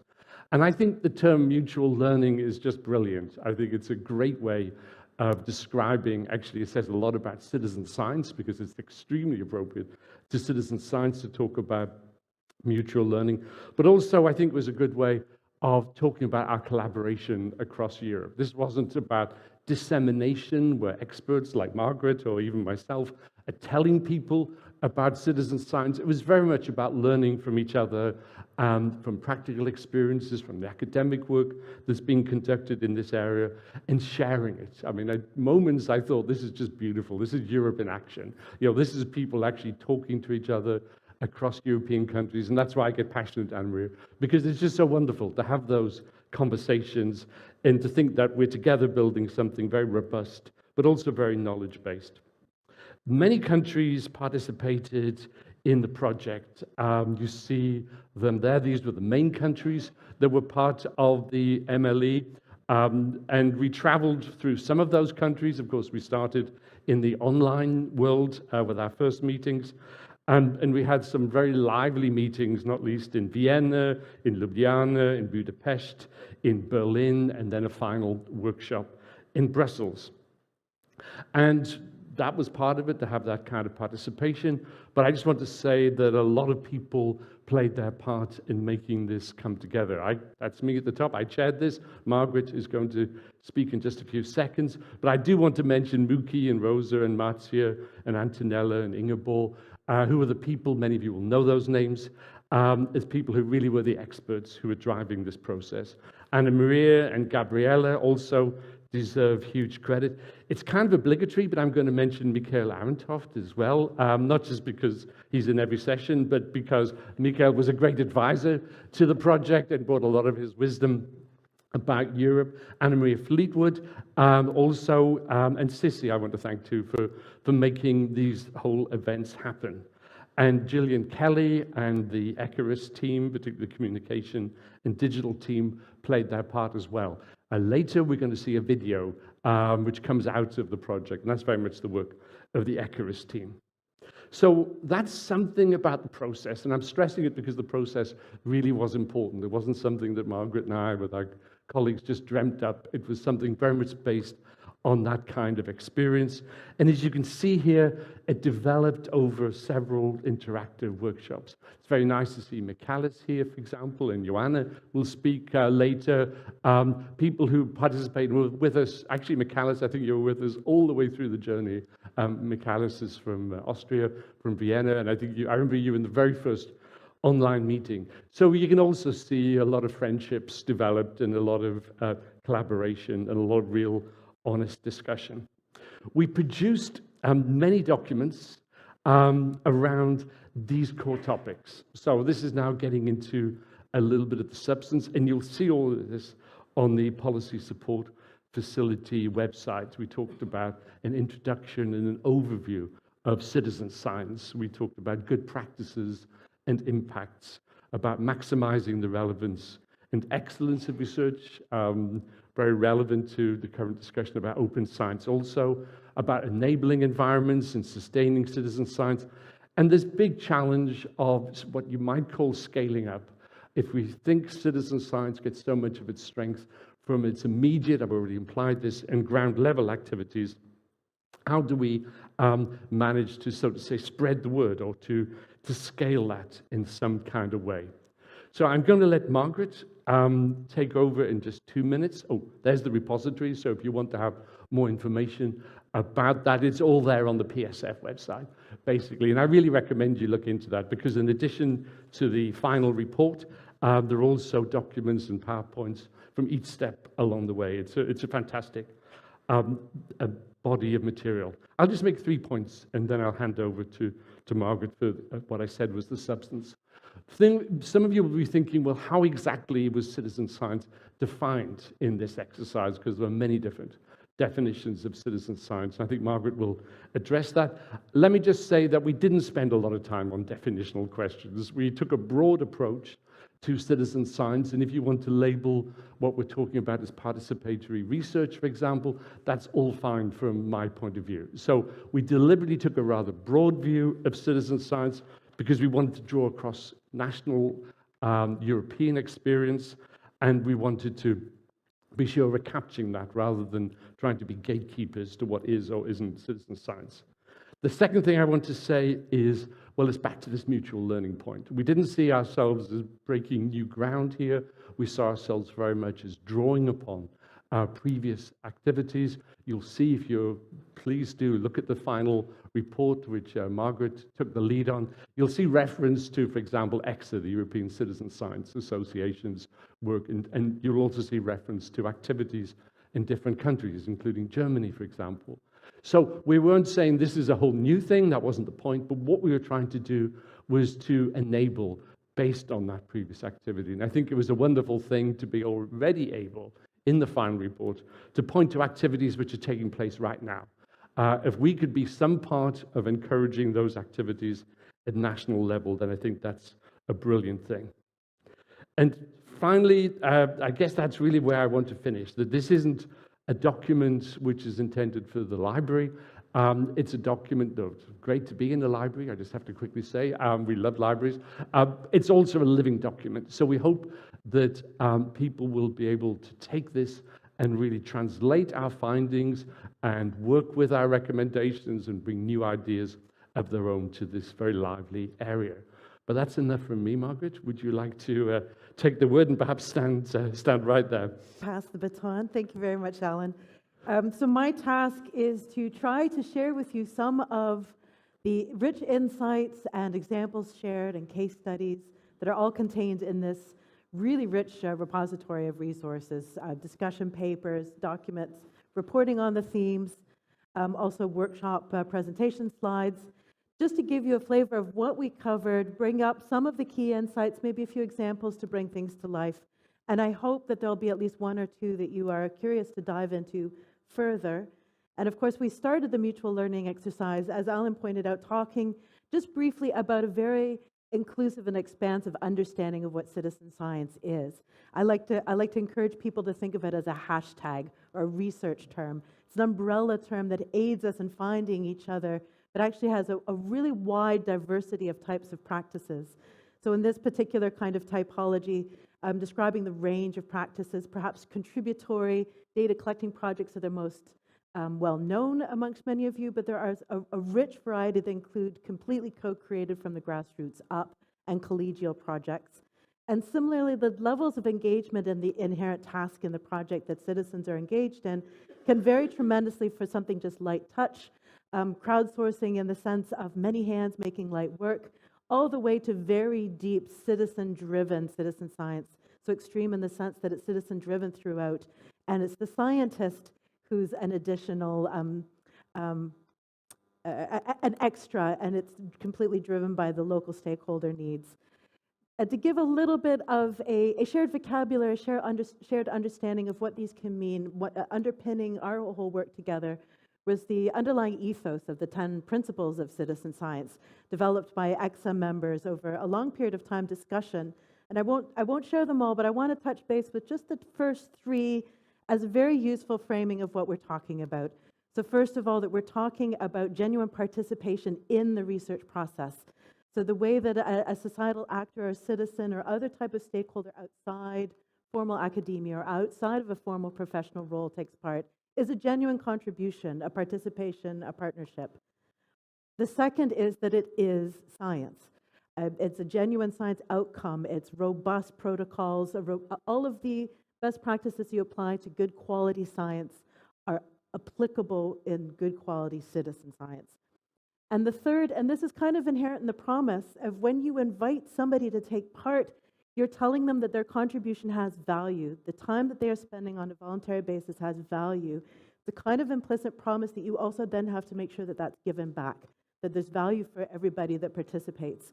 And it can be the joy of discovery, the love of a subject, the camaraderie to tackle something together, caring about the new knowledge that it can lead to an action, liking the idea of being part of science to something that you personally have a stake in, a health stake, a local stake. But don't forget the scientists and what they also learn in understanding complex contextual situations much better. It also raises the quality of the science. I have a few questions planted for you in the Menti.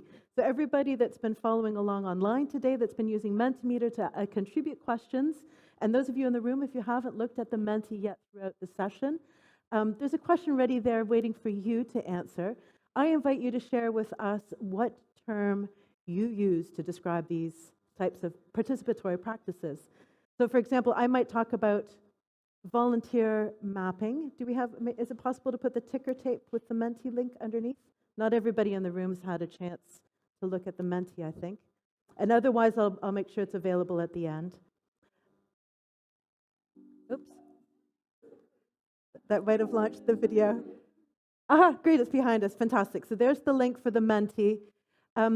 I invite you to add a term that you use to describe these types of participatory practices. So I might use the example volunteer mapping for people helping put contextual knowledge literally on a map where that knowledge is not available at farm before. Or for example, in Dutch, we call it burgerwetenschap. So share with me some of your terminology there, and at the end, we'll take a look what everybody's shared. But also in this opening exercise for the MLE, and once you've heard MLE as a lady's name, you'll never unhear it. Is what the Eurobarometer report showed on the aggregate scale is that engagement and types of engagement with science are actually on the rise. And even though the individual country pictures vary from country to country, on the whole, trust in science, engagement with science, understanding for the value of science, a general supportiveness towards these kinds of scientific processes and the landscape is actually on the rise. And this is particularly in the COVID period, although we see the louder voices in many of this and hear the louder voices in many of this, for the most part, trust in science grew, but also engagement in science grew. And also part of this context, and Signe was mentioning this, is that citizen engagement and societal engagement are emphasized as a core criteria throughout the entire Horizon Europe Research and Innovation Program, not just because of the need to raise the impact of the work that we're doing together, but actually the team science perspective of the knowledge and skills and local knowledge brought into research processes are exactly the kind of all hands on deck thinking we need to achieve the goals of the clusters, the missions, European Green Deal, the new European Bauhaus. This needs to be collaborative and partnership with a whole range of types of knowledge and knowing. And then, of course, in the MLE, we also wanted to bring things alive with case studies. Our hosts throughout the whole workshop series were all able to bring local examples to the fore, such as the National History Museum in Belgium sharing maybe some more well-known types of examples with an educational impact, things that happen in the museum and outside the museum together with educators, but also less known examples that are very, very hardcore research in the sense of this is new knowledge that is brought to the fore, but done in collaboration with people on the ground who have a stake in the issue. And this is work led by the Royal East African Museum based in Belgium that is having really high impact in how diseases, lesser studied, lesser known diseases are being handled in policy, healthcare, worker collaborations on the ground. One of the other topics we looked at is what makes good quality a good practice. How do you ensure these types of impacts? And we zoomed in on four specific variables. Signe also mentioned this communication question about citizen engagement and participation. How do you make sure people hear about these opportunities to take part? How do you support their engagement? How do you make sure you've understood motivations or the needs to make sure that that value is given back, and the communication efforts? And we took the time laying our own kind of benchmark as participants, looking at some well-known local national projects in our home countries, and really diving into what can we say about the types of participation, the types of impacts, what can we say about our engagement strategies, our own best practices, and this laid the groundwork for how we started to share these kinds of insights and knowledge with each other. As often as possible within a framework, often hot off the press of a contemporarily running citizen science project, such as the Action Project looking at air pollution initiatives, and an impact framework that they developed within that, which gave us a structure within which to operate with our own conversations. And also with highlights from people presenting from the field, exactly the types of impacts they were realizing, such as the DNOSES project for odor pollution, which was having policy-level impacts at the local scale, the regional scale, and the national scale, and it developed a framework for keeping these connected with each other, that this knowledge and collaboration coming out of a location was leading straight to interventions or policy actions. From these discussions, the participants came up with a top 10 list, which is always very handy to have a lovely round number. And there's a few things that I want to highlight because you're going to see them, you've already heard them across the course of today, and you're going to see them a little bit more throughout the theme of the MLE as well. The need for dedicated funding, the need for training and capacity building, and the needs for networks that are strengthened to continue to share this knowledge and know-how in the field with each other. All of these will be available for you later, so please don't worry about taking photos or notes. Which now gets us deeper into what is excellent citizen science. What is the relevance of these types of approaches? And how does that connect back to the discussions we've also already been having in the context of open science? And those conversations are exactly relevant in citizen science as well. But there's some unique ones that we brought to the fore in this particular series of workshops. And we've already been talking about fair data also being applicable. Today we've been talking about it. It's also highly applicable to citizen science data, open when necessary, open when possible, closed when necessary, also being a major factor in citizen data. But I'd like to pull out the role that citizen science data can play in the SDGs for a moment, because this has a type of impact that we don't usually think about when we're talking about research impacts, which is about moving the needle on where we want to be as a society, as a planet, considering the inequalities across the planet and how we can be contributing to those maybe from a research perspective. But citizen data contributes to this directly in a number of interesting ways. If you're interested in a deep dive, there's two beautiful papers that you can read where a group of citizen science researchers did exactly that type of deep dive, going into the underlying indicators for each of the targets within each of the SDGs and looking at where does the official data source already have citizen science data in it. Those are the green boxes with the bold outline. Where does citizen science projects already exist, well-developed ones, that could be contributing towards the official data, the green boxes? Where do citizen science projects exist or methodologies exist where that data could be the type of data to measure that indicator, yellow with a bold? And where do citizen science methodologies exist that could be applied to gathering that kind of data for the indicator, yellow? And that total picture is the rich contribution that citizens could be making on the ground. And to give you a quite inspiring case that coming from the Global South is that Ghana is the first country to have citizen science formal data being the direct contributor towards the indicator of marine litter. So what's being accomplished often by our neighbors that we think we go help them, we can learn so much from them and applying it locally ourselves.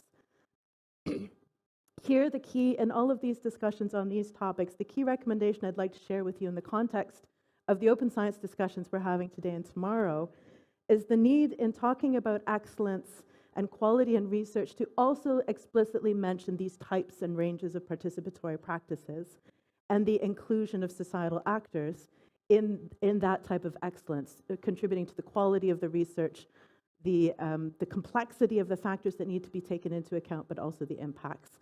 That this needs more explicit mention in more places. One of the most important frameworks that we use throughout all of our discussions were the enabling factors, the factors in an enabling environment for citizen science and participatory practices. Jessica, I was really pleased to see many of these types of categories also showing up in your talk about exactly that. What are the enabling factors for open science practices within our systems and within our institutes? And we used this grouping to understand the types of categories of enabling factors that enable or sustain or promote or recognize inclusive participatory research, such as citizen science. And of course, the need for dedicated funding, because unfortunately funding is the engine for much of this, even if it's just to have that coordination support and have that capacity in the infrastructure around these kinds of practices. The types of examples from the field we could share were many of your peers across Europe, so not just the 11 participants, but we reached out more broadly to look at what kind of national policy statements are now coming into place where the statement on open science is including societal engagement or citizen science. What kinds of dedicated funding programs are already having that learning curve and that iteration of being more broadly picked up in regular ways of doing research. So there's a lot of deep knowledge to be shared there. And also at the institutional level, for example, at the University of Zurich and the Citizen Science Center there, where the enabling factors is not just the knowledge exchange between researchers across domains, but tangible guidelines on how to do good quality or excellent citizen science, and the tools that you need to actually support the kind of tasks that we're talking about with the citizen tasks. Which brings me to my next question, which is ready and waiting for you in the Menti for those of you watching, joining us online, and for those of you in the room, if you're able to join. I would love to have this opportunity now also with each other to share some of these examples of enabling factors, perhaps in your home institution, your home country, something that you've seen has been key for enabling or supporting or continuing to sustain citizen science initiatives. We'll take a look at the end to see what you've shared with us. And that brings me to the final topic on the core topic, and this is something that's been mentioned briefly by Signe, but also through others today. How do you take something that's shown a success and now start to scale it up? And we dove into this using a framework that just talked about scaling up as well as scaling out and scaling deep. And what's interesting is in our conversations with each other, we also talked about scaling down. We had different ways of understanding how do you, first of all, understand success to be? What is a successful project that you therefore want to sustain? And is it sustaining it over time, reaching more people, having larger impact across a wider regional or geographic encompassment? Or do you actually want to be more iterative and get deeper in your participation and scale down in terms of scale, but maybe you're getting deeper in terms of impact or quality or excellence? Plastic Pirates was a really wonderful example to be looking at this throughout the whole exercise because it has the explicit attention of the European Commission as being a successful story that could be scaled in a beautiful way in different regional contexts, and taking in those regional geographical factors into consideration. How is it supported from schools or museums or community centers, and thinking about this variety of factors, but then also thinking about what's impact, what is success, and how do you scale that. So this is the learning curve we're in now. We're now in the learning curve of how do you scale these up, out, deep, or maybe even down. In the final report, instead of just wrapping up all of those, we took a big next step. How do we take all of these recommendations and consolidated learning from across Europe and turn it into some practical actions for what we do at the national policy level? And we use the backcasting framework as a way of having this conversation with each other. First of all, looking forward to the future, where do we want to be? What is the world in which science is open by default, is inclusive by default, is transparent by default, and what we're just talking about is science and not open or citizen. It just operates that way. And what does that therefore mean about where we need to get to? So going then to the baseline analysis, where are we now? What are the strengths? What's already got great momentum? What are some gaps to fill? What are some new things to add? And then how do we prioritize that? And we have some specific views within our conversations about how we might do that. And this is what we can now hand over to many of you, looking at institutional level or organizational level or maybe even national level about how to put different enabling factors in place. And I'll give you this view of it because it brings to life a little bit the different types of roles to be played. RFO being a research funding organization, RPO being a research performing organization, an RSO being a research societal organization, and HEIs being higher education institutions. Embedding citizen science in regular ways of doing research, in regular funding, in mainstream education, integrating citizen science data in regular policy making, regular research cycles, and regular decision-making cycles, having the infrastructure to support that, but then also supporting research practices, strengthening the networks of where knowledge is shared and know-how is shared, and making knowledge production inclusive. And I echo Jessica also pointing out that we haven't had that part of the conversation so often yet today. Perhaps it'll come a little bit more on the schedule tomorrow. But part of what we're talking about with being open is also about being inclusive and understanding what types of things that might mean, including other ways of knowing, which is an aspect of citizen science that's inclusive. Here, once again, a tangible example of the process that Germany finished about a year ago, but it's actually the second process, and the second process is already a 2-year process, doing a really deep investigation of what is needed to enable and sustain citizen science towards a really clear strategy for where Germany wants to be in the science and research and innovation picture in 2030, and what's the role of citizen science in this. And it's a really amazing, detailed book. I encourage you to dive in. But part of the shining story here is the degree of collaboration that took place in that process, the amount of dialogue with different stakeholders on location in different places in their institutes and communities, working with NGOs and civil society organizations, and that is what all got encapsulated in the Weißbuch. So that's a lot to digest. That's the URL for the final report. I encourage you to look at the whole repository, but to just pull out the top 4 recommendations that were consistently emphasized throughout the entire MLE. Supporting the networks of practitioners is absolutely out of the starting blocks. Easy win, number 1. Connect people, get them talking, connect them sharing stories, have this conversation about what are success factors, what is excellence, how do we do this well, how do we recognize quality and the impacts of these practices, how do we pick that up in our reward and recognition metrics systems inside our institutions. Funding is a needed engine for all of it, but it needs to be dedicated funding. It needs to be specific funding. So funding for scaling up with a kind of criteria for that. All of this contributes and is part of the cultural changes, that iterative loop. And underpinning it, we do need the supportive infrastructure as well. Hopefully you have questions, but I'm going to invite you to put them in the Menti for those of you that are watching online. Those in the room, if you have questions that come up, you'll have the opportunity to ask in person later, but if you want to note them in Menti already now while you're thinking of them, please feel free to do so. And with that, I'm going to hand back to Alan, who's going to invite more people to the stage to bring this more of the story. Thank you so much, Margaret. Thank you.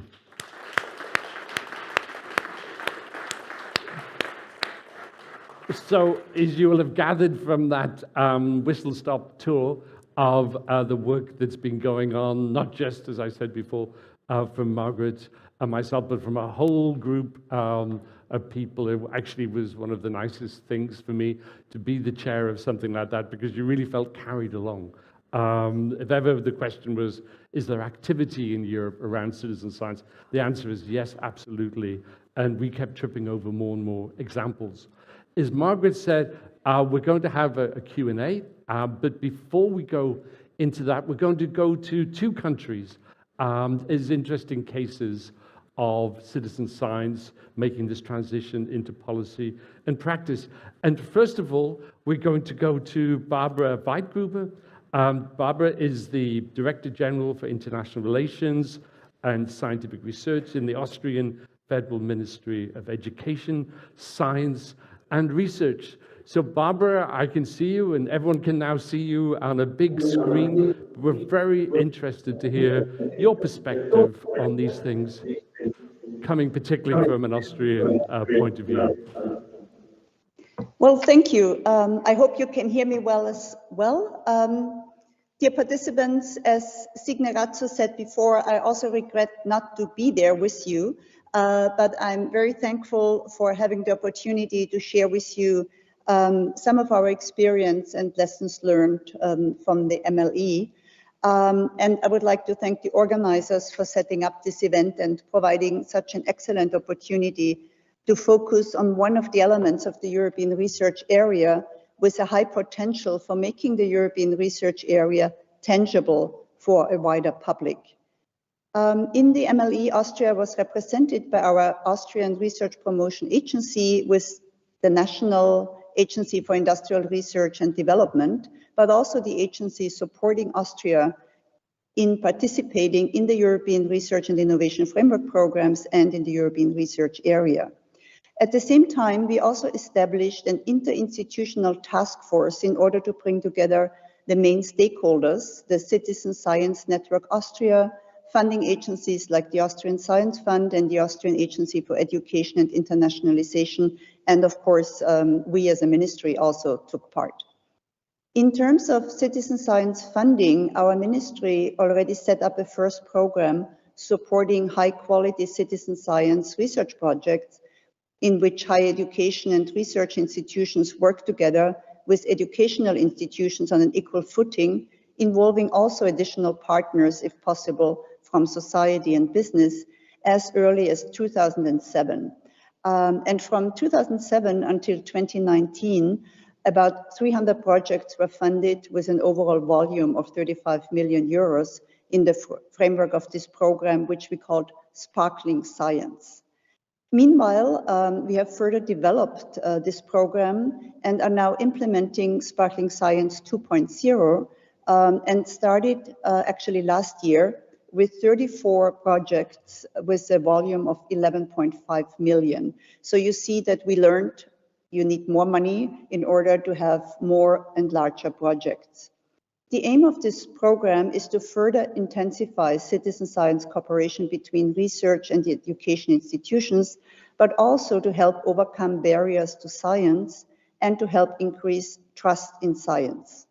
A special emphasis is now put on the inclusion of schools and educational institutions from peripheral regions and those which have not yet been reached by citizen science activities. We also managed to embed citizen science and responsible science in overarching policies of the ministry in our research action plan back in 2015 or in the Austrian National Development Plan for public universities. All the time, the overall aim is to deepen the dialogue between science and society. In 2015, our ministry founded the Center for Citizen Science at our Agency for Education and Internationalization in order to support the implementation of citizen science with various activities. One of them is the coordination of an annual competition for citizen scientists, the Citizen Science Award. Each year, interested pupils and adults are invited to take part in selected research projects from April until the end of the school year, and the most committed citizen scientists are awarded Citizen Science Award at a festive ceremony each autumn by our ministries and the Austrian Agency for Education and Internationalization. And it's great to have so many happy pupils, teachers, and citizen scientists every year. The research community itself initiated at the same time a bottom-up process and created a network and a platform, the Austria Does Research platform and the Citizen Science Network Austria. The partners of the network jointly pursue a multi-annual strategy, and one of their regular activities is the organization of an annual Austrian Citizen Science Conference, which is supported by our ministry. Responsible science, citizen science, and open science have also been included in the Strategy for Research, Technology and Innovation 2030, adopted by the Austrian federal government in December 2020. And last year, the Austrian Council of Ministers adopted an Austrian policy on open science and on the European Open Science Cloud, which also included citizen science. Therefore, for us, the MLE offered an excellent and timely opportunity to highlight progress on citizen science in Austria, both nationally but also internationally with the other participants. And it was a chance to exchange good practice and to learn from others on how to further develop the Austrian citizen science policy. With 18 countries committed to its implementation, the Action 14 of the European Research Area Policy Agenda 2022-2025, Bring Science Closer to Citizens, is one of the actions with a high degree of visibility and many joint efforts on the European level, as Signe Ratzer also pointed out, but also many measures at national levels with the aim to increase the involvement of citizens in science and research and to contribute to strengthen public trust in science. But it is also an important element in other ongoing reform efforts in the European research area, such as the research assessment in the coalition of European research funders and research performers, and of course also in the discussion of attractive careers in research in the European research area, because in the end, citizen science should be an integral part of science and research culture. In Austria, the federal government adopted a national European research area action plan in December last year, with a number of initiatives linked to the various actions of the European research area, some of them also related to open science. And one dedicated initiative in our European Research Area National Action Plan addresses strengthening trust in science through citizen science. This, of course, included our participation in the MLE, but also the participation and the national funding of the Plastic Pirates Go Europe campaign and many other activities addressing citizen science. We also succeeded in including the further development and use of new and innovative instruments and measures to promote excellent, high-risk research, as well as the strategic use of participatory open innovation and citizen science methodology to identify research questions with societal relevance and to strengthen trust in participatory process, science and democracy in the Austrian Research, Technology and Innovation Pact for 2024 to 2026. And this is the instruments where all the research ministries also receive the money for. So let me end by drawing your attention to a conference next year, the European Citizen Association Conference, the largest international conference on citizen science in Europe, taking place in Vienna in April, from April 3rd to 6th next year, on the joint initiative of the Natural History Museum Vienna and the University of Natural Resources and Life Sciences Vienna. And I look forward to seeing many of you in Vienna next year for this large conference. Many thanks, and I look forward to the further debates.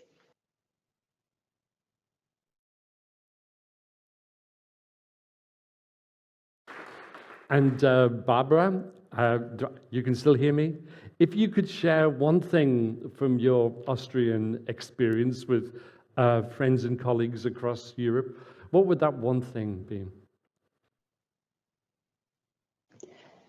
We can always be better together. It was so important to really see what others do and to have this feeling of joint activities. And I think, of course, the Plastic Pirates campaign was one that made citizen scientists tangible and visible.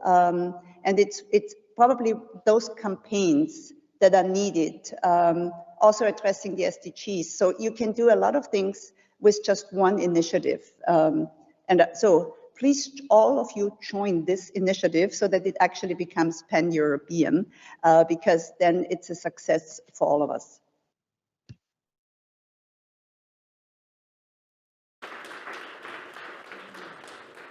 I was watching the Eurovision Song Contest on Saturday, and I'm beginning to think I'm growing into this role. I'm just saying, your country is hosting Eurovision. You might, no, probably not.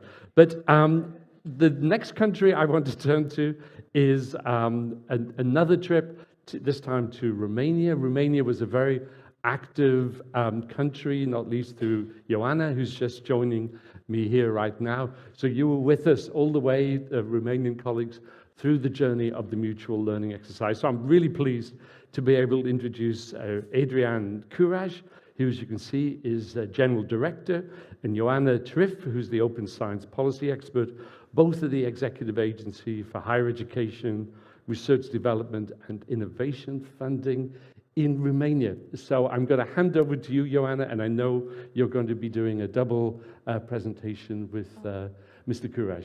Yes, the first presentation will be the presentation of Mr. Adrian Curaj, and that'll come.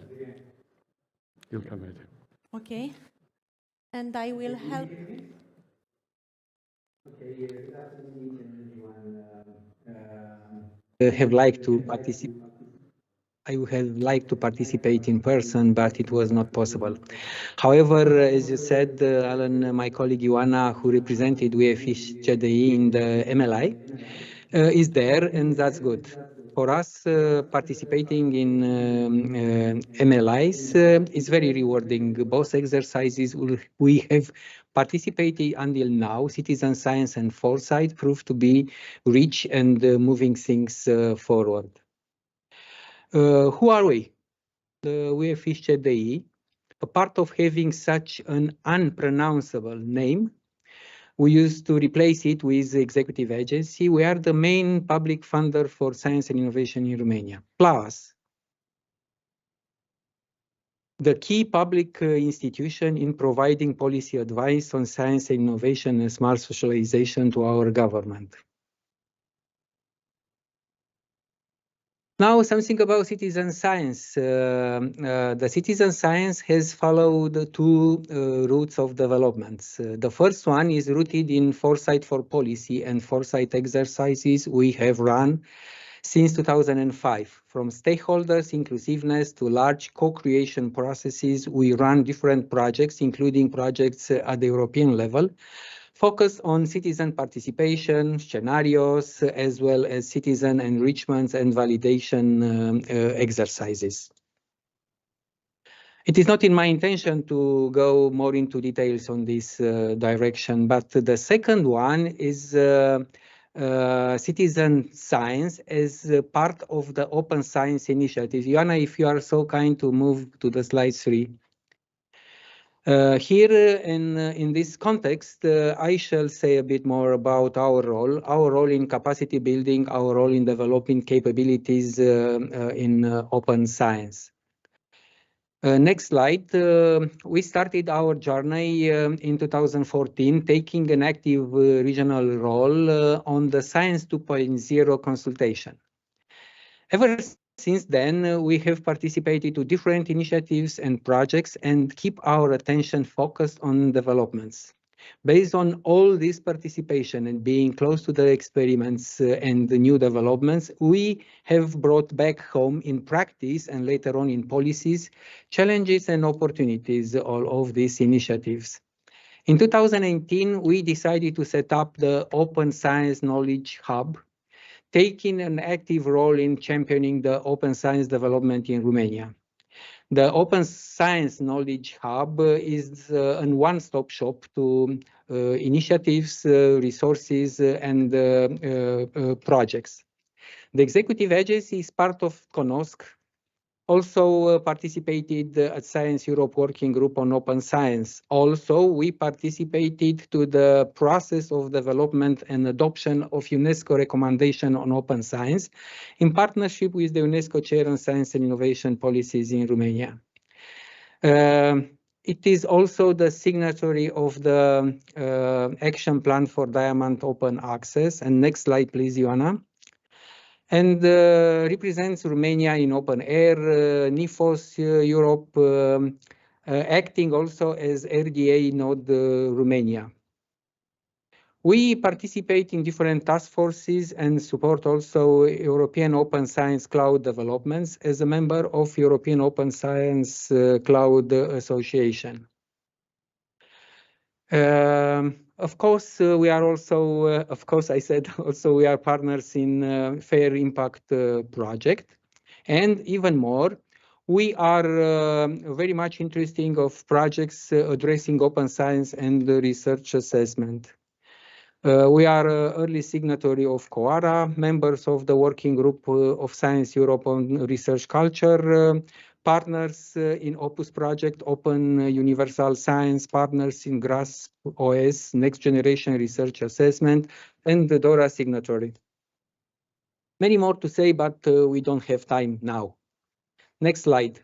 Experience from practice help us to channel our policy advice for building an enabling framework for citizen science. The three pillars towards the enabling environment are National Strategy for Science and Innovation and Smart Specialization 2023-2030, the Work Program, National Plan for Science and Innovation, and White Paper on the Transition to Open Science. Citizen science is part of the national strategy under the open science objectives, as well as part of the science and society program. So there are a lot of funding instruments for building the capacity and helping things happening in Romania. And it is not also only about talking, having been preparing different funding program for citizen science. It is also about we walking the talk. We ran recently an enrichment and validation process, having citizen at its core for the strategic research agenda in our strategy. We use the knowledge and expertise developed in one of the projects we are partners in. The project is ProEthics. Being a session on mutual learning exercise on citizen science, I shall end my part of the Romanian presentation by expressing my appreciation to the persons coordinating the MLI, the chair, Alan, thank you, the rapporteur, Margaret, key experts, Muki, Rosa, Marzia, and Antonella, also to my colleague Ioana. My appreciation goes also to Ana Maria, EC PSF team leader and coordinator. Ana Maria, we have met in the last 3 years in the context of different projects, MLI and citizen science on foresight, and at the initial phase of the PSF Moldavia. Thank you so much for the way you are doing things with passion. Now, Ioana will continue saying more and much focused. She is actually the expert in citizen science. Thank you so much.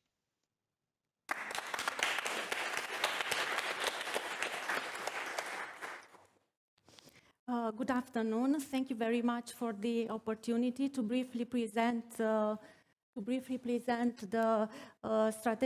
contribution of the MLE to the strategic recommendations included within the white paper on the transition to open science. The MLE on citizen science came at just the right time for us. The MLE took place in parallel to the national efforts on developing the white paper on the transition to open science. Therefore, the exchange of experiences, good practices, and lessons learned between participating countries and the information included within the discussion papers and thematic reports, especially those regarding enabling environments for citizen science, contributed to the development of the strategic objective dedicated to citizen science, part of the white paper on the transition to open science, which was published in December 2020. 8 strategic objectives have been detailed within white paper on the transition to open science related to the pillars of open science, with related actions proposed to be implemented at national level. The aim of the objective dedicated to citizen science is to get the science closer to the society and to open the science more. In order to achieve this objective, research projects that involve citizens in different stages of the research process should be supported and encouraged at the national level. The actions that were proposed to be implemented at national level are established based on an analysis of the national context and MLE recommendations regarding enabling environments for citizen science. And it is also important to mention that the proposed actions were subject to a national consultation that took place between August and September 2020, part of the general consultation regarding the white paper on the transition to open science. The strategic objective proposes different actions that support citizen science, such as supporting projects that encourage the involvement of citizens in different stages of the research process, such as data collection. This action is supported also by the ARDA strategy and also by the ARDA funding program, Science and Society program. The discussions regarding enabling factors for citizen science were especially useful and helpful, taking into consideration the national context and the MLE recommendations. We proposed several actions in this regard. The first one is the development of innovative methodologies, methods, tools, instruments to facilitate citizen science, such as the development of underlying technology, such as mobile applications, IT tools, and other web solutions. Citizen science skills and education are very important, taking into consideration that fact that researchers interact with the general public, either directly within collaborative projects or indirectly through scholarly communication. In this context, we are following up one of the MLE recommended enabling factors for citizen science, and we proposed an action, namely the development of specific citizen science competencies of researchers and staff from academic and research institutes through capacity building activities, such as workshops, dissemination events, and other forms of capacity building and exchange of knowledge. Another proposed action to be implemented is rethinking the system of rewards, recognition, and research assessment by taking into account the collaborative and participatory practices, such as citizen science. And this goes hand in hand with the reform of research assessment. Our institution, together with 21 institutions from Romania, are the signatories of the Coalition for Reforming Research Assessment. Another enabling factor that supports citizen science and which is proposed to be implemented is the development of a national network on citizen science, a national network of citizen science practitioners who collaborate with other key stakeholders and who further develop citizen science in Romania. The process of consultation and dialogue with the researchers and other key stakeholders is supported by the platform developed by our institution, and one of these platforms is the Brain Map, the online community of researchers, innovators, technicians, and entrepreneurs with more than 50,000 accounts. Through the Brain Map platform, our institution initiated the development of a national network of open science experts. The aim of this national network is to support open science dissemination activities and also to contribute to the development of open science skills at national level. And we think that this national network of open science experts that will be established at national level could be the starting point for a national network on citizen science. In conclusion, the MLE has been a great source of information, knowledge, and a great learning opportunity for the participants from Romania. The MLE offered also a great and timely opportunity to share the progress towards implementing new measures regarding citizen science. Allowed me to add my thanks and my appreciation to Ellen, Margaret Gold, Muki Hackley, Rosa Arias, Antonella Radicchi, Marzia Mazzonetto, Gabriela Leo, Ana Maria Zono, and the representatives from the other participating countries for making MLE a fruitful and learning endeavor on citizen science. Thank you very much.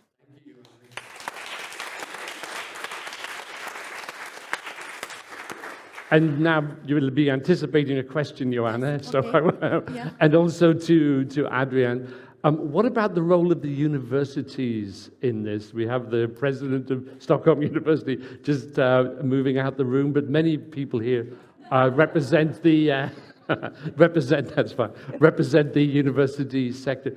Are the universities driving this process? Are they following the process, or where would you say the universities are in terms of the kind of changes that you're discussing? Adrian, if you're still here, or Joanna.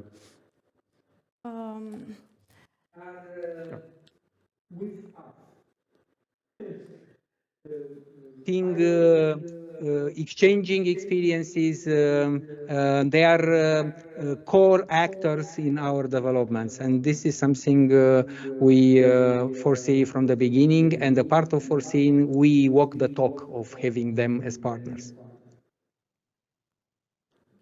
Do you want to add something, Joanna? Yes, I wanted to mention the fact that universities were consulted on the white paper on the transition to open science. We had a complex process of consultation, and the majority of answers came from the public universities and the research institutes. So universities are a key actor in driving citizen science and open science in Romania. Thank you very much, Joanna. Thank you. Welcome. Thank you. Okay, so now we come to the Q&A session, and we are fantastically precise in Sweden. We are very precise. So that's actually, we could even be a minute and a half ahead of time. No, I'll keep using the time. Don't push my luck. So now we're very much open for questions. We have one more thing before you finish, and that will be showing a video based on the MLE, which will send you out full of energy and inspiration. But that will come in 20 minutes or so, depending on how many questions you have. Let me turn to people in the room first of all. Anything anyone wants to contribute or ask at any level about citizen science or the various points we've heard also from the national representatives and the EC. A gentleman at the back, yes. I think he's a gentleman. Yes, I have a question. We talked a lot about dedicated funding and the importance of dedicated funding. We've seen a lot of examples of that in different countries, which is fantastic. In Sweden, we don't have that yet, just saying. But also we talk about citizen science as being real research. I mean, it has a real scientific value to it, the outcomes of it. It's not a communication activity, it's not outreach, it's real research. Could you just develop on why it is important to have dedicated funding? Because otherwise it would be, I mean, in the long term, it would be, the goal would be to have citizen science integrated in all research and seen as a way to do research in general. So Margaret, can you just develop on why is it important to have dedicated funding for citizen science? Yeah, it's a good question. Thank you, Martin. There's a lot of aspects to that. You could certainly see citizen science as fitting in with the wider spectrum of societal engagement practices that also include public engagement and science communications. And you'll usually find some space in dedicated funding for science communication or public engagement that says citizen science is also allowed. But then you don't have the same kind of strong coordination of the research activity itself, which is why it needs dedicated funding in that coordination sense, but also the support for the researcher and the good quality research. But it has additional specific characteristics, because if you're engaging with people in society, you have other types of costs that a typical research pathway might not have. And those need to be explicitly mentioned as applicable costs within the funding instrument. So sometimes you see examples of this is for research and citizen science approaches are also allowed. But there's still more characteristics to it than just that might not necessarily be sufficiently caught. For example, often at the research funding instrument, you want to be able to very clearly state your research question and your anticipated outcomes in the funding proposal, and this is part of your criteria for a successful funding proposal.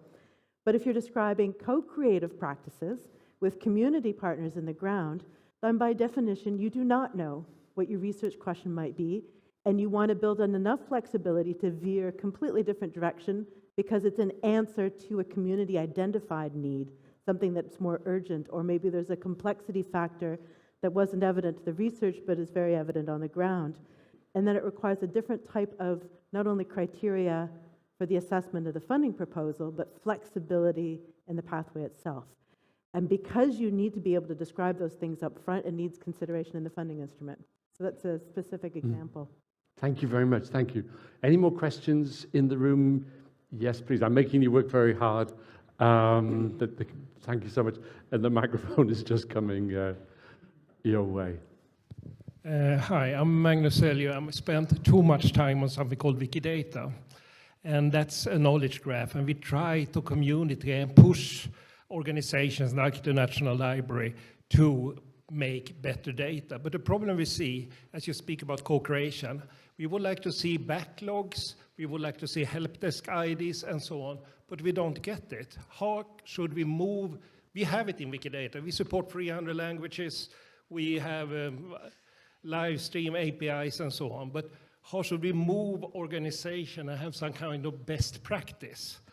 I think the problem is not our side. The problem is how to speak with others and make them change the organization so they support knowledge graphs and so on. Yeah, there's a lot of aspects to your question. It's a good question.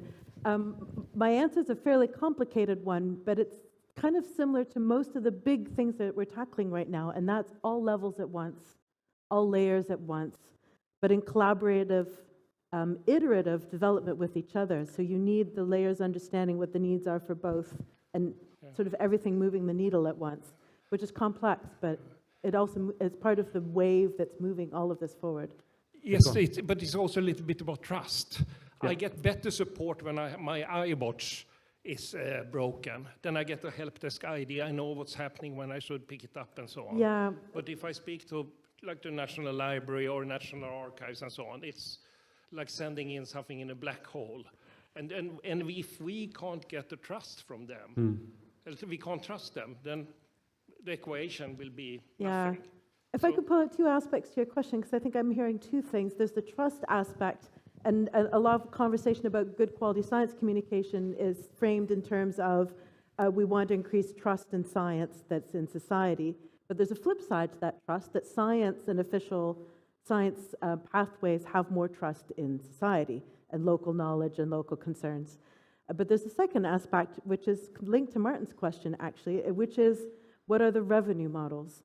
So as soon as you have a commercial service provision, there's a funding model, revenue model behind that, the business model. And to make citizen science trajectories sustainable over the long term, there's a point at which they don't fit in the research funding model anymore, unless we have a new thing where we describe the scaling up, the sustaining. So they need a new type of revenue model. But as soon as we turn it into something that has commercial viability, you lose some of this by the community for the community essence, some of this home-owned, our data belongs to us kinds of thinking, if there's a commercial aspect. So there's quite a lot of detail to work out about how to make these types of initiatives sustainable over the long term. Can I bring the microphone down the front? Just right here. Yeah, I think also this reinforces the point about network building and conversations going on across parties. Sometimes it can feel like silos, but at the same time we know that we need to, yes please. I'm very curious to hear about the Menti, that's why I'm pointing at the front, and I'm hoping there's something on Menti. And Yes, Cici's about to tell me. Yes, there are quite some interesting remarks and ideas, and maybe we can just take a look at those. Yeah, if we could put the Menti up, that would be fantastic. And share some of your own inputs to my questions on the screen. But we need to move forward. So it will. So this is in which sector do you work? We had some introductory questions, I think, on the Menti. So just move forward, please. If we're able to flip through.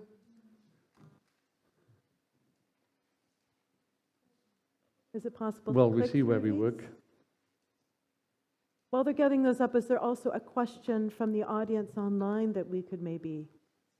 Cici, you could perhaps Yeah, help us while we're making the conversion. Maybe wait for this to work. May I just ask you, because you were doing this great European tour of different countries and looking at different initiatives from different countries, and I guess that both Austria and Romania would be good examples, because we have heard speakers and there are really interesting initiatives going on. But also, did you find anything more of particular interest, ways of, as the title says, for the conference as a whole, going from policy to practice when it comes to encouraging citizen science? Do you want to go first? Yeah, I think it's part of this feedback loop story. So and having these types of participatory practices explicitly mentioned as part of your open science strategy, as understanding what are all of the ways that we're breaking open the scientific process and scientific knowledge, and knowledge as a common good. By explicitly having these things stated, it then enables stuff on the ground.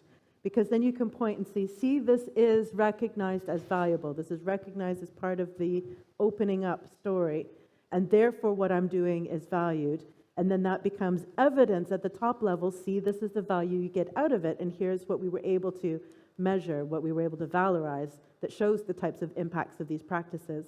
And it becomes that feedback loop. And I think everybody was coming with these kinds of stories. Those that were able to place it explicitly in their policy for the first time was thanks to those examples. And vice versa, those that had it embedded at a top level were able then to go to a middle layer and say, see, this is a directive from on high. We need to start doing this, and here's my recommendation for what we do here. And that opens that door up. I think, just to add, I don't work for the European Commission. I'm a professor in a Danish university. So I was very interested in the MLE itself and how it would what effect would it have? And you can understand that you could be nervous that it wouldn't find much going on at ground level. Of course, there's a reason why citizen science was selected in the first place for the MLE. That wasn't by accident. But what I could see was this very nice synergy that, in a way, the very fact, and this is just my own personal point of view, that the European Commission had highlighted this area and that countries were participating. There was something just, and I say this in all modesty, because who are we? We're just very ordinary people. But something about the fact that the MLE existed gave it an authority and a legitimacy and an importance to discussion around these areas. And you could see this perhaps in some countries more than others, depending on how well established they were. But there was definitely a very strong signal, so to say, that Europe was taking this seriously and that we were traveling in that kind of way and seeing what was happening. And people were very happy indeed to put that in a larger kind of perspective. So that's why I said earlier on, it's a great example of Europe in action. I mean, for me, this is Europe, when you see exactly that kind of force. And we were very careful, and Margaret said this, not to have a sense of countries which are advanced and some which are less advanced on some kind of linear model of development. We didn't want to do that at all, because we recognize, of course, that there are many different national contexts, and what might be relevant in one country won't necessarily be relevant. And that's why, as Margaret also said very well, we had this backcasting approach, because we didn't want a linear model of stages that all countries go through so that some children were ahead in the class than other children.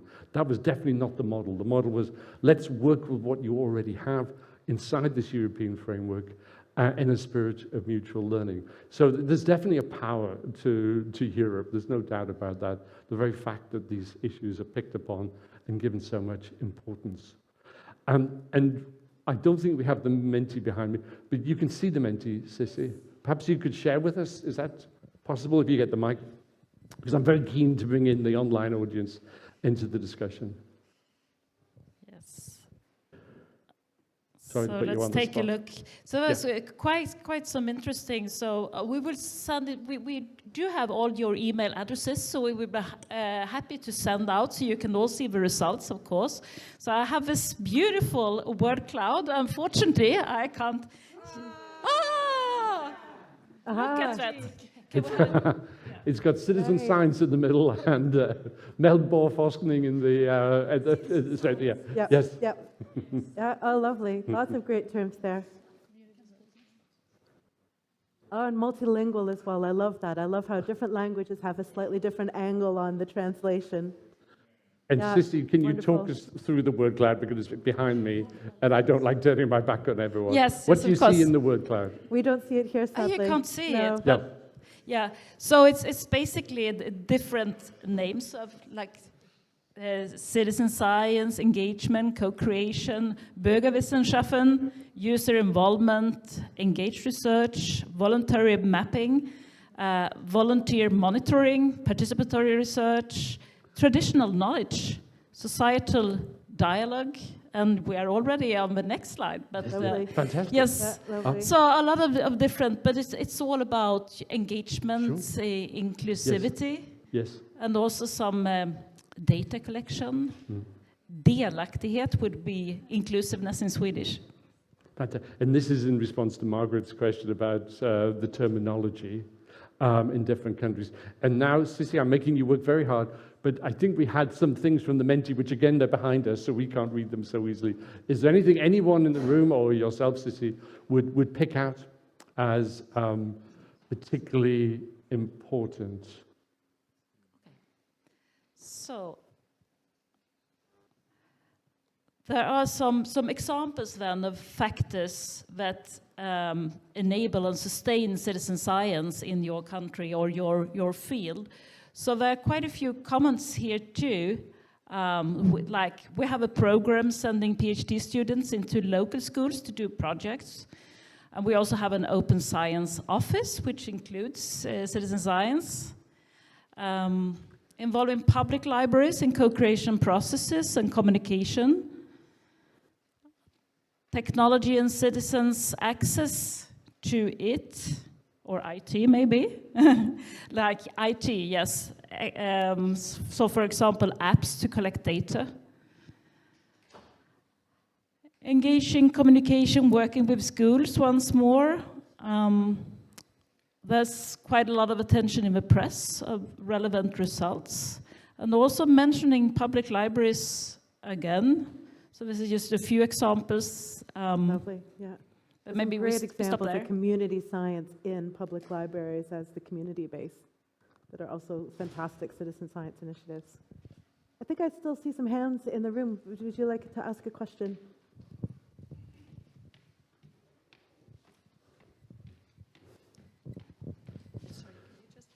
Do we still have anyone online? Yes. Hi. On that note, representing the public libraries in Denmark, I would like to hear, and we talk about trust, and we talk about groundwork and accessibility, your experience with working with public libraries.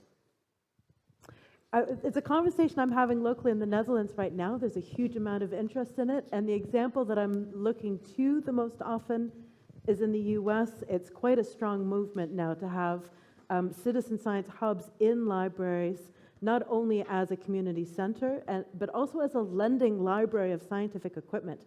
And part of their mandate for digital citizenship and supporting integration in the community. So people learning digital skills and other skills for just navigating daily life, it's connecting really strongly with that.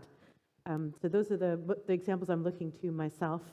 And interestingly, in the Dutch context, perhaps similar to your contexts here or in neighboring countries, the connection between the Royal Library or the National Library and the public library network, and therefore this kind of balance between research supporting libraries and communities supporting libraries, and having a bit more of a knowledge exchange between those two, which is opening up interesting collaborations. Yeah, it's so interesting to see how people often think of citizen science as just an add-on to current institutions, but actually, I mean, the case of libraries is interesting because you can see institutes taking on a new role. If they're open and innovative, as many libraries are indeed, you can see all sorts of new potentiality. So it isn't just simply getting more capacity in a kind of crowdsourcing sort of way.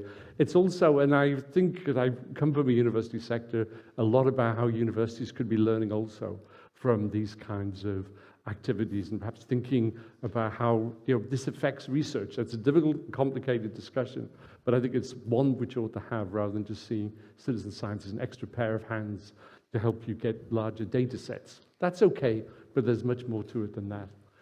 Do we have any other questions? I see the microphone right Hello in there. the back. Hi. Yep. Thank you.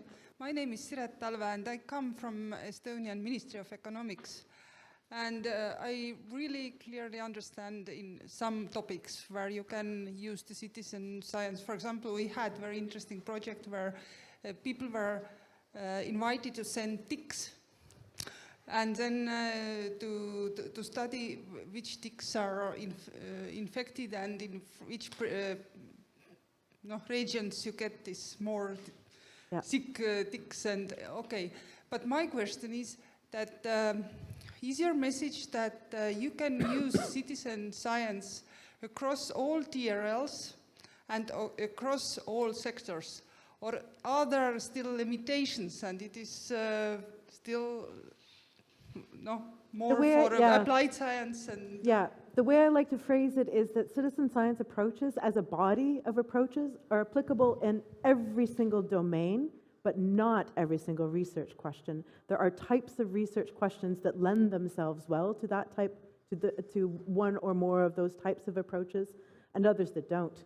And then you might be talking about opening that up in the sharing of the knowledge. So you might be getting much more into the public engagement with science or science communications spectrum to open up those particular fields of knowledge. But in every single domain, I consider it a bit of a party trick to challenge me to name something in your domain of science, and if I don't have an example top of head, I will go look for one for you. Time is running. Do we have one last comment or question for now? In that case, I'm going to say thank you very much for your participation. Again, as Margaret and I stressed over and over, please do go into, I simply Google PSF, the Policy Support Facility, and then you'll see the MLE and the various documents there. It really is a great resource, and you'll see also lots of background on the things that we were covering so quickly. Can I quickly add that many people currently have an invitation to join the next MLE in front of them. The next MLE is about public participation and engagement with science. Anybody considering joining such a process, I think you've heard today that those who did participate got so much out of it. So please do consider it. Great, thank you. So I promised you a high energy burst, didn't I promise you that? And hints of Eurovision, you'll see what I'm talking about in a second, because we're going to have a video that was made by colleagues at Ecarus about the MLE, and also plastic pirates came up more than once in the discussion, so it actually features a case of plastic pirates. So the video features interviews with citizen science experts and practitioners from across Europe, highlighting the relevance and importance of citizen science in today's world.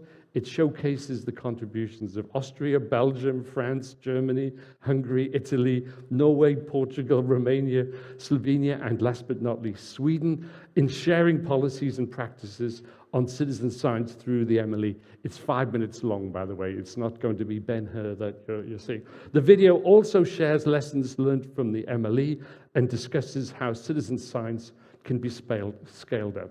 Experts from the Ministry of Education, Science and Sport in Slovenia and the NRDIO in Hungary provide their perspectives on citizen science, and Anna Panagopoulou, Director, of course, of ERA in Innovation at the European Communities, emphasizes the role of citizens in research and innovation. So I will show the video.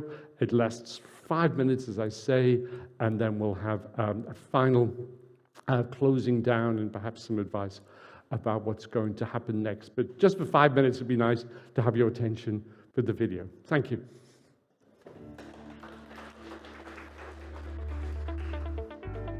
I think for our project, as for any citizen science project, there are different aspects. And one important aspect is that you involve the public in gathering data or in analyzing data, so they contribute to the science, which helps them experience what science is about, helps them get more trust in science. And on the other hand, an important aspect is this engagement of the public and thereby educating the public. I think citizen science is a great way to open up science to society, to involve the public, to show why science is important, and really let them experience the science themselves instead of just learning about it at schools or just hearing about it in the media. The Plastic Pirates Go Europe initiative is a European citizen science initiative where young European citizens, mostly school children, become scientists, and they go to a nearby river or waterway and investigate the degree and the origins of plastic waste flowing down rivers, which is then being analyzed by researchers and processed for data on plastic pollution of European rivers.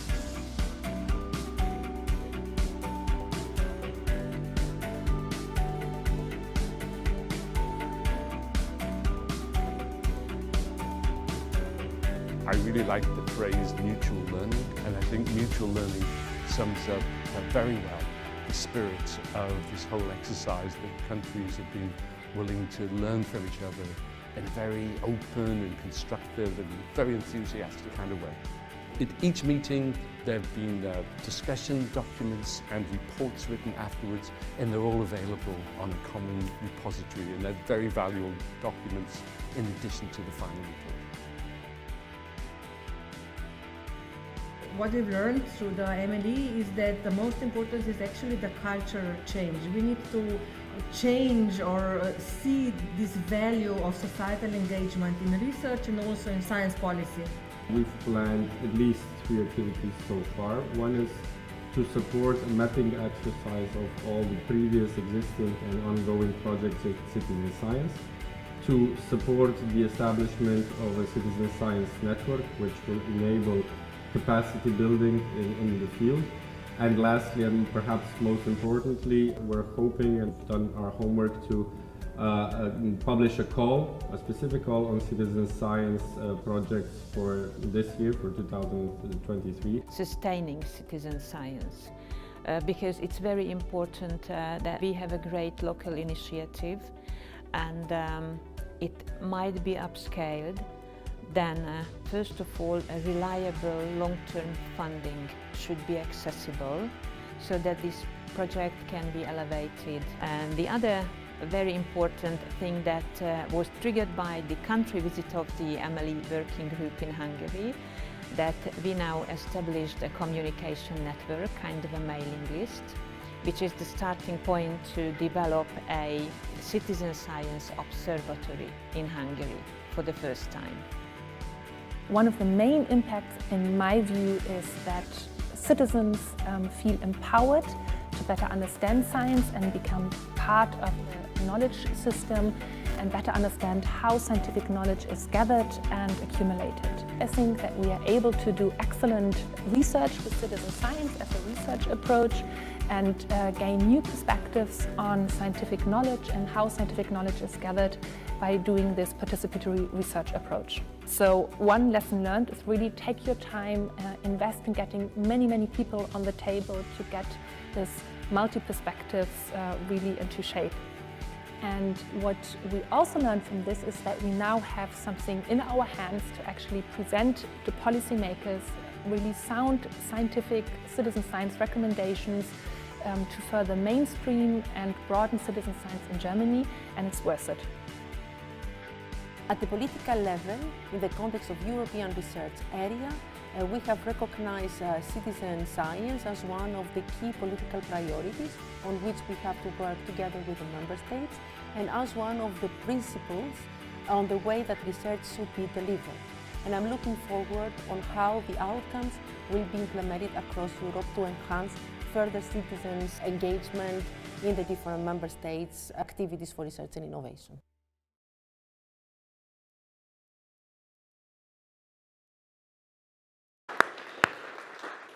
So I think that was the world premiere of that particular film, so you can tell your grandchildren about that when you get the chance. Thank you very much to everyone in the audience. Thank you to people online for your participation. I just want to finish by saying special thanks to Anne-Maria Fleetwood and to Sissy for all the great work in terms of setting this up. We're delighted to have this opportunity to speak to you about the Emily, and now I'll leave. Thank you.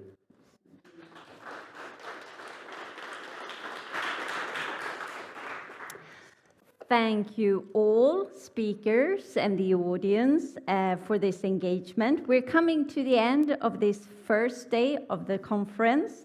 So this will conclude the program. It's been very, very interesting to hear all these explanations about how open science can go from policy to practice.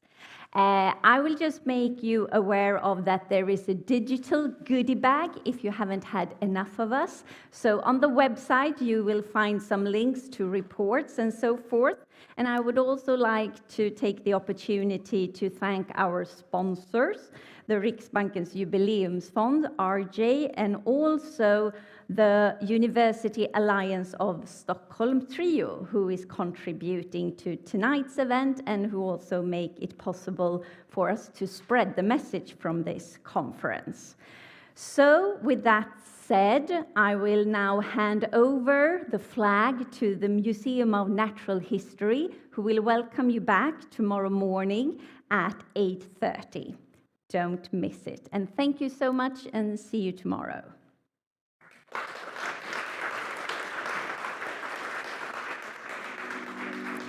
And here in Stockholm.